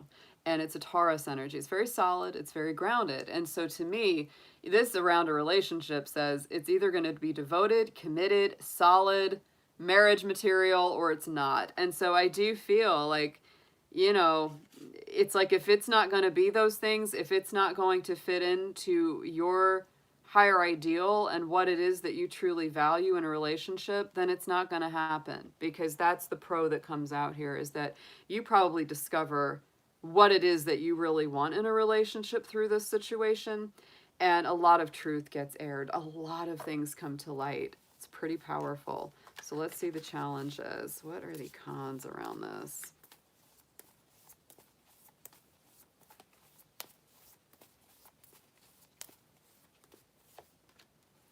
Yeah, there could have been some conversations around commitment, around, you know, taking the relationship to the next level, having it be really serious, right? Very possible. The challenges are the High Priestess. Yet again, you know, the High Priestess is about using your intuition, feeling things out. And I get a feeling that this has left you really confused in a lot of ways. It's really left you feeling like you're not sure which way is up, and it's like you're really trying to fill this out, really trying to fill this out. That's the challenge. It's a challenge to your intuition. And the only thing that I can, you know, the thing that I can say is that, you know, that what you need to rebuild or heal from this is that you need to rebuild and heal your sense of being able to trust yourself. Yeah, being able to trust yourself. Because, you know, you might have felt like, well, I really thought this was it. You know, I really thought that this was a good connection. And is my intuition off? What's up with me? You know, I've been there. Well, we've all been there. Oh my gosh. Absolutely. Absolutely, we've been there. And learning to trust yourself again is really important. Really important. You know, and the challenge was with communication. The challenge was absolutely with communication here, Bellawood, because we've got the Page of Swords. So I think that, you know, again, this all goes back to lack of honesty, lack of, you know, clarity. That's very much what I'm feeling here on his side. And you're not putting up with it. I do love the fact that this is how you feel towards him. I do love that part. Because I feel like even though this is tough, even though it hurts, right? It's sort of like you're standing strong within your power, and you're not willing to let someone in that's not going to do right by you. And he knows it. He knows it. That's I feel that he's aware of that. Whether it's something that's consciously been said or not, he knows. It's like, I can't play around with this girl. I can't play around with this girl. All right, let's get some suggested advice and approach on this.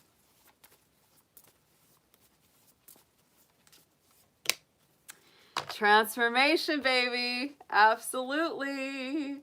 That's amazing. Tower card. Knock that tower down. You do not have to keep anything that's not working for you. It's time to rebuild. It's time to get rid of the old scaffolding that does not work for you anymore. It's time to take action towards your dreams. Time to take actions towards your goals. Breaking free of procrastination. Breaking free of those limitations. Those things that have been making you feel stuck. Because that is something I feel that you've had around this relationship, is it's made you feel stuck. It's made you feel like you can't move. And this is really saying it's time. It's time to break free of the procrastination.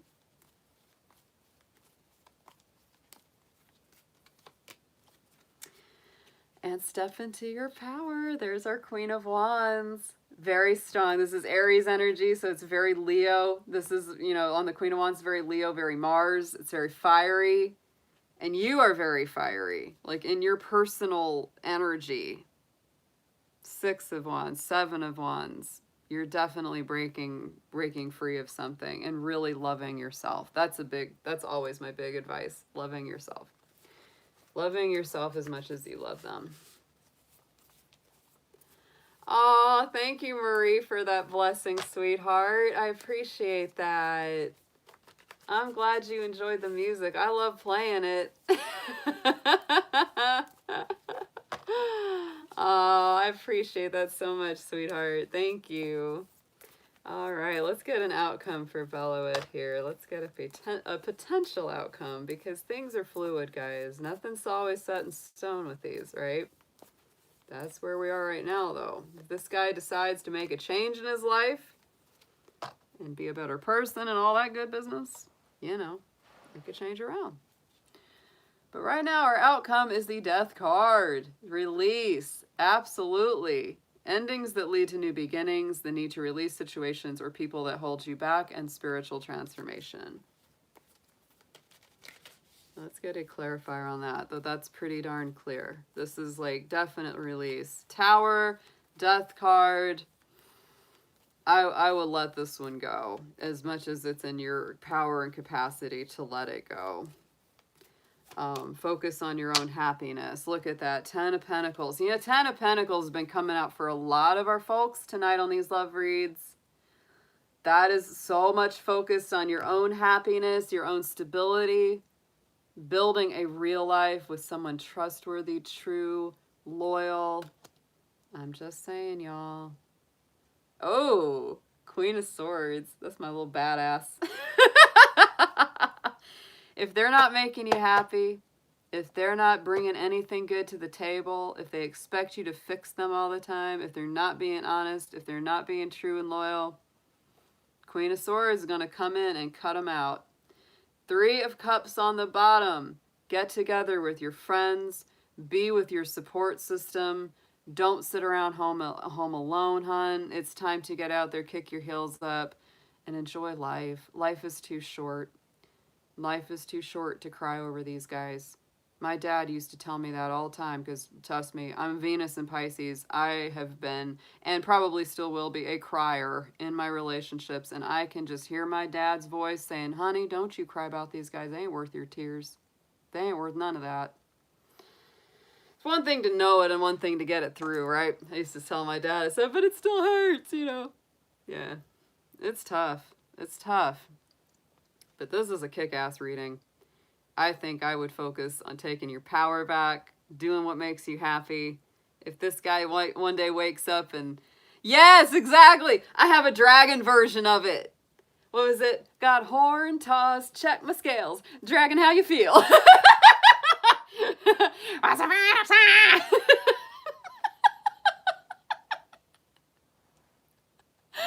Yeah. You know, if he comes back around, he's got to have learned some lessons, right? He's got to learn some lessons. But right now, I'd keep him in the timeout chair.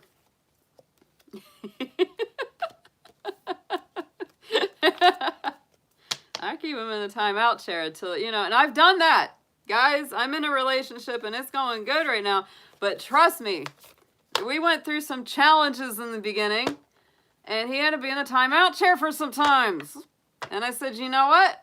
I'm going to talk to other people. I'm going to do my thing. If you get your head out of your rear, then we'll talk. But until or unless, I'm not going to wait around for it. I'm just not going to wait around for it. I have learned that, but trust me, it is not an easy lesson. That's for sure, David. That's some guy wisdom. We've got some strong men that can hang in this chat. We got David. He said, "Yeah, dudes aren't as particular as ladies." Yeah, that's true. We are more particular. And you love us for it. No, I got over that a long time ago. I'm born in Year of Dragon too, and a Leo. Oh, thank you again, Marie. Dragons, we gotta stick together. We gotta stick together in here. All right, Fran.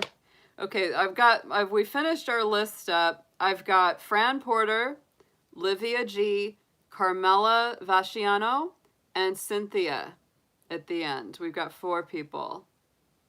So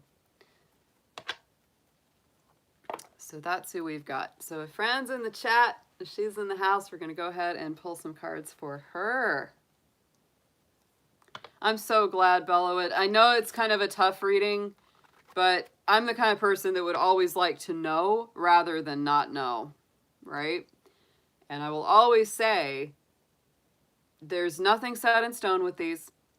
if he learns his lesson and comes back, it's up to you whether you give him another chance or not. That's the way I feel with these, right? It's up to you. But right now, I want you happy. I want you focused on being in a good place, you know? I want you focused on enjoying your life. I feel like that's something that so hard to learn. Exactly. Good point, Marie. Yeah, I can't solve a problem until you know what it is. It's better to know so that you can at least address it. Yeah, David. Well, you're a Capricorn. Of course you don't have side chicks. I don't have side dudes. Nah. One of the toughest relationships, I was with a guy who thought I was cheating on him all the time. And I was like, do you know, like, that's just not even me. Like, that's just, that's not the way I roll. It's not the way I roll. Nope.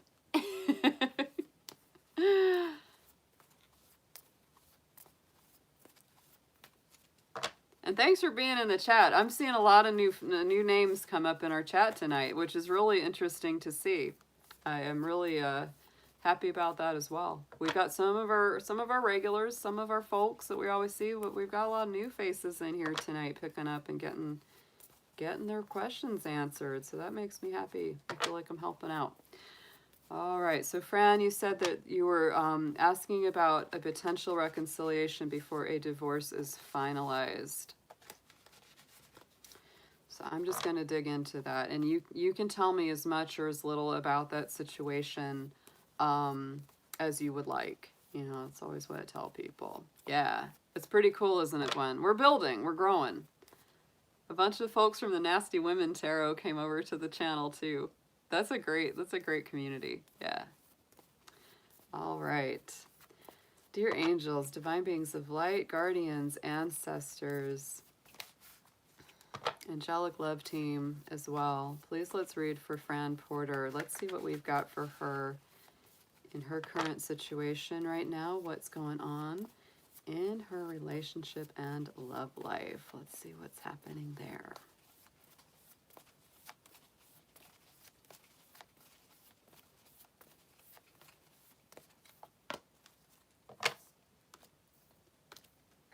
So the first card that came up off the top was solitude. Solitude. So taking some time for yourself, taking some time to relax. And the card on the bottom, abundance. So take some time for yourself, cultivate your inner abundance, your inner happiness. It's very important right now in this process. Let's get you some tarot on this.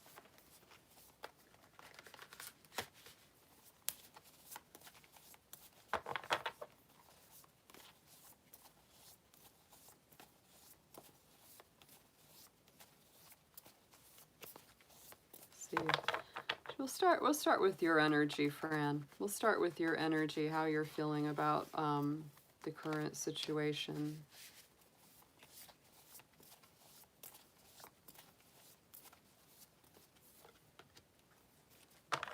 Yeah, Nine of Wands. Right now, it's like there's a feeling of like you've kind of got a little bit of your defenses up. I think you're tired too.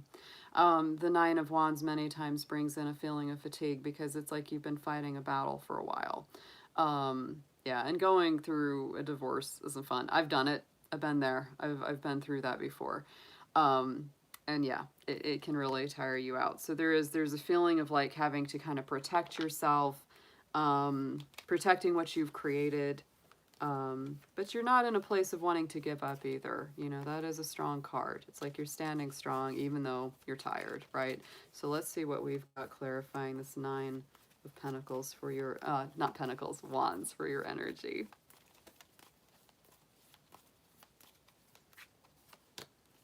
Page of Wands. Interesting, interesting. I feel like there's a part of you about this, you know, the energy that you feel in this relationship is like part of you is really tired, defensive, on guard. But then there's also a part of you that wants happiness, wants a new beginning, wants things to be revived again and restored again. Because the Page of Wands is very childlike, it's fun, it's joyful, it's playful.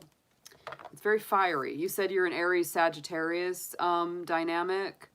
in your message. So yeah, very fiery indeed. You may be pulling in on his energy and vice versa as well. So let's get your husband or maybe soon to be husband. That's what I call my ex-husband, husband. He's my husband. He's my husband. Let's get into his energy and see what he's Aries. Yeah, you got a very fiery dynamic there, Fran. Let's see what his energy is at this time.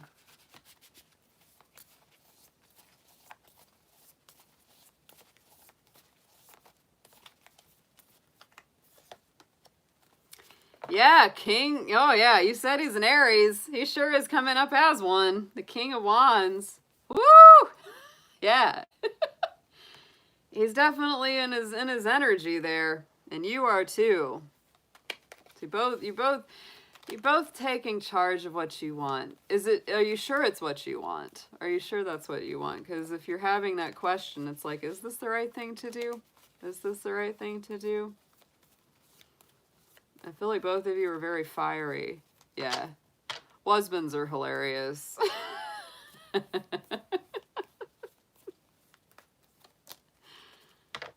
Yeah, he might not be showing all of his cards right now in this dynamic because we do have the moon card. That's a little interesting. He's coming through as this Aries king, which is very much about going out getting what you want. But with that moon card, that Pisces energy, that's a little bit back and forth.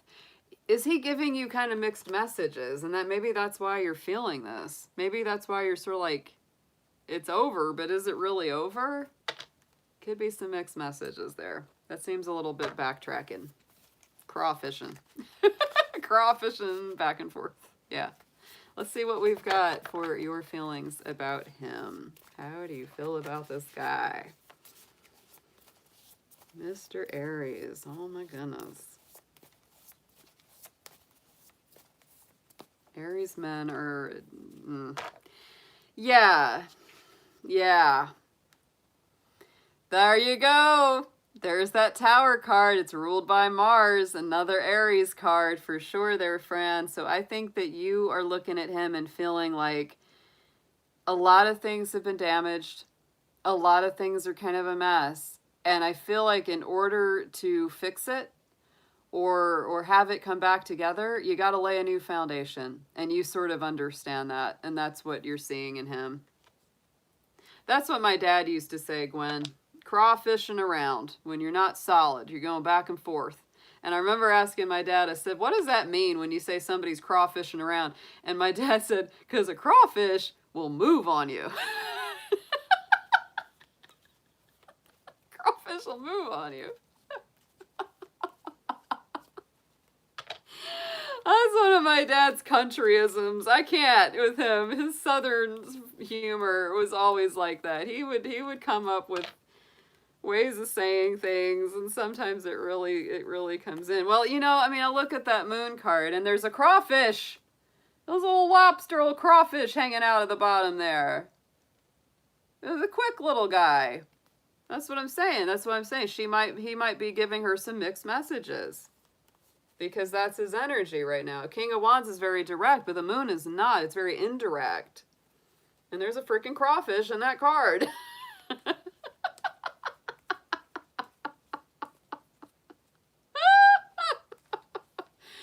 Let's clarify this transformation. Your feelings, Fran's feelings about this guy. Let's see what's coming up. I think that you're really sensing that. Oh yeah, I mean, Fran, I really do feel like mostly you're ready to kind of kick him to the curb. There's just no getting around that with the Queen of Swords and the transformation card, the Tower. There's a real part of this that you're ready to clear from your life, because our Queen of Swords is one bad mama. She doesn't put up with anyone bringing in trouble, chaos, or difficulty into her court at all. And that's how you feel about him. I mean, you feel about, like, if he wanted this to be restored, he'd have to really get back on track. He would have to really be willing to work at it, to be upfront, to be above board, to be very proactive. He'd have to really lay a solid foundation because, you know, for you, the tower got knocked down, right? You know, and it's like something has to be rebuilt here. It's incredible to me always, like, how the cards change depending on who we're reading for. Blows my mind every time. You know, we're bringing out all these very fiery cards, a lot of Aries, a lot of Sag energy, and it's interesting because both of you Sag and Aries. So let's see what his feelings are towards you, Fran. Let's get that next.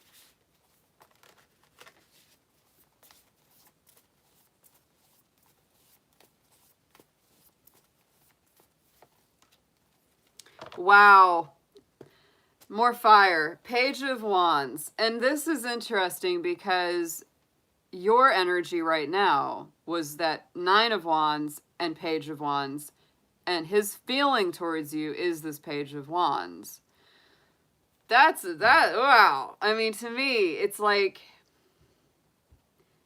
whatever your challenges are from the past, Fran, whatever those may be, and I'm sure they've been there, of course, but both of you have some of this energy about you that's like, new beginning though? Maybe? Maybe new beginning? Yeah, because you're both coming at it with that energy.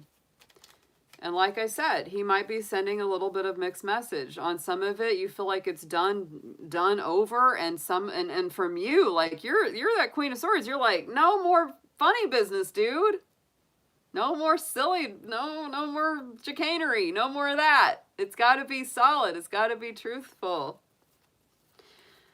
Ooh. So let's see what's clarifying the Page of Wands. How he feels about Fran, please. Oh my goodness. Three of Pentacles. There's a real rebuilding feeling here. Goodness. So when is this divorce supposed to happen? I'm kind of like, is it? Yeah. Because there's this, yeah, you're too old to play games. Hey, we all are. I was too old when I was 20. I'm definitely too old for it now. Supposed to happen in October. Well, it's some interesting cards coming up, I will say.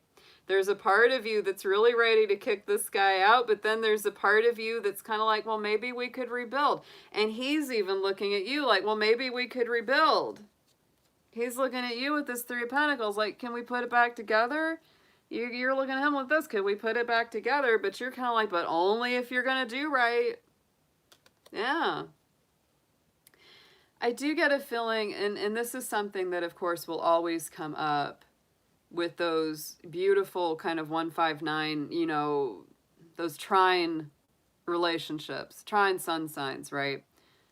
No matter what they do, no matter how it goes, if you've got that connection, it's really hard to get rid of that feeling of goodwill that kind of underlies it, right? It's hard to get rid of that feeling entirely because it creates a general sense of goodness, a general sense of goodwill.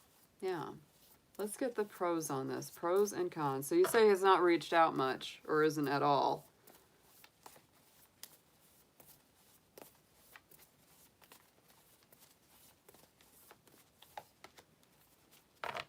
Empress Spirit is the pro.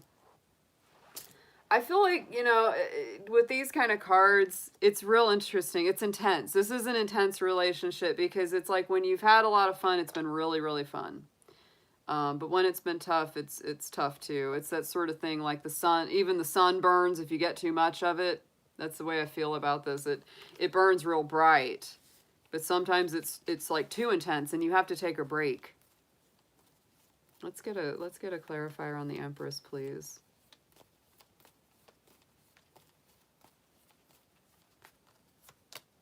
And the Hermit. Yeah, did I just say that? Good grief. Very interesting. When it's connected, it is on and it is awesome. But there's times where both of you have to take a break from each other. It's almost like it's too intense at times. And there's that Hermit. And it's like, that's maybe why. Have you taken breaks from this relationship before? Because it almost feels like this is sort of just its natural life cycle. Like sometimes you just have to take breaks from each other. Gwen. Truth. Truth. Yeah, like, you know, that's what I get, is that you've taken breaks before, and maybe that's why it kind of also feels like maybe this is not completely over, because you've been through that before. And in a lot of ways, that is kind of what keeps it healthy, right? That's what keeps it grounded and solid. Empress energy is Libra and Taurus, so it's grounded. Hermit is Virgo, so it's about health and habits and routines. It's sort of routine for you guys to need time out from each other because y'all are intense. And I think that there's times when you get together when it's just fabulous. You have a lot of fun. You laugh together. It's very enthusiastic. It's playful. It's just a kick, right? It's super fun. But then sometimes it's like it's so intense that it's too much, and you really need to take a break from it. So let's get the challenges. This is interesting dynamics. Yeah.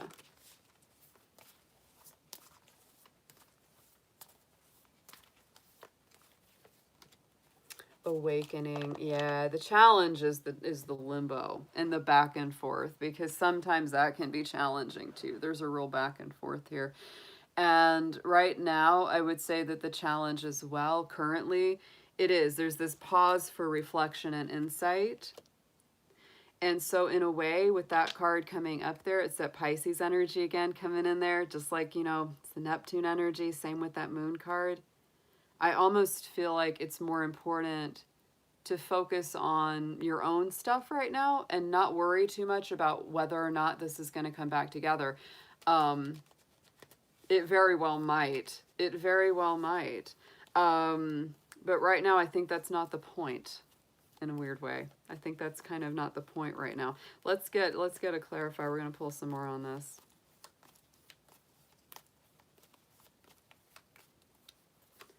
I think for you, it's also personal boundaries. You know, the challenge is coming out of this complacency and waiting for something that's going to really answer your questions. Yeah. You might have to be a little patient with this. Might have to be a little patient with this. That's my feeling on it. Yeah. Be a little patient with this. It's not easy, though. It's not easy. But you know me.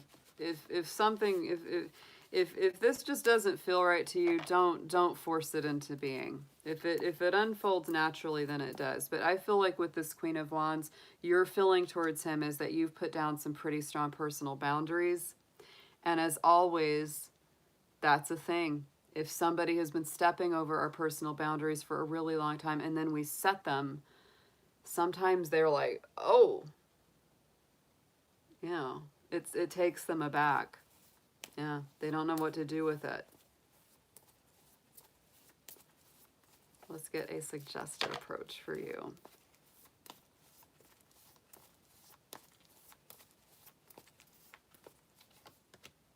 Yeah. It's fiery. It's fiery, Fran. And, you know, this is the Five of Wands. To me, this is like remove yourself from drama, remove yourself from difficult conflicts, walk away from those situations unless it really is worth your time. So I would get real clear on whether or not you even want that back in your life. That's a big thing first. Because I do feel that it's like on one hand, you kind of like it, but the other hand, I feel like you're really just sick of whatever the conflicts are. You're sick of fighting, you're sick of arguments, you're sick of the stress, right? And so I would get real clear. Is this something that's worth fighting for? Is it worth dealing with? Let's get a clarifier on the Five of Wands, please.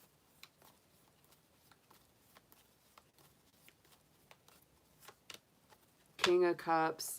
Yeah. I honestly wouldn't shy away from some counseling of some kind for yourself. Like, I would just do it for yourself. Like, that would go a long way. King of Cups is cancer energy. It's very heart healing. It does rule things like counselors, therapists, people that make good emotional decisions. You want to make a good emotional decision. And so I would, try to get out of those really hot, tempestuous feelings and come into a more clear, rational place of emotion, right? Where it's like, okay, let's do the thing that's going to be the best for my heart going into the future. I really do. I feel like this takes a little bit of self-introspection to really decide if this is something that you want going forward. So let's get a potential outcome on this.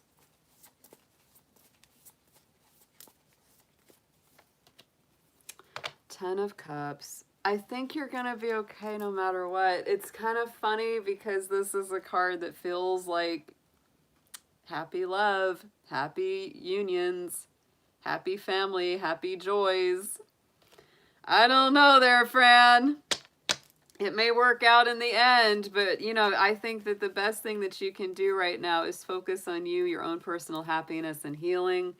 I wouldn't worry too much about talking to him right now. I think you need some of your space, and he probably does too.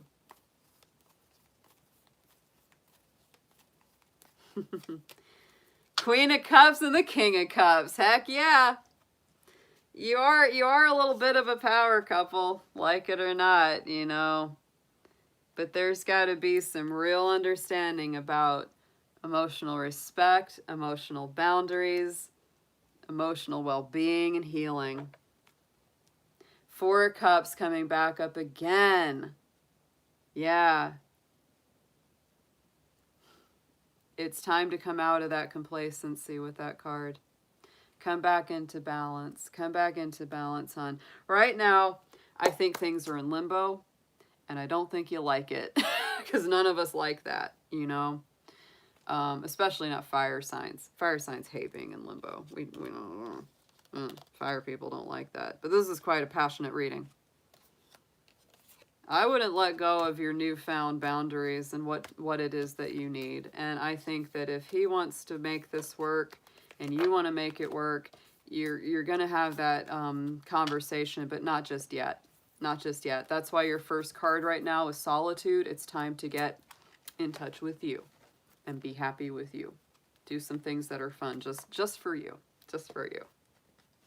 Things and the people that are meant to be will be for us. They will. Hey, Raven. Aw. I feel bad having to turn anybody away. What do you think, Gwen? I think it's popping in here now. I think it's popping. We're definitely going to do this again coming up into the future. We're definitely going to do this in the future again. This is the first, time I've done, a pure, just on-the-spot reading stream, and holy goodness, it's been great.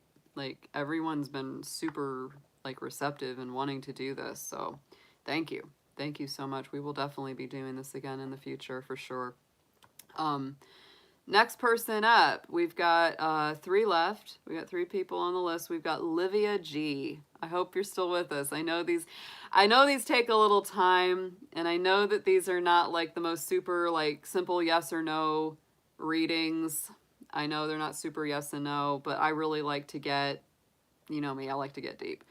What were my Cancer ex's energies, feelings for me versus his new girlfriend? Never really knew what he felt. Didn't give proper closure and moved on quickly. What is next for me in love? Also love the crawfish pun. Yeah, I do too.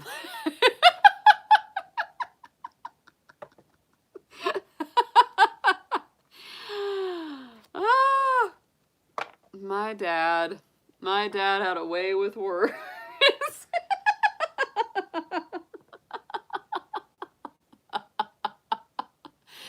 He was so truthful. He was so truthful. Oh my goodness. Let's see what comes up for you. And yeah, it's hilarious. No, I mean, it's like, it's just, he was so Southern and so country and down to earth. The things he would say, it's like he were just not like things anyone else would say. Dad, why do you call sketchy people crawfish? Because a crawfish will move on you. It's like, oh man. He's like, can't trust these guys, are they crawfishing around? Crawfishing. All right, Livia, so let's see. Let's focus more on what's coming for you next in love. If stuff about the ex comes up, then we'll know it. Exactly, Marie. I know. My dad, I always keep pictures of him nearby. He passed away 3 years from cancer. I miss him so much in the physical world, but trust me, his spirit is very strong and very alive. Sometimes I tell people, if you want to call on a protective spiritual energy, you can call on my dad, because he was just one of those pure souls. I was talking about that with my mom last night. I said, you know, Dad just wasn't a sleazy guy. He was not a sleazy person in any way, shape, or form. The very thought of him like cheating on someone or doing something dishonest like that is just, it's like it would make you laugh if you knew him, because it's like, it's just so, oh, you're lucky, Marie. You are. It's shocking that my dad passed away from cancer at 75. He was healthy. He was so great. He didn't have anything wrong with him.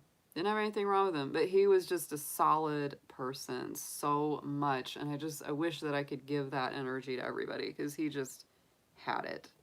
He was so funny. I was so proud that he was my dad. Anytime I went out with him, I just felt so proud to be out with him. I felt so proud that he was my dad. And I felt proud of him just as a person, even though, you know, he never worked some fancy job or made a ton of money. It was because of who he was.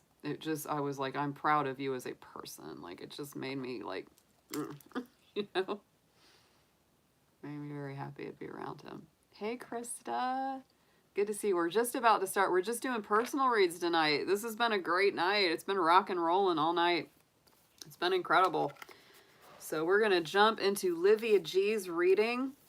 We're going to see what cards come out for her. I'm just going to do, Livia, I'm going to do you a Celtic cross. Let's do a Celtic cross for you around love. I know. Yeah. Oh, Livia, I'm so sorry. I know exactly how it feels. Yeah. I told someone the other day, I said, my dad was a prince among men. And he was very down to earth and very humble. He always thought of other people's needs before his own. Yeah. Yeah. Yeah. Well, that's the way my dad's dad was, David. That's the funny thing is my father's father, my paternal grandfather was a terrible guy. Like, he was just a cad, scoundrel, you know. My dad hated his father. I never met my paternal grandfather. He did not have a relationship with him. No, he was a cheater. He was a drinker, alcoholic, gambler, would beat up on him and his brothers and sisters and the mom. I mean, it's just terrible person. Just break things in the house, just chaos, you know? And so, yeah, I mean, exactly, David. That's how my dad felt about his dad. That's how he felt about him, and he never had a relationship with him. So I do say, you know, just because you have a bad father or mom or, you know, or any kind of family situation, doesn't mean you have to turn out like that. My parents both came from very difficult, abusive, chaotic.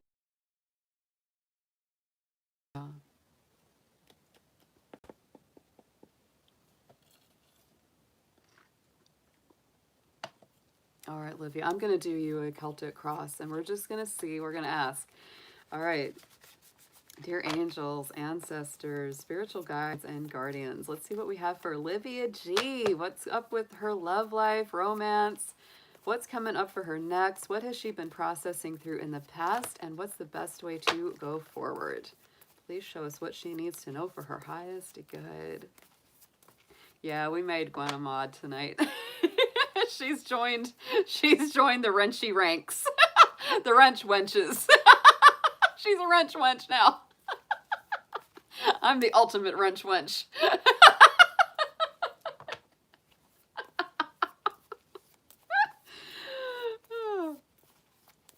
All right.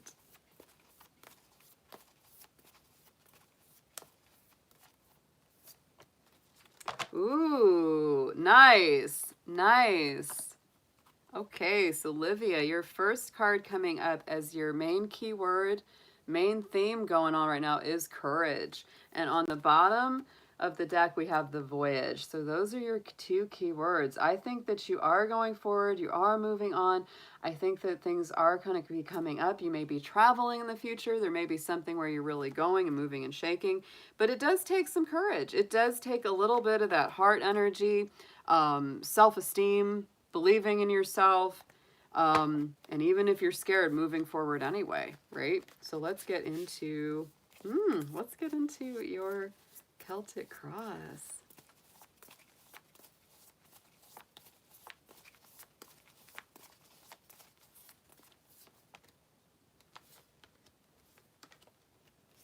Sure looks good to me. So far, it sure looks nice. Yeah. We're all about that journey of healing, recovery, discovery, well-being, self-love. Right in the center, we do have the Five of Wands. So I would say, Livia, you're definitely going through maybe some conflicts within. And it could have to do with this ex. It could have that feeling of like, what the heck was that? What was that, ridiculousness that happened there? What was that nonsense, right? It's conflicts caused by others. It's telling you walk away from drama unless the situation is really worth your time, right? If it's worth it, stand up for yourself. Don't be afraid to put your foot down. But this is definitely that feeling of like heads butting, sparking it up. Let's clarify that Five of Wands, please. Page of Swords. Cutting out gossips, Olivia. Cutting out people that, are there to cause a lot of trouble. That's what this combination always feels like to me. Page of Swords and Five of Wands is this is people that can't leave well enough alone. You might be dealing with people like that. If there's any way to cut that out of your life, I would, unless it's really, really worth stepping up and doing it. In the immediate past, we have the Transformation card. And that is the same as the Tower. This is Mars energy. So I think that, like you said, you even said it was a shock. And this is shocking change. This is sudden changes. Sometimes feels like the rug being pulled out from under you. And it can be. To me, it's a neutral energy, though. The Tower is a neutral energy. Sometimes that shocking, news can be something that we really don't like our car got hit or we were in an accident or something. And then sometimes it can be that shocking news like, hey, you won the lottery. It's like, well, that's a really good shock, right? It can be. It's very neutral that way. So I do feel like it was meant to be, though, because with a Tower card, Tower moments are meant to happen, even if we really don't like them when they happen. They're meant to happen because if that foundation was solid and could have gone forward in the future, it wouldn't have fallen apart, right? So it really, ooh! Livia, oh my goodness, sweetheart. Your past position is the Double Tower. Oh my word. So double up that energy, babe. That is an intense, immediate past. What you went through with that guy was no joke. But thank goodness it fell apart. That's what I'll say. You will look back on that and one day go, I dodged a bullet. For real. I've got guys like that in my past that I'm like, I look back and it's so funny because I think, wow, at the time, I loved them more than anything, wanted them so bad, thought I'd never be happy without them. And then I look back and I'm like, what in the world was I seeing in that? Thank goodness it moved down the road. I feel like you dodged a major, major mess. Two towers. Good for you. It's like a Lord of the Rings thing going on in here. The two towers. Wow. No, you dodged something there. Definitely. What was it? What's that old saying? That hound wasn't gonna hunt. That just wasn't gonna hunt. Yeah. Right. Um, yeah. Right. Yeah, and I would not honestly invest my time or energy into it, because honestly, if someone is gonna do you like that, I know there's that feeling of kind of wanting to know the when, what, where, how, who, why, but honestly, with the two towers coming out like that, oh, whew, just be glad. Just be glad that nothing really awful happened to you in the midst of that. Let that train wreck move on down the road, for real. Going into the immediate future, really nice though. Yeah, something way better on the way. Look at that. Going into the future, we got the Ten of Cups. So to me, that's like ultimate wish fulfillment, happiness, love, um, all of that good stuff. Oh, that was an interesting one, Krista. I don't even know what he was trying to say there.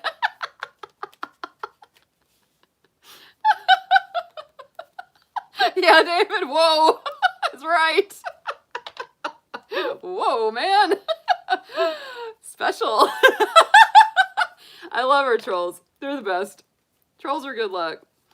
If you weren't doing anything worth paying, is give them something to talk about. If you weren't doing anything worth paying attention to, they wouldn't come around.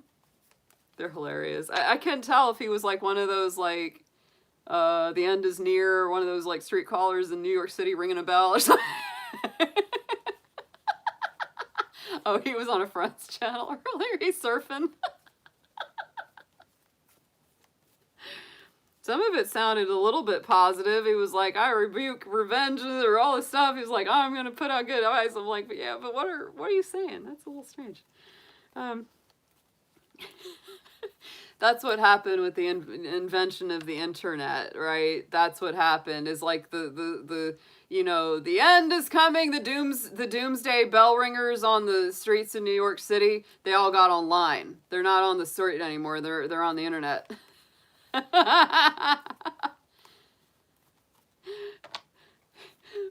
Satan, don't mess with my reading. Yep. No. Get out of here, Satan. All right, Ten of Cups is looking good in the future. Let's get a clarifier. I mean, that to me that's up there with like Ace of Cups. Ten of Cups is happy relationships, emotional contentment, people that you can trust, right? Oh, so much better. So much better than the Two Towers in the past. That's like this reading. King of Wands. Ooh, interesting, because King of Wands is on the top of your spread too. You got King of Wands in here twice. Could be Aries energy, could be Leo, could be Sagittarius, could be very fiery. Doesn't have to be one of those signs, but it could be somebody that's very direct, truthful, honest, knows what they want. Yeah, that could be what's coming in, is somebody that really is very direct, doesn't waste time. Yeah, knows what they want, knows what they're about, knows what they like, and playing games. Yeah. On the bottom, we have the Page of Wands. This is your focus. This is your subconscious energy, what you're focused on here. And I think you're really focused on a new start, even if you're not cognizantly aware of it. Page of Wands is all about new beginnings. Being more playful, for goodness sakes. Having more fun in life. Enjoying. And Seven of Wands. Yeah, you are also very focused on standing firm in your truth, because the Seven of Wands is about healthy boundaries, standing up for yourself, not putting up with people's guff, picking your battles wisely though. Not all battles are worth fighting. You know, so if you have residual icky feelings like about this guy or about this stuff, I would say just remember it was not for you. It was not for your best. I have had guys like that come and go out of my life before, and it's just like, what was that? And all you can say is, it just wasn't meant to be mine. And yeah, it's hurtful. And yeah, it sucks. It does. I'm not going to sugarcoat that. It's no fun. But it's so much better that they get on down the road. It's so much better that they're not there rubbing their dirty feet all over your nice clean rug. Don't want to do that. Yeah, that's what I want to say. Not today, Satan. It's like remember the old SNL church lady? Not today, Satan. Could it be Satan? It's Satan. Thank you very much. Thanks for stopping by. Don't forget the thumbs up. I love that, Marie. Church lady, Dana Carvey. Those were a blast. You'd get over there playing the organ. Those were the good days of SNL. On the top, crowning the spread for you, message from Spirit, is the King of Wands. Again, so you got King of Wands in the future, King of Wands on the top. This is like lower arcana Emperor energy. Very strong Aries power. Motivational, inspiring, taking the lead, stepping into the spotlight, keeping your eyes on the big picture, right? Keeping your eyes on the big picture here. Five of Wands. I do feel, yeah. It's interesting to me because you have Five of Wands and the King of Wands on this reading twice. So I do feel like there's a lot of fiery energy here. A lot of fiery energy going on here, Olivia. And so I feel like there's a little bit of conflict within yourself right now that you may be clearing out. I won't always say that the Five of Wands is a bad card, right? It can be difficult. It can be challenging. It can be that friction, but it's also sparks of new life. And so I really feel like Spirit is saying, even if it's a struggle, even if it takes, some doing, master up your courage and move forward. Oh yeah, no, Cancer men, sometimes, hun, when they're in a bad vibe, ooh, I dated a Cancer once. I did. He was crazy. He was crazy as a fruit bat or a fruit cake. Something with fruit was involved for sure. I think he was an alcoholic too, and he never would really tell me. Oh yeah. Yeah. Your husband was a Cancer. I love that. Yeah, Cancer men, unless they're in a good vibe, oh, they can be so tough. Oh, they can be so tough. Yeah. Nutty as a fruit cake. Let's get some advice for you. I think you are well rid of that mess. It is not your job to be his mommy. Not your job. Yeah, there you go, Krista. Definitely some fruit involved. So you got a kiwi, an apple, some grapes.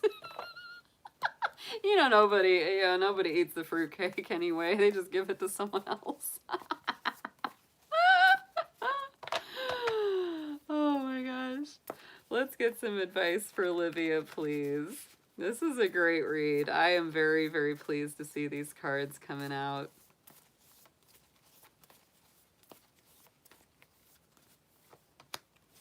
Wow. Page of Wands, Page of Swords, he's back again in the outcome. My goodness. All right. Suggested approach. Seven of Pentacles, hun. Take it one day at a time. Plant those seeds.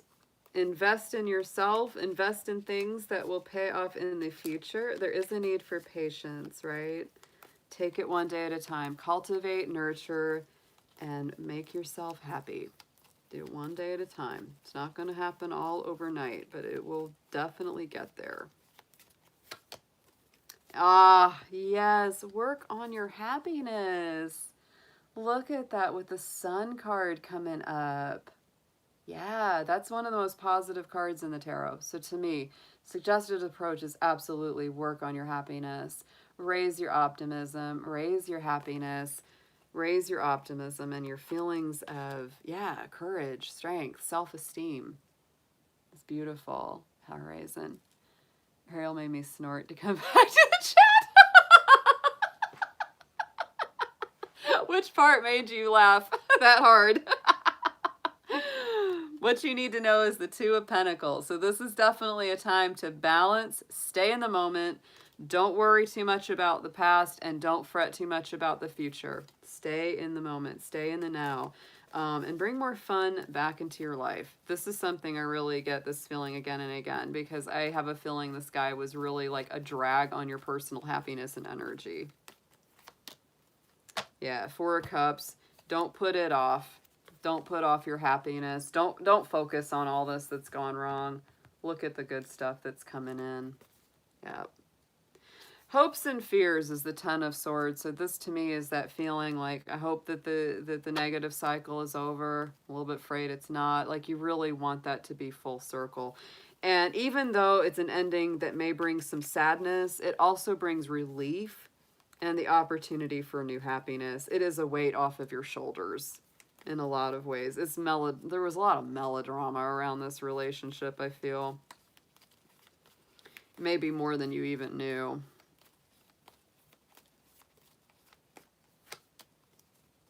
Two of Cups. Yeah. It's like there's that hopes and fears. You want the end of this difficult cycle and a nice beginning of a really happier new one. Potential outcome, Page of Swords is coming out again. This is a really youthful, air sign energy. So I feel like with this card, it has, it's a double-edged sword. It really is. I feel like, on one hand, this can be very positive because it's encouraging you to see things in a new way, encouraging you to communicate really strongly and really well, keep the mind flexible and fluid. On the other hand, I wouldn't listen to idle gossip and I wouldn't give into that part of yourself, and we all have it, that seeks drama, right? I would honestly, as much as it is in your capacity to let this dude just go, I would just let him go. Yeah. Knight of Cups. Yeah, you could be having a little air sign coming in too. You might. You've got strong fire because we got the Knight of Cups. So this is those romantic love offers. You may be getting some love offers before you know it. That's very possible. You may be getting messages of emotional connection or people wanting to go out with you before you know it. That could be coming down the road really like strong. Two of Swords on the bottom. Libra energy. It's about making some choices. Don't overanalyze the situation and don't worry about making anyone happy but you right now. And keep it moving forward. There's our Chariot. Move it forward. Don't look back. This is a great read, hon. Absolutely. This is so nice.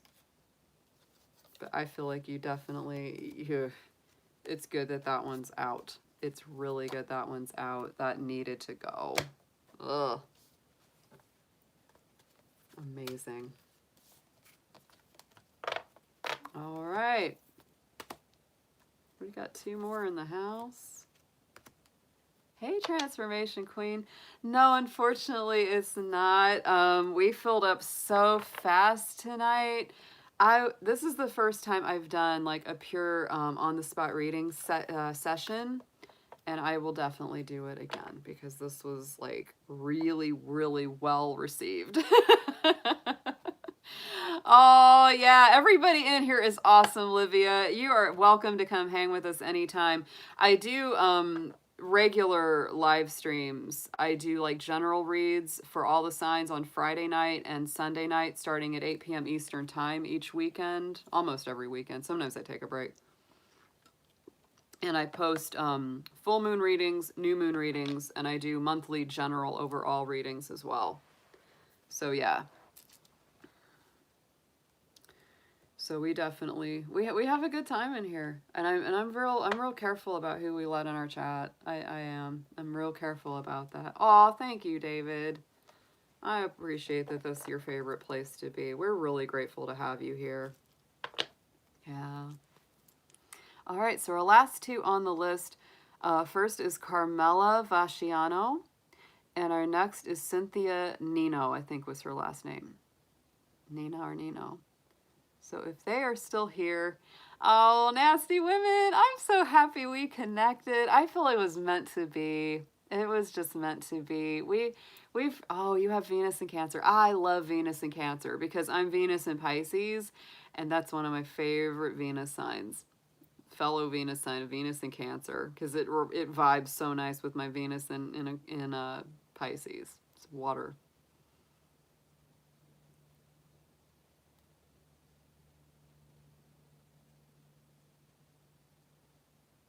So if Carmela is here, you are up next, and Cynthia Nino, if you are here, you are on the list as well. If you've had to go to bed, if you have to work earlier, I understand. And you know, just remind me, because I've got you on my list, so the next time I do a live, or if you want me to just post a quick reading, I can do that. Hey, Carmela, there she is. Cuspian Libra. Born year of the tiger. Ooh, I love tigers. That's my boyfriend right now, is a tiger.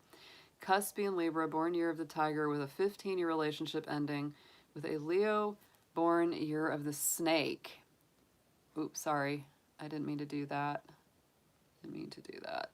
Ah! No, I didn't mean to do that. I'm so sorry. A message, it accidentally deleted it, and I didn't mean to do that. I was tapping it to read it. Can you repost your question, Carmela? I saw the thing about you being... Okay. I accidentally deleted. I am so sorry. I don't think I can see it again. Shouldn't we be able to see the... Won't let me see it. Because usually you can view a deleted message, but won't let me do it. Maybe it's because I did it and not one of my mods. We're still learning this. You learn something new every day. Hey, Cynthia, good. Okay, you're next after I do. I'm on Carmela's reading, and then I'll be ready for you. I did. I tapped the message, and it wouldn't show it up for me. It just gave me more options to like put user in timeout and stuff like that. It's like, no, I want to read her message. Try to tap the picture. Okay.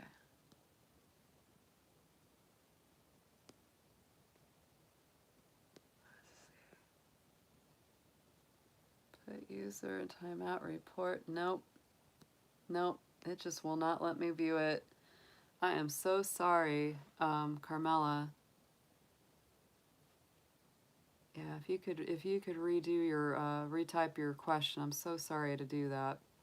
I accidentally deleted it. This is when the dragon gets annoyed with technology. I'm gonna take a moment, powder my nose. It's snout powdering time. Dragon got powder her snout. Oh, it's much better. Again, that shiny glare. Yeah, even dragons. Well, you know, the claws are a little bit clunky with the technology. Yeah, we are in a Mercury retrograde. I keep remembering that. Unbelievable. And feel back at home in this world. Will he be back in my life? I don't know. Do you want him back in your life? That's the biggest question first, Carmela. Do you want him back in your life? I hope so, Transformation Queen, because this went great. You know? This went great. I hope to do another one of these very soon. I'll have to do another one. This was really awesome. Like, I kind of blown away. So let's get some information for you. Let's get into it. Let's get into it, Carmela. Oh, this gives you... Yeah, not sure. Okay. That's an honest answer. Yeah. I always say with stuff like that, it's like, I don't know if I want them back in my life unless they do right. You know, that's really what it is. That's really what it is. Yeah, I like to do a decent read for everyone. I don't like to be too quick. Like, you know, I don't like to go too fast. And so, you know, when I do these, when I open these up, I won't be able to do, I can't imagine doing more than 10, you know, in an evening, because that's a lot. It's a lot. Even if I spend 15, 20 minutes on something, you know, it's like, oh, you're welcome, Carmela. Thank you for joining us, Marie. I don't know if you've been in the chat before, but wow, you're great. You're a blast. You fit right in here. I laugh a lot on my channel. I laugh a lot in general. What's that saying? Oh, one of my dad's favorite movies was Scaramouche with, was it Janet Leigh and Stuart Granger, I think, was in it. It's an old movie about the French Revolution. A lot of dueling and sword fighting. It's a great movie. But at the beginning of the main character, it has this little quote at the beginning of the movie. It says, he was born with the gift of laughter and a sense that the world had gone mad. And that, my dad was like that, and I think I'm a little like that too. I was born with the gift of laughter and a sense that the world had gone mad. You have to laugh at the world. It's absurd. Totally absurd. If you don't laugh, laughing at it beats the alternative. Like, you know, it keeps me from to just flip out, right? All right, let's see what we got for Carmelo Vasciano, and that is a beautiful name. If that's your real name, that's a beautiful name. It sounds like a fancy dessert or something. It sounds delicious. I'll have a Carmelo Vasciano, please. Yes. All right, let's get a keyword. Dear angels, divine beings of light, guardians, ancestors, show us Carmela's current love life situation. Where's she headed? Where's she going? What's behind her and what's in the future? Let's see what we've got coming through for her.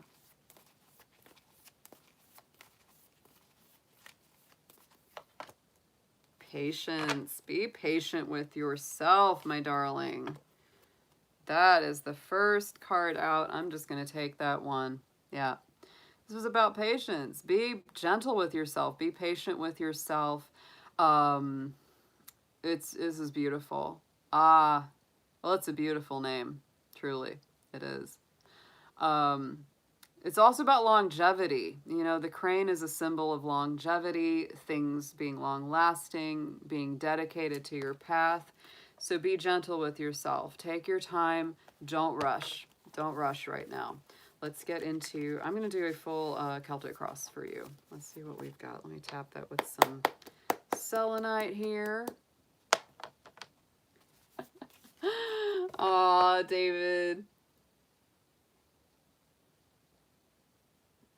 You're going to learn, you're learning a lot. You're learning a lot already.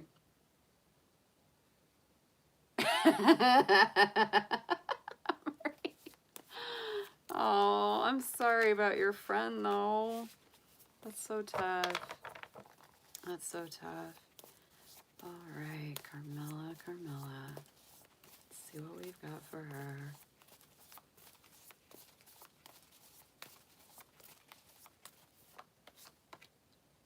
Yeah. Oh, wow. Definitely knew some swordsy stuff had to come up for this read. Definitely could feel that. All right, so what we've got right in the center, your Celtic cross, is the Ten of Swords. So definitely this is that feeling of difficult cycle coming full circle. It's those endings that bring new beginnings. Sometimes it brings that sense of sadness, but also relief. Also a sense of, you know, heaviness lifting off of your shoulders. You know, could be the end of a cycle where it just caused a lot of anxiety, a lot of stress. Let's get a clarifier on top of this card, please. Yeah, this is Archangel Azrael on that card. You know, this is the angel of endings and beginnings. Six of Cups. So there's your question right there. There's your question right now, because you're thinking about reunions, potential reconciliation. This is tough because I feel like in a lot of ways, this is like, you're pretty done. Like, you're really done, but there's still that lingering question of, would it come back together? Would it come back together? Because you may be feeling that there's still good memories there, and you may be really processing through a lot of that. The Six of Cups is one of the only tarot cards that deals with past situations, past nostalgia, sentimentality. Know what to say about the past. It's okay to look at the past as long as you don't stare. You know, how much do you really want to pull into that or not, right? Because, you know, It's both the good and the bad, but you might be kind of like overemphasizing the good in hindsight. So just keep it in balance. You know, there might be some good things, but you might also say, yeah, but there were some things that really, really were hard. Yeah. Yeah. So that's a tough one. That's a tough one. It's also doing some inner child work. Very, very potentially doing some inner child work. It might also be triggering some things in your inner child, Carmela. Yeah, that's a big thing it could be doing. Fears of abandonment, fears of being left, fears of being alone. It can really, that kind of stuff can bring that up in us. In the immediate past, we have the Five of Wands. So to me, there is that feeling of conflict, feeling of drama, walking away from drama, right? And unless the situation was really worth your time, you gotta stand up for yourself. So I feel like, you know, there might have been arguments, dramas, conflicts in the past, a lot of fiery back and forth, but I think overall you stood up for yourself. And that's what sort of brought about where you are now. Yeah, and it was within the marriage or the relationship, especially if it was a long relationship here with this Hierophant, right? Could have been a lot of friction in this relationship. A lot of friction in this relationship. That's a Taurus energy on the Hierophant and some fire energy on the Five of Wands. So, you know, could have been a lot of friction in that dynamic. Going into the future, I do have the Page of Wands. This card is coming up a lot in these reads tonight because I think, you know, the Page of Wands is all about new, fresh beginnings, new starts. It's really seeing things in a happier light. It's vitality and energy returning. It's that kind of childlike sense of wonder coming back around. And so I feel like going into the future, you really have this feeling of like, I want to do things that make me happy. I want to do things that fuel my passion. I want a new start in life. And it kind of makes you feel excited because if there was somebody in your life that was really kind of draining you, or sucking your energy or making you feel really tired and worried all the time, it's sad in some ways that it goes away, but it also brings that sense of relief because we don't have that constant drain anymore. So that's important. Let's get into a clarifier for the Page of Wands, please.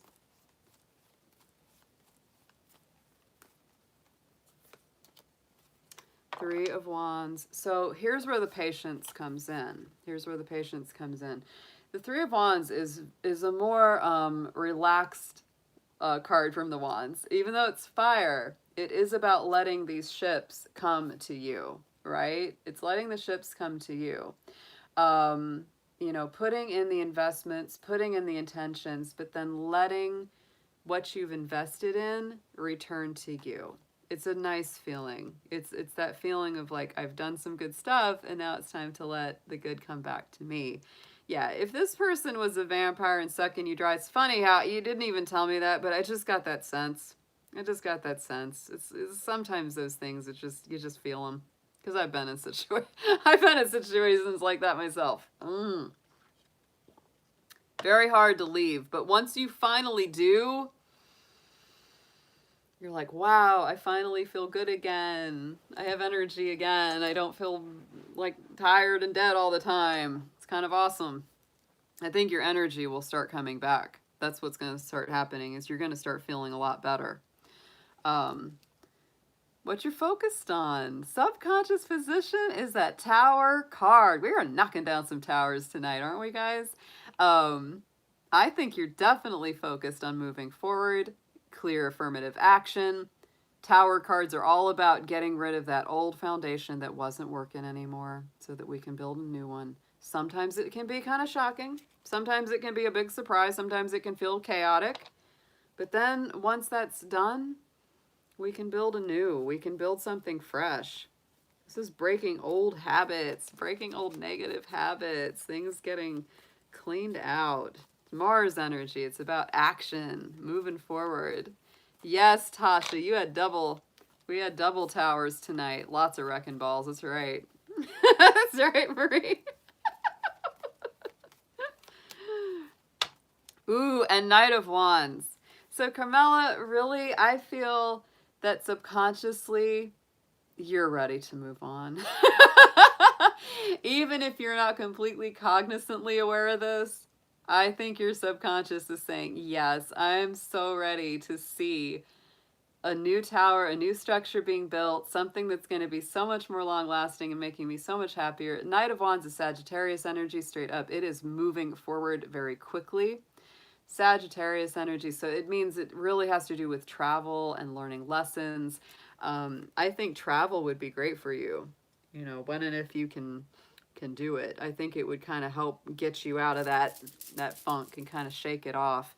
On the top, crowning the spread, message from Spirit, ta-da! We have the Ten of Cups. Interestingly enough, Livia's reading just before this, she had the Ten of Cups in the future with the towers behind her.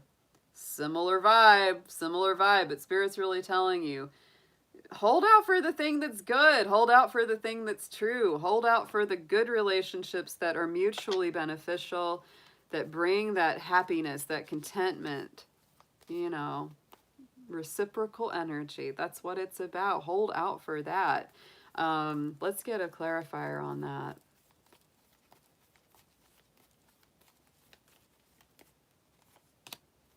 Four of Wands, love. Yes. Trust in Spirit on this. Four of Wands is a card of soulmates, twin flames, happy home environments. Happy home environments. I'm just saying, both of these cards are very connected to that. Many times, Spirit can see things that we can't see. Can see things coming that we don't know. And I think where you're going is better than where you've been. Wow. That's a fabulous reading on this. I think right now at the moment, you're processing some things, which is totally normal. You're working through those feelings of the past, those things that feel, you know, difficult. But it's not going to last forever. You're not going to be in that energy forever. Let's get some advice on this, please, for Carmela.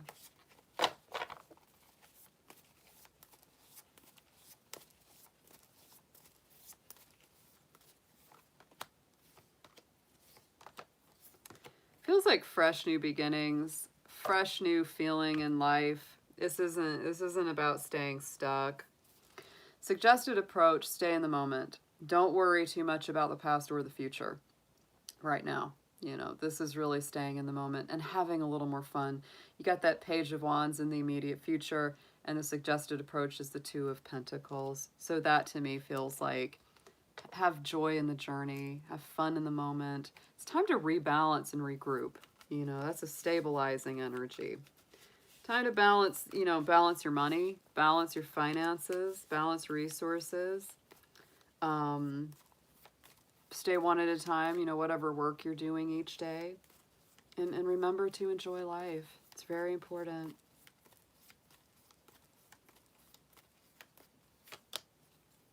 Four of Pentacles, yeah. And you might feel like, you know, you might feel a little shaky. I do feel like, you know, with the Four of Pentacles, there is that feeling of holding on to something in the heart chakra. You may be feeling kind of insecure, a little bit concerned or cautious about where you go next or what the next steps are. So that's why I say stay very much in the moment. Don't get too far out into the future, because that's when our brain starts doing stuff we don't like it doing.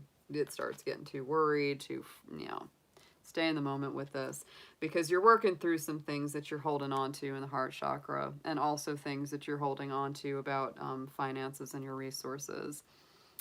What you need to know, Page of Wands, not Page of Wands, we already had him. Page of Swords, more pages. A lot of youthful energy on this. And so I feel like this is new ideas, new ways of seeing things, new perspectives. Could be a lot of communication, new communication from new people. I don't feel like this is old people. This, not like chronologically old, but people from the past. People from the past.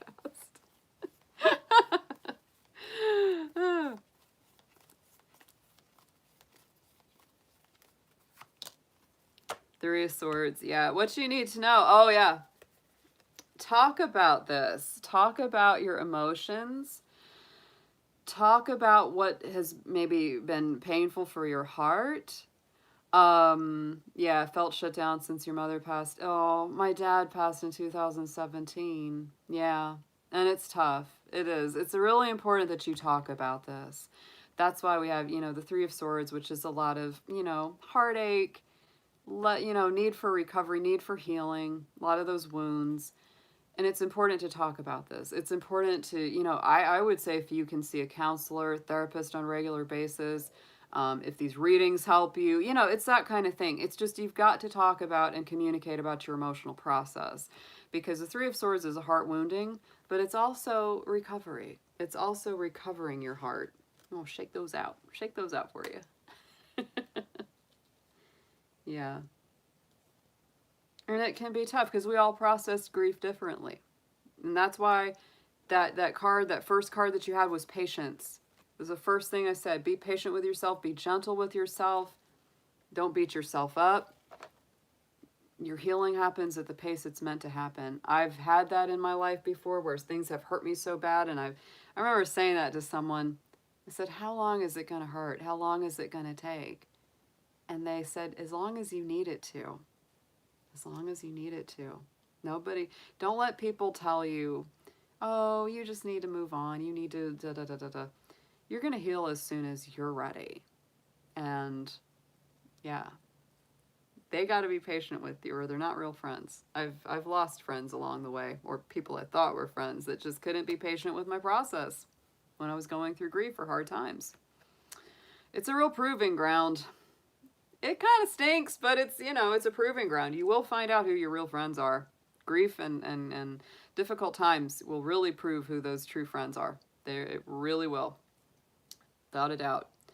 Hopes and fears, the King of Wands. So I do feel that you have a little nervousness around stepping fully into that leadership position or kind of getting back into your groove of, moving forward in a very direct, courageous way.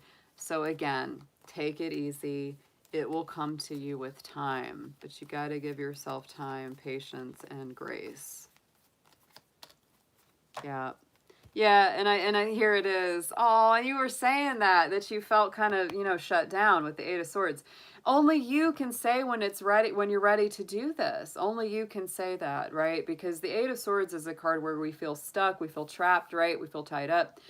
And it's like you have to set yourself free. Nobody's coming in to set us free in the Eight of Swords. It's like we can back up against those swords and cut ourselves free and cut ourselves loose from that anytime that we're ready to, and step back up into that leadership, step back into that place of power. Outcome card, Knight of Swords. Speak your truth even if your voice shakes. It can be a lot of nervous energy and a lot of nervous tension with these cards. No doubt about that with these swords. With the swords, they can bring a lot of that nervous mental energy because it's the mind just going. But it's important to speak your truth with that because what I feel, you've got a lot on your mind and probably a lot on your heart, right? And it's important for you to just purge it out, talk it out as much as you need to, as much as you can. Ever since my dad passed, I talk to him all the time. Like I'll, sometimes while I'm cooking, I'll just say, "Hey Dad, how you doing?" I'll just talk to him. If I'm missing him, I'll tell him, "Dad, I miss you so much. I love you. I know you're there." Because I feel like he hears me and it makes me feel better because he's still there. It's just a different alignment. It's a different alignment. It totally is. So, whatever works for you, whatever works for you. But I find that verbalizing things, I'm a talker, if you couldn't tell. So verbalizing things helps me a lot. Let's get a clarifier on the Knight of Swords, please. And I think you will come out of this stagnation. I do. And on top of this, we have the Temperance card. That's a Sagittarius card, another one. Yeah, I would say travel and movement are important for you. And the other thing that's beautiful about this card is I think once you come out of this and once you're moving forward again and once you're really going and feeling like you're out of that stuck place, you're gonna realize how strong you really are, and how strong these difficult situations have made us. Right? They've tempered you. They've made you stronger. That's a lot of what temperance is about. It's becoming stronger. And pacing yourself, sure. It's moderation. Moderation is key. On the bottom of the deck, we have the Nine of Cups. This is going in the direction of wish fulfillment and dreams coming true.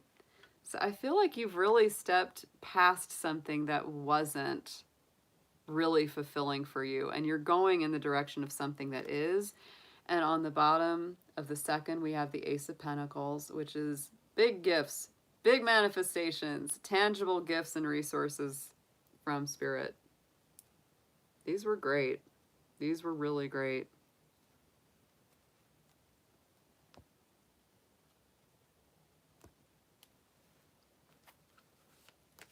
Eyes on the prize, though. This is just like, set your sights higher.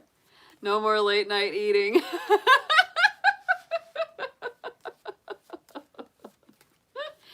Sometimes it does, you know, it really does tap into changing up our routines too, right? Yes. Isn't that wild, Krista? Sometimes I literally feel my dad hug my head. Or just give me a hug from around my back. He would do that. He was so funny the way he would do that. like if we were sitting there and it was kind of like, it's kind of hard to reach down and hug, but he would just hug our head. It was hilarious. He'd hug our head. And my mom was always real fussy about her hair, so she'd always be like, Jack, don't hug my head. You're gonna mess up my hair.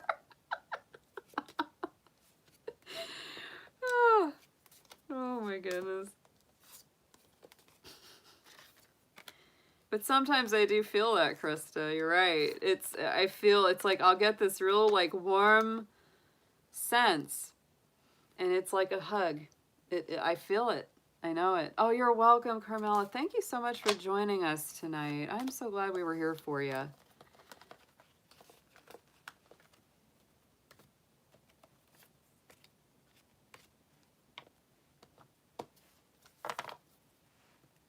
That's what it's about. And we are ready for our last one of our late night session here. Miss Cynthia Nino, if you are in the house, we are ready for you. And you can go ahead and put your question up so I can see it. And hopefully I won't get clumsy and accidentally delete it again like I did with the other one. Thanks for reading. I'm having an issue with work. I would love some insight. Oh yeah, I hate those. Yeah. Any prior performance warnings. And Phil, there's more to it than that? Yeah. Okay.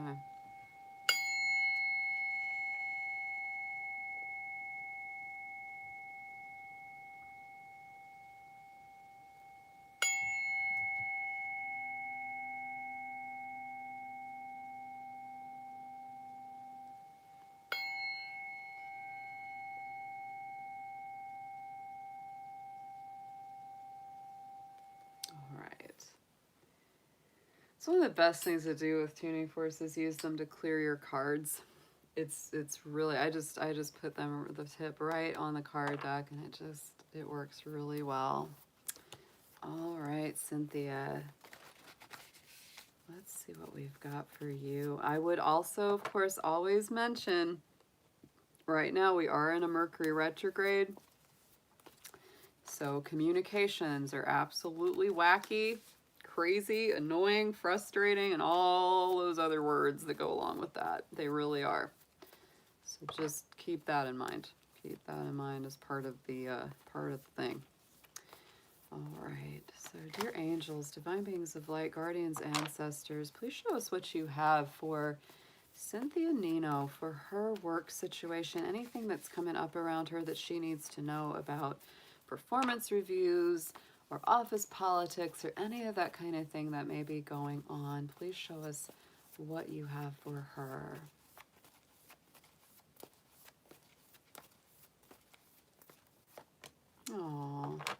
Yeah, stand still and solitude. Very interesting. So right now I would say that it's kind of like things are sort of in this holding pattern where you're just sort of like, okay, just got to hang in here with it. Listen to your own counsel. See, yeah, don't get involved too much in like what I call office politics, right? Because office politics stink. They're the worst. Um, to me, this is a time to kind of just stick to yourself. Don't make any real huge waves right now because this is very like calm, still. You see the waters in both of these cards are they're very calm. They're peaceful. They're not ruffled.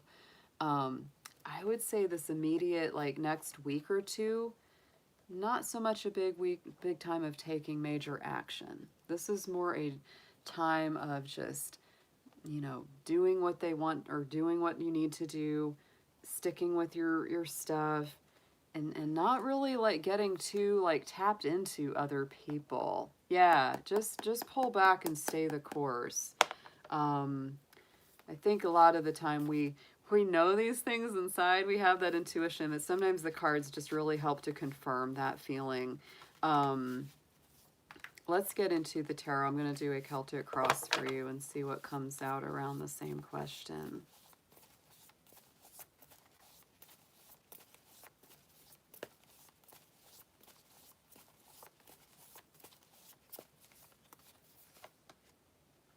Wow. I mean, this is like not even wow. I mean, just more confirmation on here. Right at the center of this Celtic cross is the Four of Swords. There it is.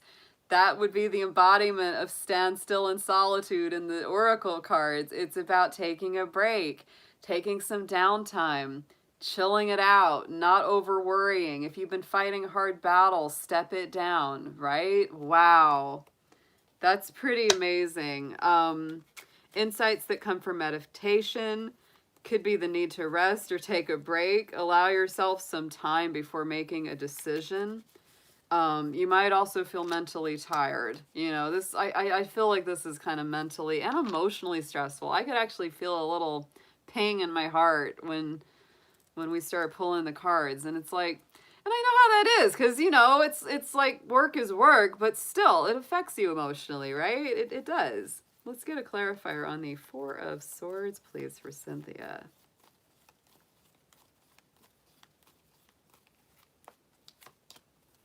Judgment. Yeah, it's just give yourself time to kind of have that renewal. You need time for renewal. Judgment is to me the higher vibration of the death card. It's ruled by Pluto, which is the ruler of Scorpio, and the death card is Scorpio. So that's why I always say the judgment's like that higher resonance. It's like the phoenix from the ashes.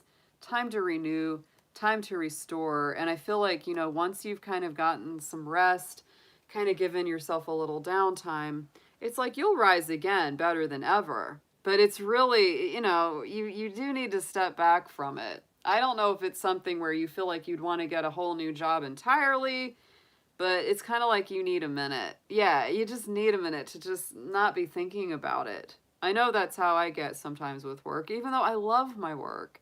We all need days off. We all need time where we step back and give ourselves a minute. Yeah.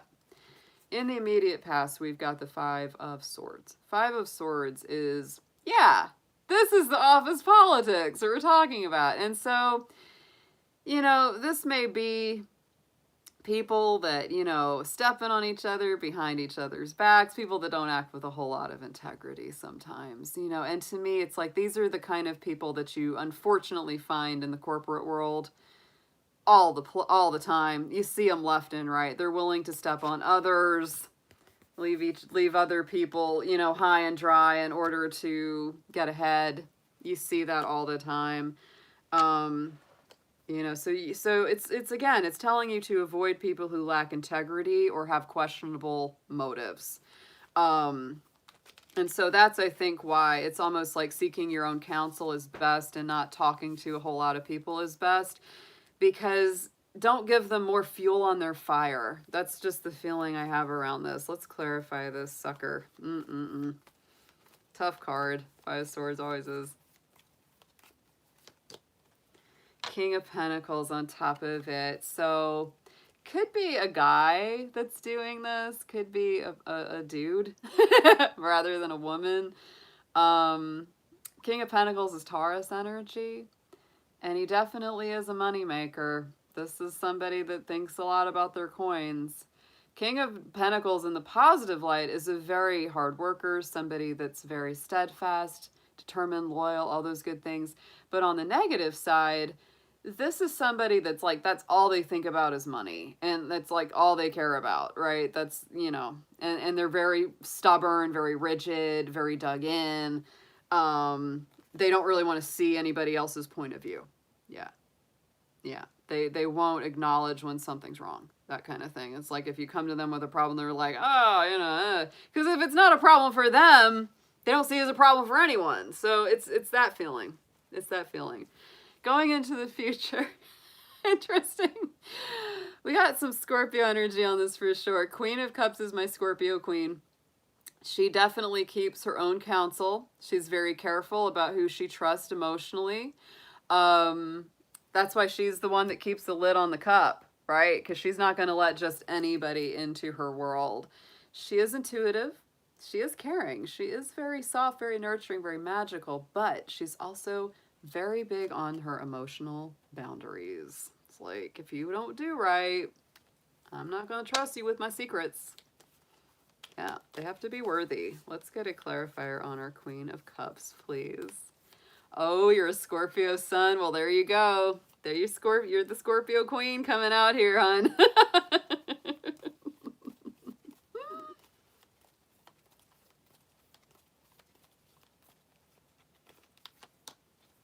Two of Pentacles. Yeah, stay in the moment. Stay in the moment.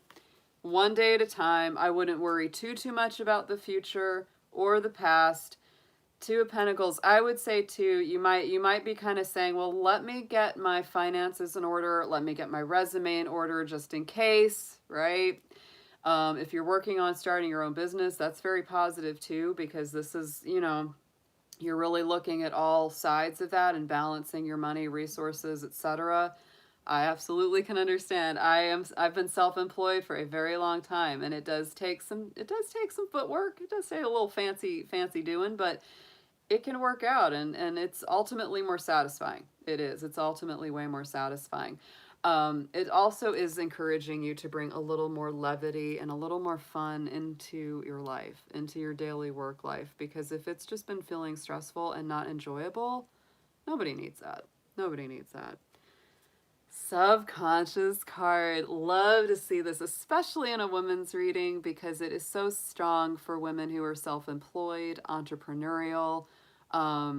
This to me just feels so good. This is what you're really focused on in the subconscious level, is that Nine of Pentacles. This is success in business, good foresight. This is somebody who is very good at creating their own company or their own business, enjoying the efforts of your labors, hard work that leads to a good life, happily and successfully self-employed, and enjoying your time and your solitude, which is what came up at the front, the solitude, yes. So, wow, I mean, this is such a good read for you. All right, so let's see what we've got. Clarifying the Nine of Pentacles for Cynthia, please.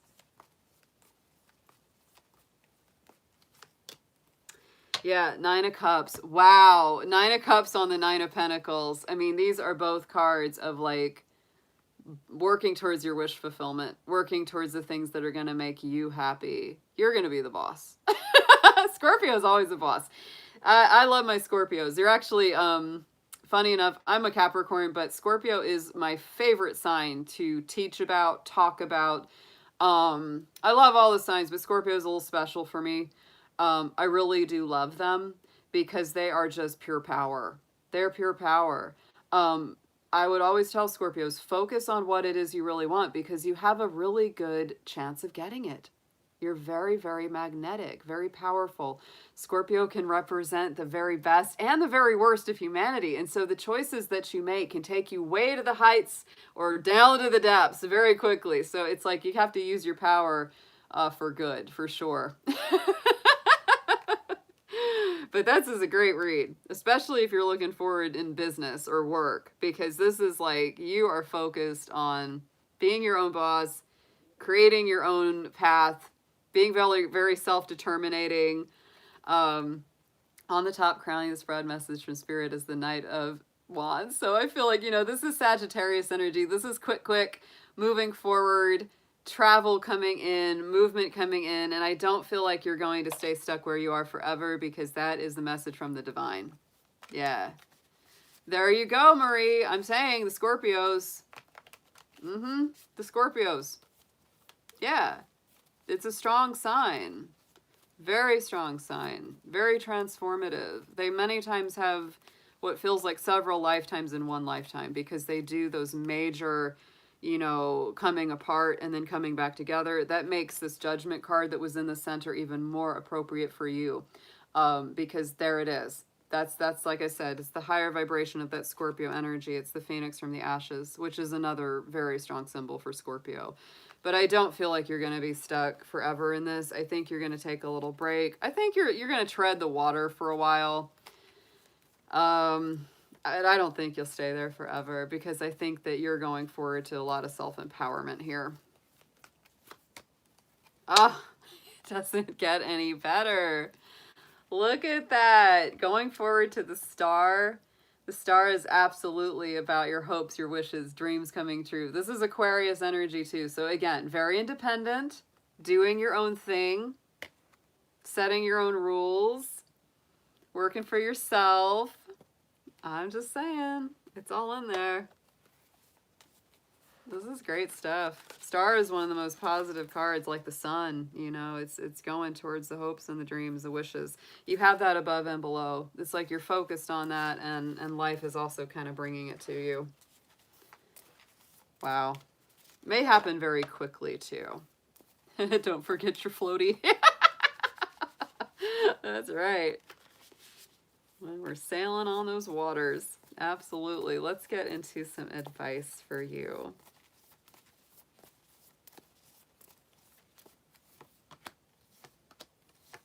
Wow. Yeah. There's going to be some kind of recovery here. Suggested approach. 5 of Cups. I think this is definitely a bit of a disappointment. I think you're going through a little bit of a loss. You might need to grieve. You might need to mourn a little bit, because it's a kind of disappointing feeling, I think, that you're going through in a way right now. But remember, the 2 of Cups is still standing, right? It's like, let go what you need to let go, but don't forget, there's better things ahead. That's always the feeling I get with that 5 of Cups. Yeah, may not have turned out exactly the way you'd hoped in this situation, for sure. The other thing that I'm going to say about Scorpios is it's not surprising for them to sometimes get the negative attention of others, because a lot of people are jealous of you. A lot of people are jealous of you. Even if you don't feel like you're that big and powerful, you actually kind of are. You actually kind of are. You have power, you have magnetism, you have gravitas, right? And people will get jealous of that. They'll feel intimidated of that. Even if you don't feel like you're all that particularly intimidating. I wish my moderator Jacqueline was in the chat. She's a Scorpio and she cracks me up. She's like, who, little old me? I'm like, yeah, Scorpios are way more powerful than they realize, and a lot of times people are jealous of them because they don't like the fact that you've got so much power. Yeah. And also you have an ability to see through people's BS, and they also really don't like that if they're trying to pull something on you. Let's clarify 5 of Cups.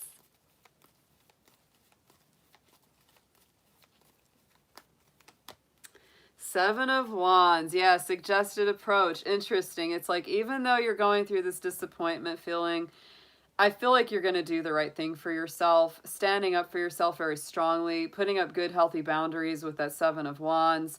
It really is. It's very, very strong. Very powerful energy. It's also telling you, choose your battles wisely. Not every conflict is worth your energy or time. Yeah.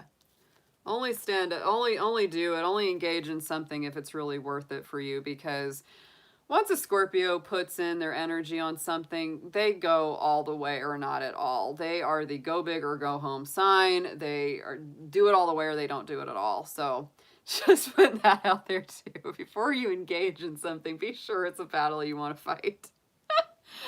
What you need to know, Star card again, second time it's come out. That's why I like to use 2 tarot decks in my reads, because when we get those doubles, it makes so much sense. So you need to know that the future is better than the past. This is the potential of dreams, hopes to come true, positive changes that bring an end to challenging times, and the light at the end of the tunnel.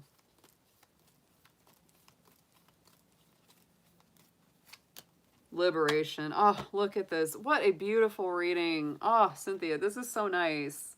6 of Wands on top of that star. Success, victory, recognized achievement. I think things are going to get better. I really do. Hopes and Fears is the release card. So it's like, you know, a lot of things. There it is. That's the Death card. Same as the Death card. And this is Scorpio vibes. Of course, the Scorpio power card.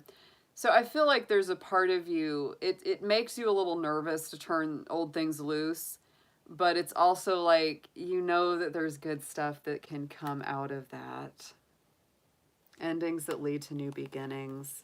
Releasing situations or people that hold you back. Yeah. Wow.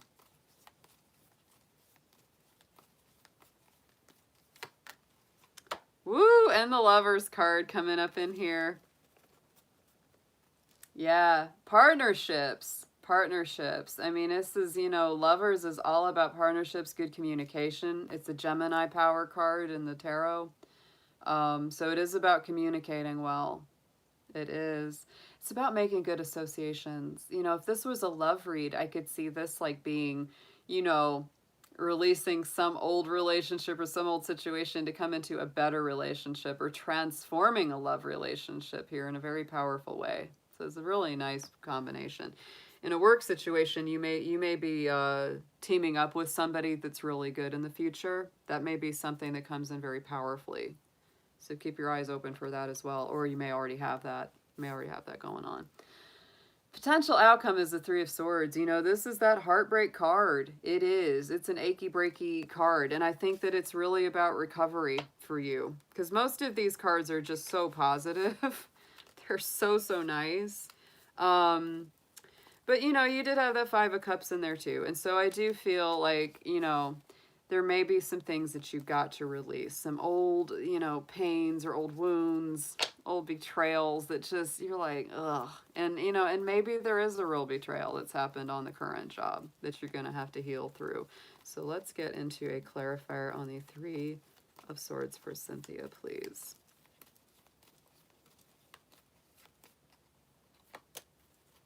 Page of Pentacles. Yeah. I think that you're going to let go of some old pains, old wounds, old heartbreaks. The Page of Pentacles is about new investments, new adventures. It's my little adventure of the tarot.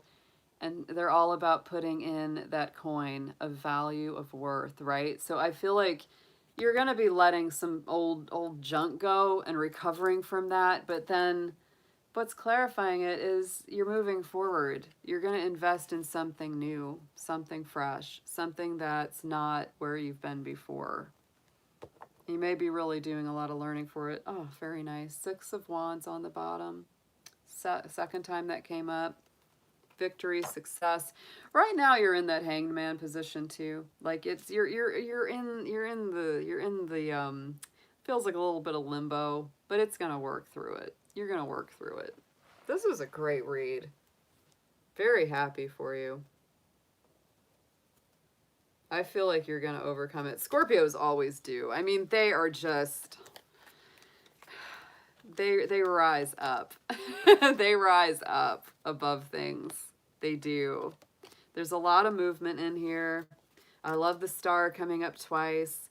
I love that all your, like all the Scorpio power cards for me, Queen of Cups, the Death card, Judgment card, all of those came up for you. So I feel like you're really empowered in this read as well.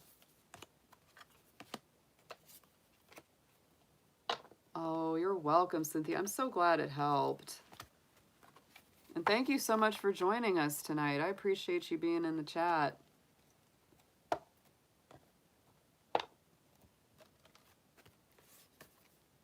Oh. All right, guys. Well, we had a great night. I can't believe I jumped in on here. When was that? 9:30? We've been here for a minute. We did a lot of good work tonight. Thank you so much, Tasha, for kicking us off tonight. Thank you, Krista, for being here and moderating. Whew. Yeah, I'm sleepy. Thank you, Gwen, for being our brand new moderator. It's about darn time I gave you a wrench, because you're always here and you always help us out. Yeah, that's very cool, Marie. My midheaven is in Scorpio. Yeah, and my Uranus sign. And thanks to Nasty Women Tarot, they're probably going to bed by now, because even nasty women got to get some sleep. But thank you so much to them as well for being part of the channel, for coming in to moderate for us as well.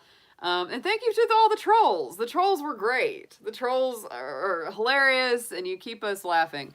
So yeah, Tasha, Shanta, Terry, Kimberly, Bellaed, Livia, Carmela, Cynthia, Nina, and Fran Porter. Thank you for being here and getting reads from me.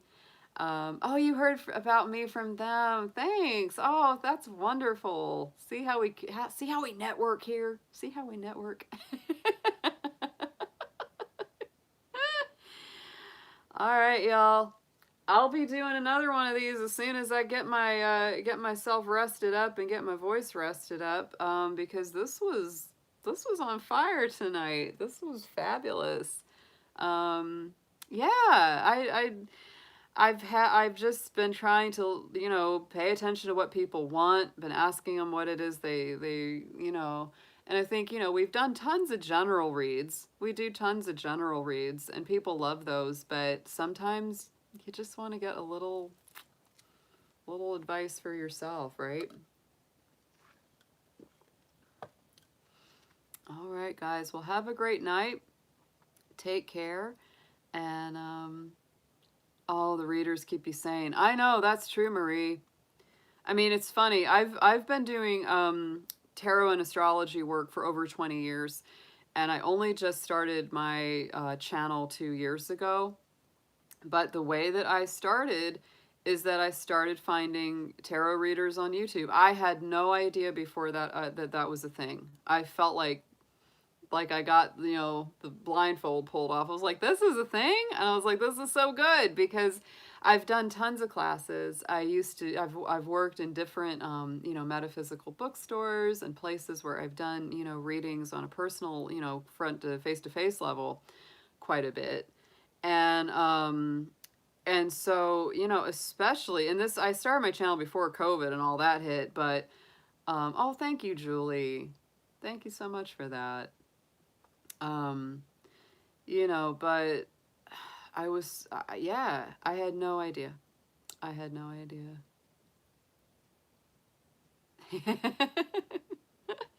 So that's what happened. I was going through a lot of tough times, and I was watching these readers, and I was like, I should do a channel. I was like, I totally should do this, because I already know how to do this. I've been doing it for years. And now I'm so glad I did, because of COVID, like, all of my in-person clients are now all online anyway. We do video chat now. And so it just, yeah, so much better. So much better to just, do it online. It's accessible and more people get to see it. Because now it's like I'm reading for people all around the world. It's wild. It's incredibly cool and fun. So yeah, I'm just grateful for it. Grateful for all the good folks. All right, sweethearts. Have a wonderful night. Mwah! Big dragon love. Thank you, Ashton. Appreciate that, hun. We've closed the list for tonight on our reads, but Ashton, I'm going to write your name down. And on our next live stream, because I do these regularly, if you wanted a reading, just let me know. Just let me know in the future, and we'll do it for you. And just remind me that you sent me a donation. And if it was just a straight up donation, then thank you for that too. All right. Oh, okay, Marie. Heck, I might do one a little later. I don't know. I do want to exercise tonight. I do want to exercise before we go to bed. I'm a hoot owl. I'm up all evening. Yeah, Ashton, I've put your name on my list as having donated. So the next time I'm on live, if you see me, just jump on and let me know that you already sent me a donation, and I'll honor that for you, because we already closed our list a good little while ago. Yeah. Yep. I'm an owl. I've always been very nocturnal. I'm gonna go get something to eat. I'm gonna go take a walk, and then I'll wind down for bed. All right, my darlings, have a wonderful evening. Thank you so much for spending your time with me. I appreciate you all so, so, so much. I could not do it without you. And I'll be seeing you again very soon. Take care.